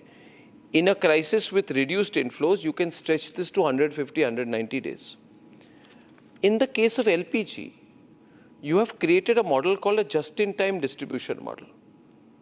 Right? Just-in-time distribution model. 33, allow me to complete. Please, don't be impatient. I know it all. 33 crore households have a just-in-time distribution model, which means that you continuously import and you continuously supply. Continuously import, supply. Then you have got only 20 days of storage. Now, I want to know this question. You have 7,500 days of storage capacity for crude oil or oil. But why only 20 days for LPG? We can go to the moon. Why we can go to the moon today? We can land on the moon. Everybody on. We can land on the most difficult side of the moon. So I'm sure we can have maybe 50 days of LPG supply, not a continuous import and distribute model. So in view of the crisis, certain measures have been taken. No, that is now. Instead of 27, but we are reacting to that, right? Because it was unprecedented and nobody knew it was coming. So from 27 countries now to 40 countries, so multiple regions. Yes, USA, though it's difficult, as Prasenjit said, but Africa, we are trying to reduce dependence on any single region. And then there's 100% supply ensured for domestic consumption. That is the priority. Households have been given top priority over commercial use. So government is totally committed to protecting common citizens from shortages. Okay, let me get in Anmol. Okay, now Shazia. First of all, viewers call in if you have an idea on how we can all work together. The government says, Paristhiti chintajanak hai. Therefore, we need to step in as well. Anmol. Good evening, Arnabji. Arnabji, on 12th March, the Petroleum Minister said that there's no need to panic and we have sufficient reserves. After that, day after day, government kept assuring the people that sthiti jo hai samanya hai, but today, and as responsible opposition, we were highlighting the flaws, we were highlighting the real picture that people are standing in long queues, hotels and industries and restaurants, they are suffering, they are shutting down. We see in the national capital, the Delhi High Court canteen and many other places, everything was closed due to disruption of LPG. And if the situation is normal, then why did the government increase LPG price to ₹60? Why was the commercial supply disrupted? Why today the oil prices have increased, petroleum prices have increased by 2.35 rupees and industrial diesel have increased by ₹22? You said that this is not because of the government cannot have predicted this. But I would say that the government is aware of the geopolitical situation. The government, a decade back, introduced the Ujjwala Yojana. The consumption of LPG gas has increased multifold in last 10 years, but despite that, nothing has been done to ramp up the production or the supply side. And point number 2, in 2014, we used to import 83% of our crude oil. Today, that import has increased to 89%. And in 2014, we used to import 47% of our gas. Today that import has increased to 60%. So what happened to that Atmanirbhar Bharat? Okay, there is a live briefing. Trump is speaking at a military event. I'm cutting live for just a few minutes. We need to listen to what the latest breaking from Trump is. Listen to him, please. We'll come back. And at one of the visits a while ago, first term, they asked me, they said, sir, we have a hard time recruiting because a player, if he's really good, he can't do the 4 or 5 years in the military service. Could you would like to do a military academy deferment policy? I immediately knew what he meant. And we got it done. And it allows you to defer your service until after your career. So if you go in the NFL for 10 years, so now everyone wants to join. So do I get credit for this successful team then? The superintendent's going to say yes. I don't know about the coach. I don't know about Kelly. But the coach, I think, it made your life a little bit easier. It was tough. It was tough for the teams when they used to have to play guys that were twice their size, right? So they did good. They had better heart. They have the best heart in the business, but size does matter. And so what we did is we got that so you have a deferment, so a lot of people are able to join now, and they do their service. That seems to be some, internal talk relevant only to Americans. Now, it's easier to be wiser in hindsight, isn't it, Anmol? Right? To point a finger and say, hey, you got this wrong, you got that wrong. What did you get? I mean, did you know anything in advance? Arnab, it's not about, Arnab, it's not about... The only thing you were planning for was for absolute and free liquor delivery to every home in Delhi. Arnabji, this is a Modi-made crisis. You should question... Modi-made crisis? Why hasn't he ramped up the production since last 10 years? What were they doing for the last 10 years? Why has the import of our crude increased? We know that 90% of our import comes from Strait of Hormuz. And we very well knew that it would get impacted if we side with Israel and US. And we did exactly that. And that is why the entire nation is suffering. It's a Modi-made crisis. The common people is suffering. Inflation has increased. And now people will bear the brunt of this increased prices of LPG and oil. 2 people have died in the long queues. We saw exactly the same situation what happened during COVID and demonetization. लोगों को line में खड़ा कर दिया और आप उनसे सवाल पूछिए ना, जवाबदेही सरकार की होनी चाहिए. Government says, Anmol, government says we are diversifying our crude oil imports from 40 countries. We are not dependent on only Western Asia. Now, what more do you want? Do you have, instead of being just a resident critic, do you have anything specific to say? Then say it. If you don't have anything specific to say, just don't keep pointing the finger and saying everything's wrong. We are diversifying from West Asian LPG as a prospective measure to supply distribution. We are exploring alternative LPG suppliers. How are you so poorly informed? From US, Russia, Argentina. Did you do that? Did you do that? Did the Congress do that? No. You are incorrect. Arnabji. Did you get discounted barrels from Russia, Anmol? We used to import. Did you take from incremental cargoes from Africa? No. Did you take incremental cargoes from Africa? Tell me, the nation wants to know. Can I respond? The only thing you took care was for discounted liquor. We used to... Arnabji, let me respond. If you have asked me a question, let me respond. No, you look a little flummoxed. That's why I'm repeatedly asking. 2019, the cheapest crude oil, we stopped that. By the directions of the United States, we stopped buying Russian crude oil. The import has reduced by more than 50% in last 1 year.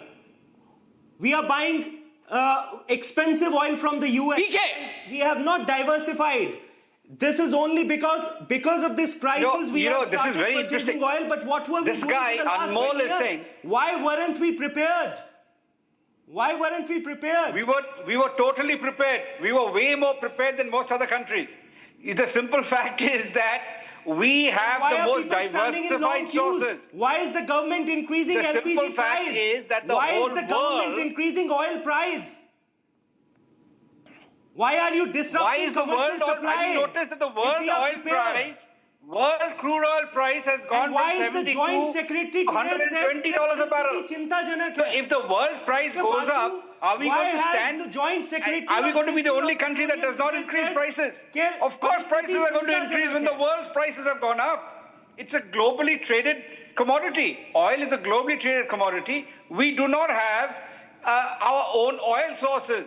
The simple fact is that, unless we keep digging and digging and hope that we'll find some, there is no other alternative. So what this government has done to prepare us is, over the years, to diversify away from fossil fuels to renewables. PK, just for a more informed debate, I think calls are open. Can anyone tell me if calls are open? I've not been. No, the calls have to be put in, hot routed through, and the calls are coming right now. They need to be routed through. Can someone in the desk do that? Yeah. My question is, please. Let's look at the facts out here. Ratnakar Tripathi, you seem a little bored with this discussion. Maybe you're not interested. Maybe you're not finding anything political in this. Maybe you're not. Maybe you're not informed. Maybe you think this is a very informed discussion. You and Jyotsna ji, the lies you are spreading. Yeah. So I'm bored with that because the country knows, the people know. Yeah, how did the callers come suddenly? My question is, Ratnakar Tripathi, let's have an informed discussion, all right? Let's have an informed discussion. Oh, I'm giving you informed discussion. No, you're not. You are playing with the data. Sir, the fact is. No, let me complete first. When you gave me chance, let me complete. No. Be humble for some time, right?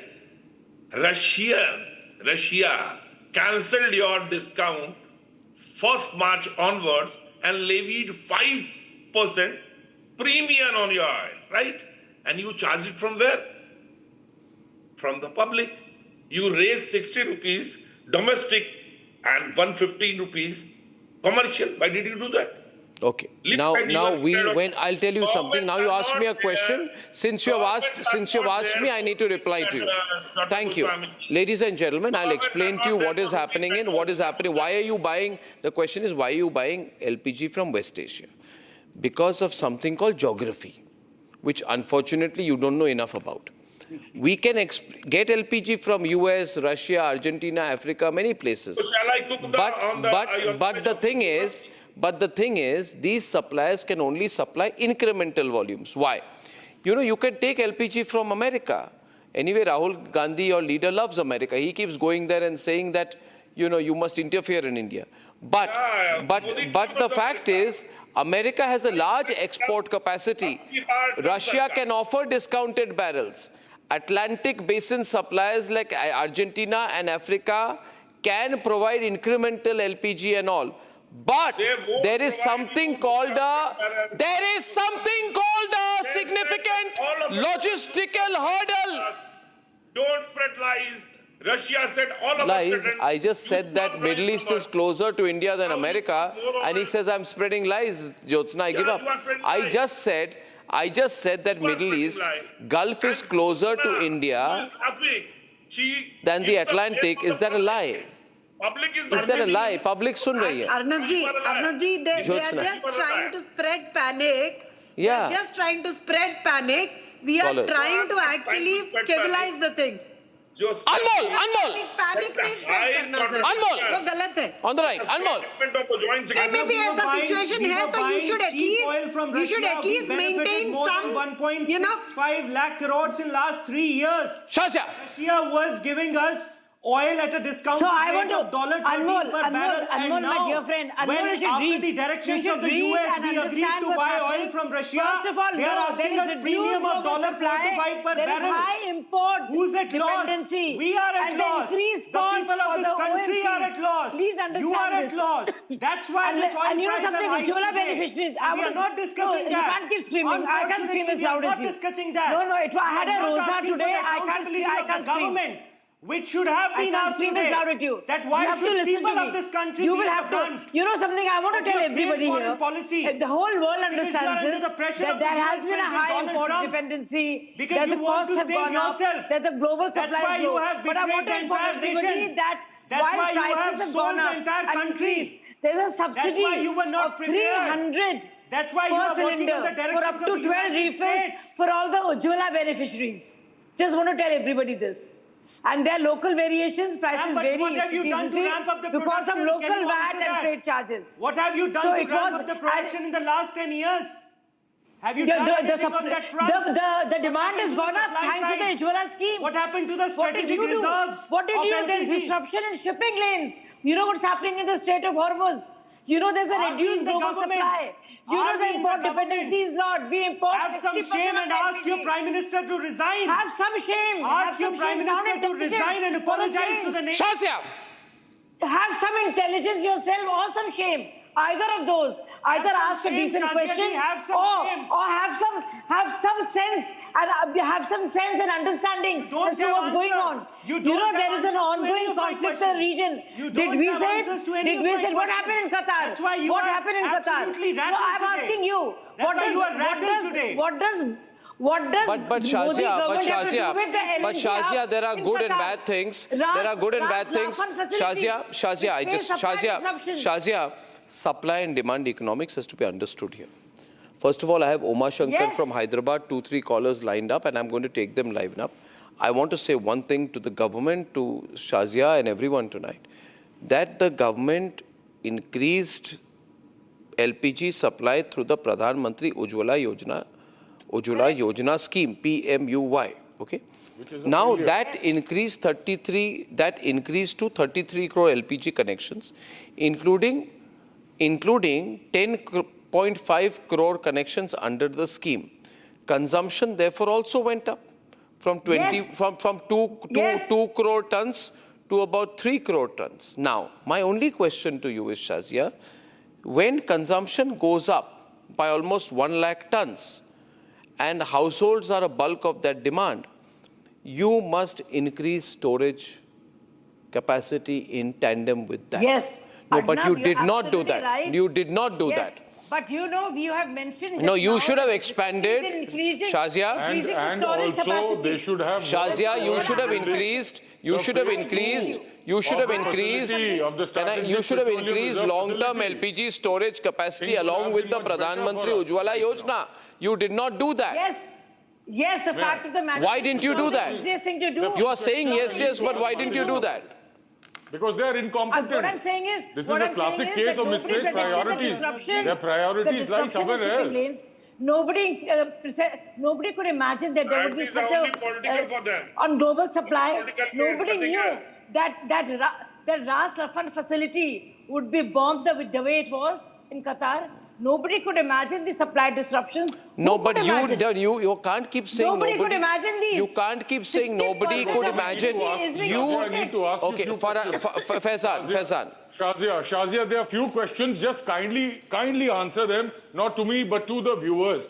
That the phase 2 work of building the facility for strategic petroleum reserves, why it has been stalled, why you people haven't completed it. Had you people given it priority, things would have been much better for us. Why an alternate route wasn't negotiated? Because for a very long time we knew that there is some disturbance in the Gulf countries and things can get escalated. Why you people didn't think about it? And as Mr. Goswami is also asking, why LPG production has not been ramped up? If you people are so incompetent, incapable of increasing the production, then storage facility should have been increased. Why there was no storage facility for LPG? And earlier your government was constant. Shazia, few more points. Shazia, few more points.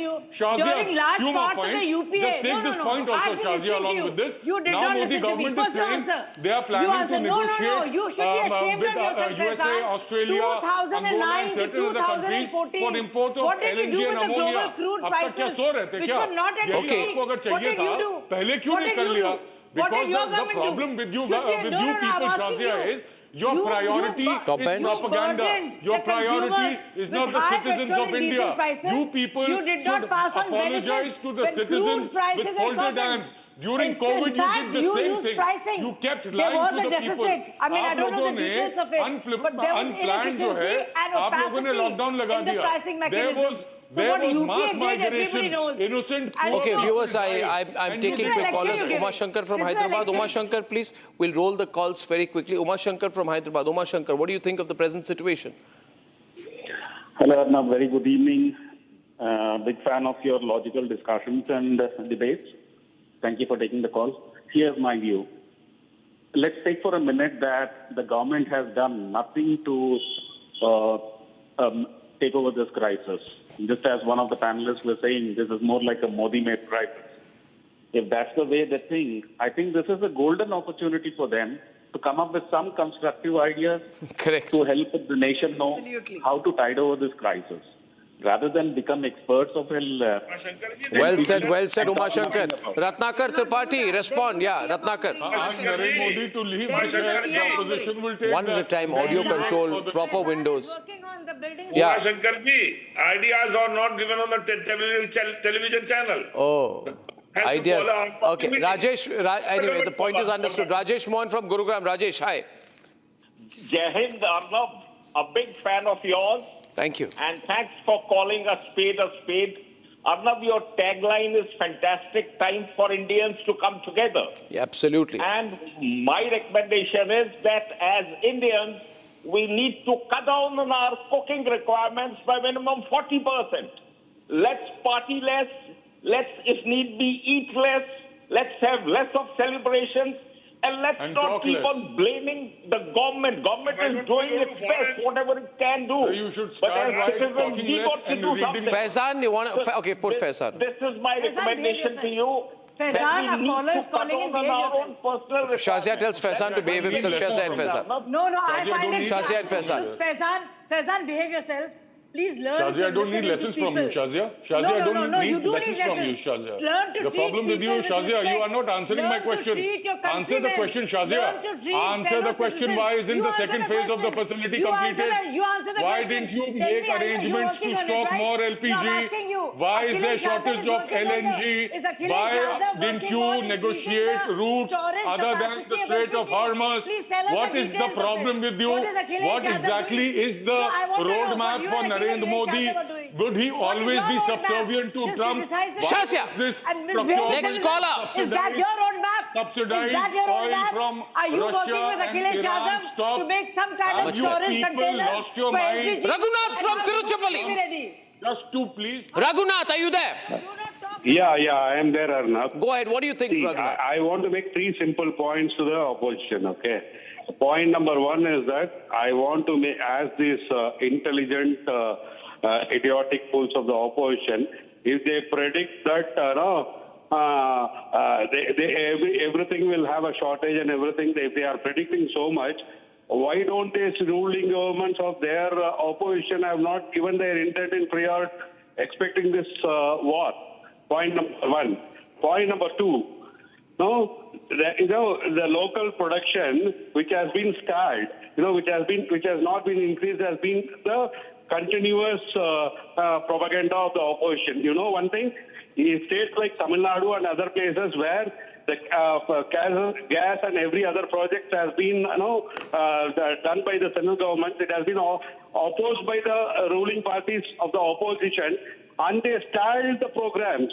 And that is the biggest concern. And these Congress idiotic fools... Oh, language. Stupid guy. See, this is the level of BJP sympathizers and supporters.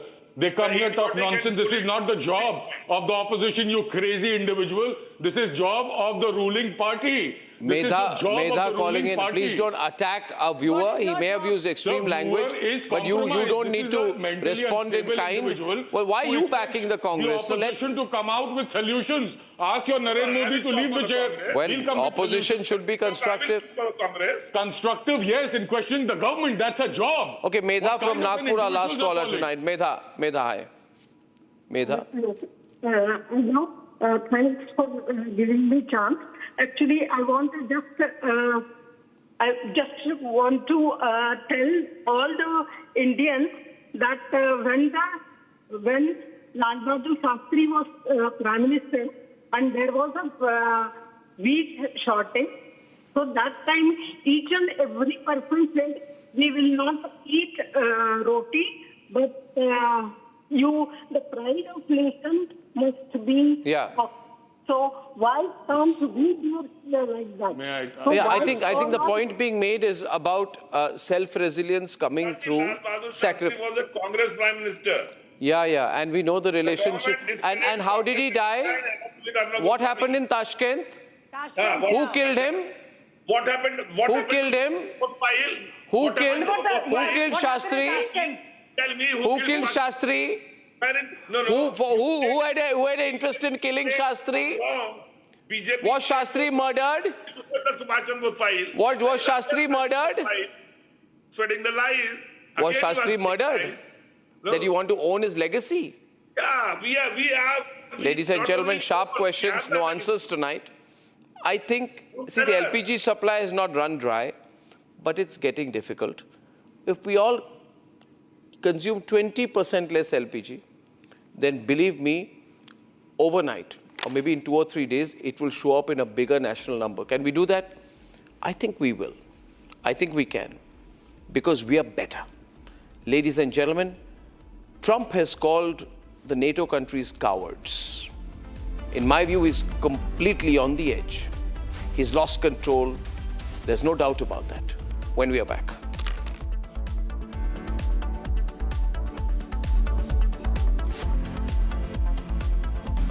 Time for a quick breather. Arnab will be right back with the debate.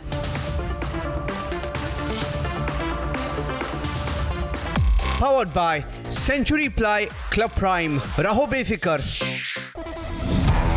जब अपना कोई move किसी को move करता है ना यार, feel आ जाती है. भाई तू अपना है, तेरा सफर मुझे भी करना है. तूने प्रूव कर दिखाया यार. Anybody can dream. मुझे लगा मैं नहीं, पूरा का पूरा मूवमेंट चल रहा है. Breathable fabrics, awesome comfort, effortless style, AD from the House of Arvind. In the global employability rankings by Times Higher Education UK, only the following 6 institutions from India are ranked amongst the top 230 in the world for having the most employable graduates. IIT Delhi, IISc Bangalore, IIT Bombay, IIM Ahmedabad, IIT Kharagpur and Amity University. Pure सूजी pasta उबालो मिलाओ और खाओ. 8 minute में तैयार. क्या taste है सबका राजा हार्डकोर मसाला. अरे टेंशन किस बात की? सेंचुरी प्रोबूट का प्रीमियम प्लस है ना. लो एमिशन है, हाई डेंसिटी है, वाटर रेजिस्टेंट भी, टर्माइट एंड बोरो रेजिस्टेंट भी है. यानी ये है जहां नो टेंशन वहां. प्रीमियम प्लस बाय सेंचुरी प्रोबूट. प्यास बुझाए ठंडक लाए सबको भाई जीरा सिंह. MDH का जल जीरा जीरा सिंह. जीरा सिंह असली रिफ्रेशिंग, असली स्वाद, असली मजा. MDH.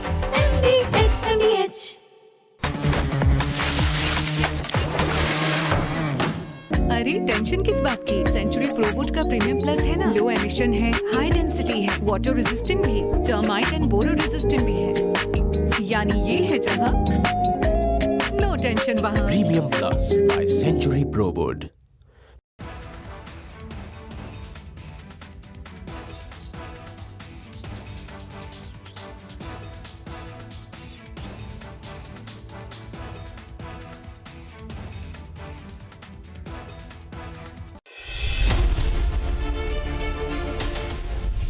Dr. Shetty, what is your most defining description of yourself today as a doctor, as an entrepreneur?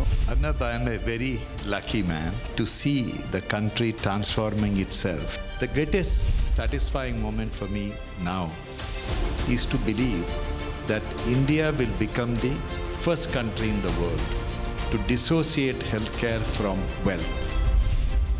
India will prove to the world that the wealth of the nation or the wealth of the family has nothing to do with the quality of healthcare its citizens will enjoy. India is going to redefine how the healthcare is delivered to 1.4 billion people.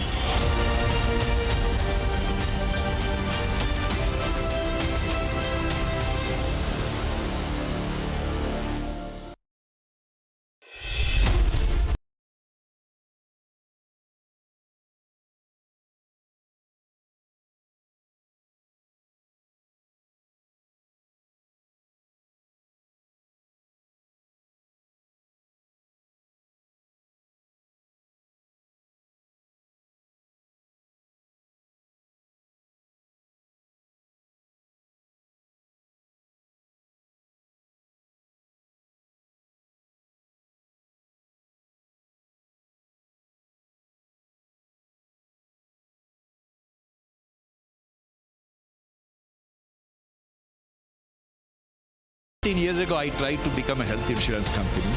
I couldn't even get an option to talk to the people who are in the regulatory body. And today we are the only hospital group in India which has a license to become a health insurance company. And that is going to be a game changer.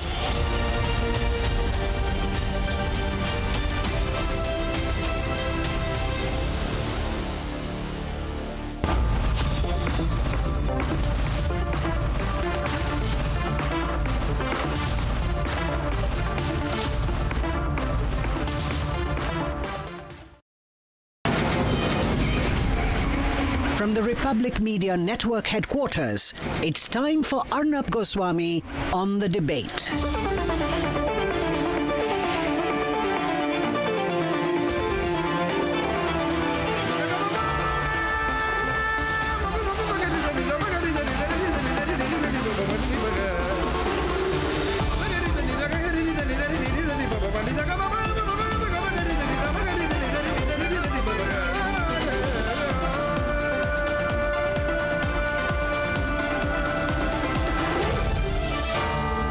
Arnab Goswami on the debate. Ladies and gentlemen, Donald Trump declared victory about 3 weeks back. He said, we have won the war. And it's been 3 weeks after that. Every day he comes and says, we won the war. His tone has changed. He's no longer sounding as confident. And now he's gone down to straightforward abuse. Every single day, he's using worse words. Some time back, he put out a tweet. He said that NATO countries are cowards. And that's only because several NATO countries are not fully aligned with his effort, because they're willing to defend the interests of their people. And because they do not believe that this campaign has been done while taking enough care of the consequences of long-term engagement without an end game in mind. So he said in a post on Truth Social, the NATO countries are cowards. That is only language of a man who has lost the plot. Yes, Donald Trump has lost the plot. As I said, he declared victory just a while back, posting on Truth Social that America has won. Pete Hegseth said, we fight to win. But is this really a win that the US is scoring?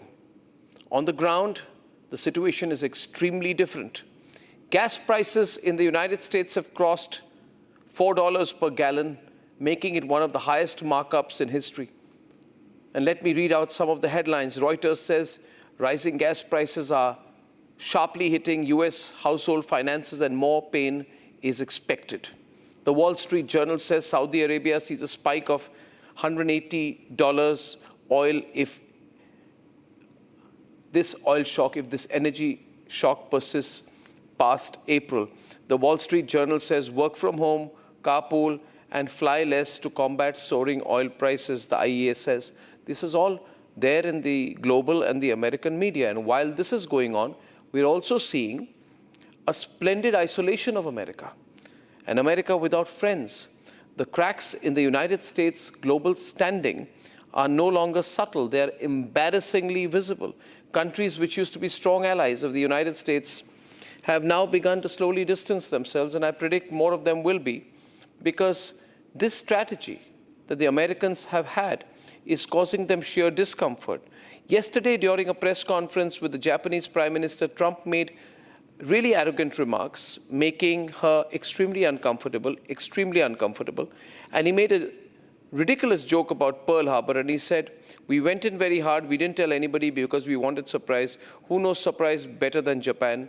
Why didn't you tell me about Pearl Harbor, he asked the Japanese Prime Minister. He kept repeating, why didn't you tell me about Pearl Harbor? Because you believe in surprise, I think, much more than us.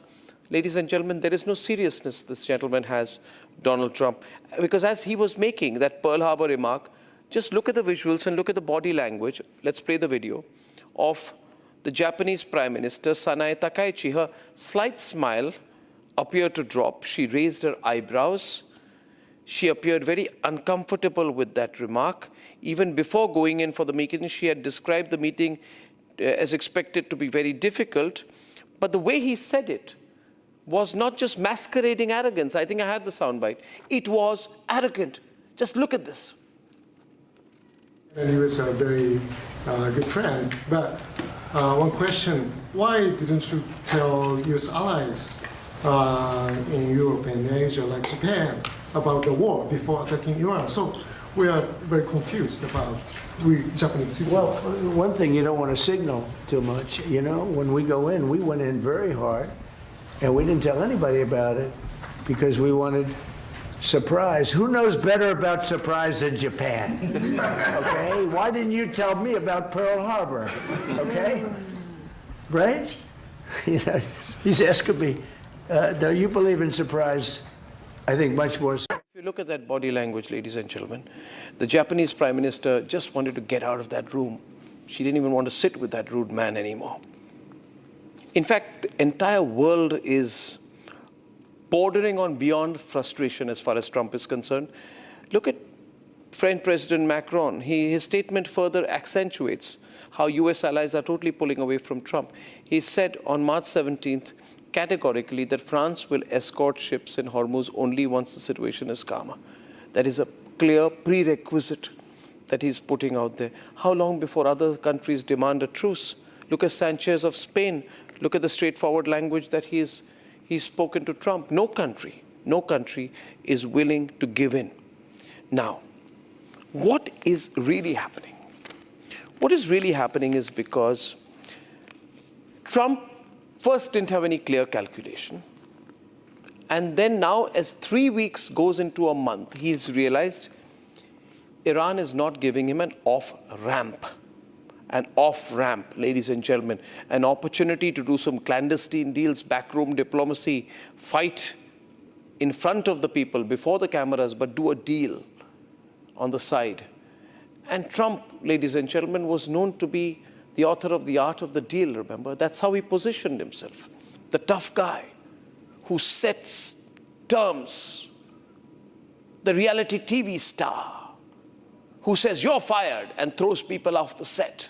The man who holds all the cards, as he told Zelensky when he met him. "You hold no cards, Mr. Zelensky," he told him. "I hold all the cards."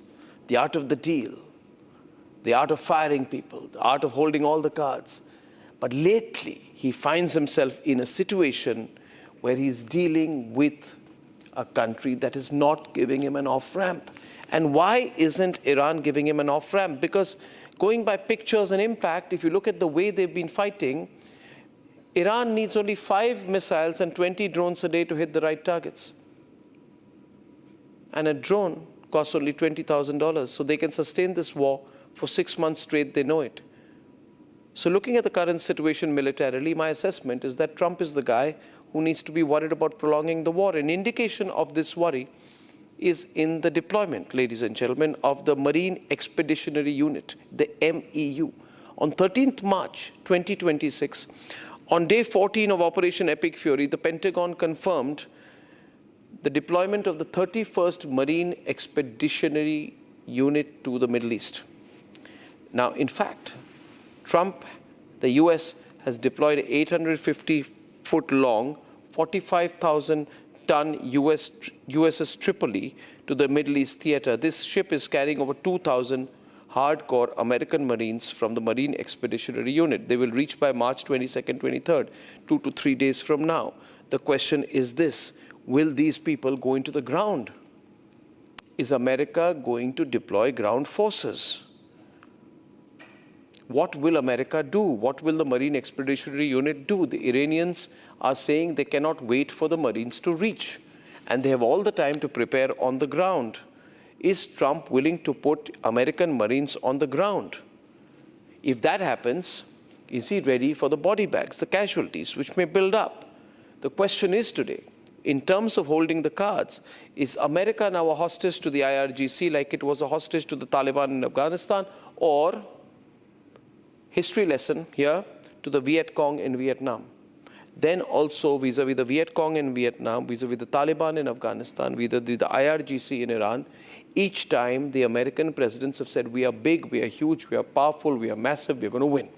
But when it comes to feet on the ground, from Vietnam, from Afghanistan, and now Iran, has the American military, the American government learned no history, learned nothing, no lesson from history at all? Are we seeing fatigue build up? Watch the American media. There's fatigue, deep, irritable fatigue that has built up among the citizens of the United States, even as Pentagon and the White House present a picture of victory in the war. Ladies and gentlemen, if this war is actually won, as Trump has claimed, then what off-ramp is he looking for? If the war is won and there are no targets left to hit, then call the ceasefire. Why go begging to Macron? Why go begging to Keir Starmer? Why go attacking Sanchez? Why would they send their warships, Mr. Trump? And the whole world is asking you, and the world needs to know, Mr. Trump, one question. You say you won the war, then why are you going ahead begging the NATO allies to come and help you? And if they aren't, why on earth are you calling them cowards? It makes no sense. It makes absolutely no sense at all.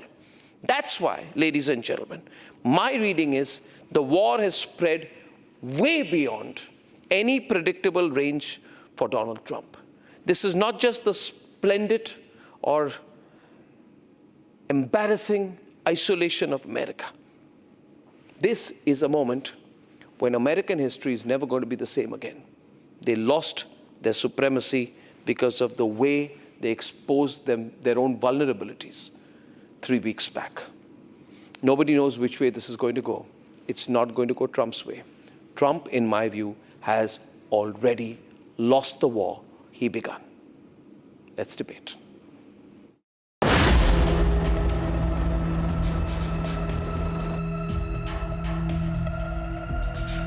Trump says he has no plans to send troops to Iran.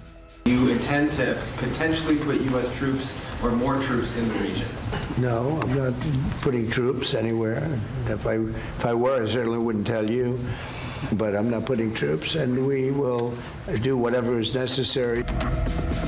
But he also said this before.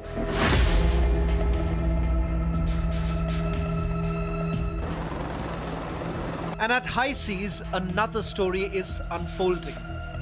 Racing through the Indian Ocean, the USS Tripoli is heading straight into the conflict zone. An 850-foot amphibious assault ship carrying the US military's rapid response Spearhead. On board, the 31st Marine Expeditionary Unit. Over 2,000 Marines ready for air, sea, and ground operations. With F-35B stealth jets, Osprey aircraft, and landing craft built for assault missions. Their possible mission: reopen the Strait of Hormuz, a narrow waterway that carries nearly 20% of the world's oil. Now under IRGC control as Iran continues to target commercial shipping.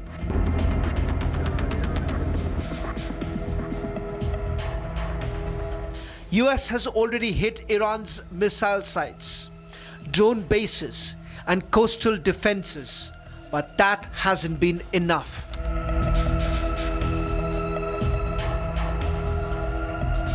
So now a bigger option on the table: not destroy, but seize. First target, Karg Island, Iran's oil lifeline, handling 90% of its exports. Capture it, and Washington gains massive leverage without crippling global markets. Other targets, islands inside the strait, Qushm, with missile bases and naval tunnels. Kish, a strategic air hub. Hormuz Island, where Iran docks attack boats. Control these and you control the strait. And here's the possible strategy: put boots not on Iran, but around it, and turn these islands into pressure points. The US Tripoli is expected to arrive by 22nd of March.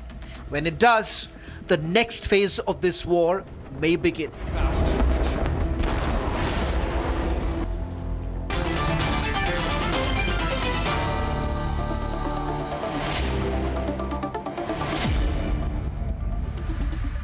and gentlemen, the headline of the day is that Trump said the NATO countries are cowards. This is the language of a level we've never seen before. He just said they are cowards. How is he ever going to deal with these countries ever again? How is any American government official going to deal with the French or the Spanish or the Germans? You say, you are cowards. You cowards, I don't need you, he says. And the world is flummoxed. Many people thought that someone actually hacked Trump's account, maybe.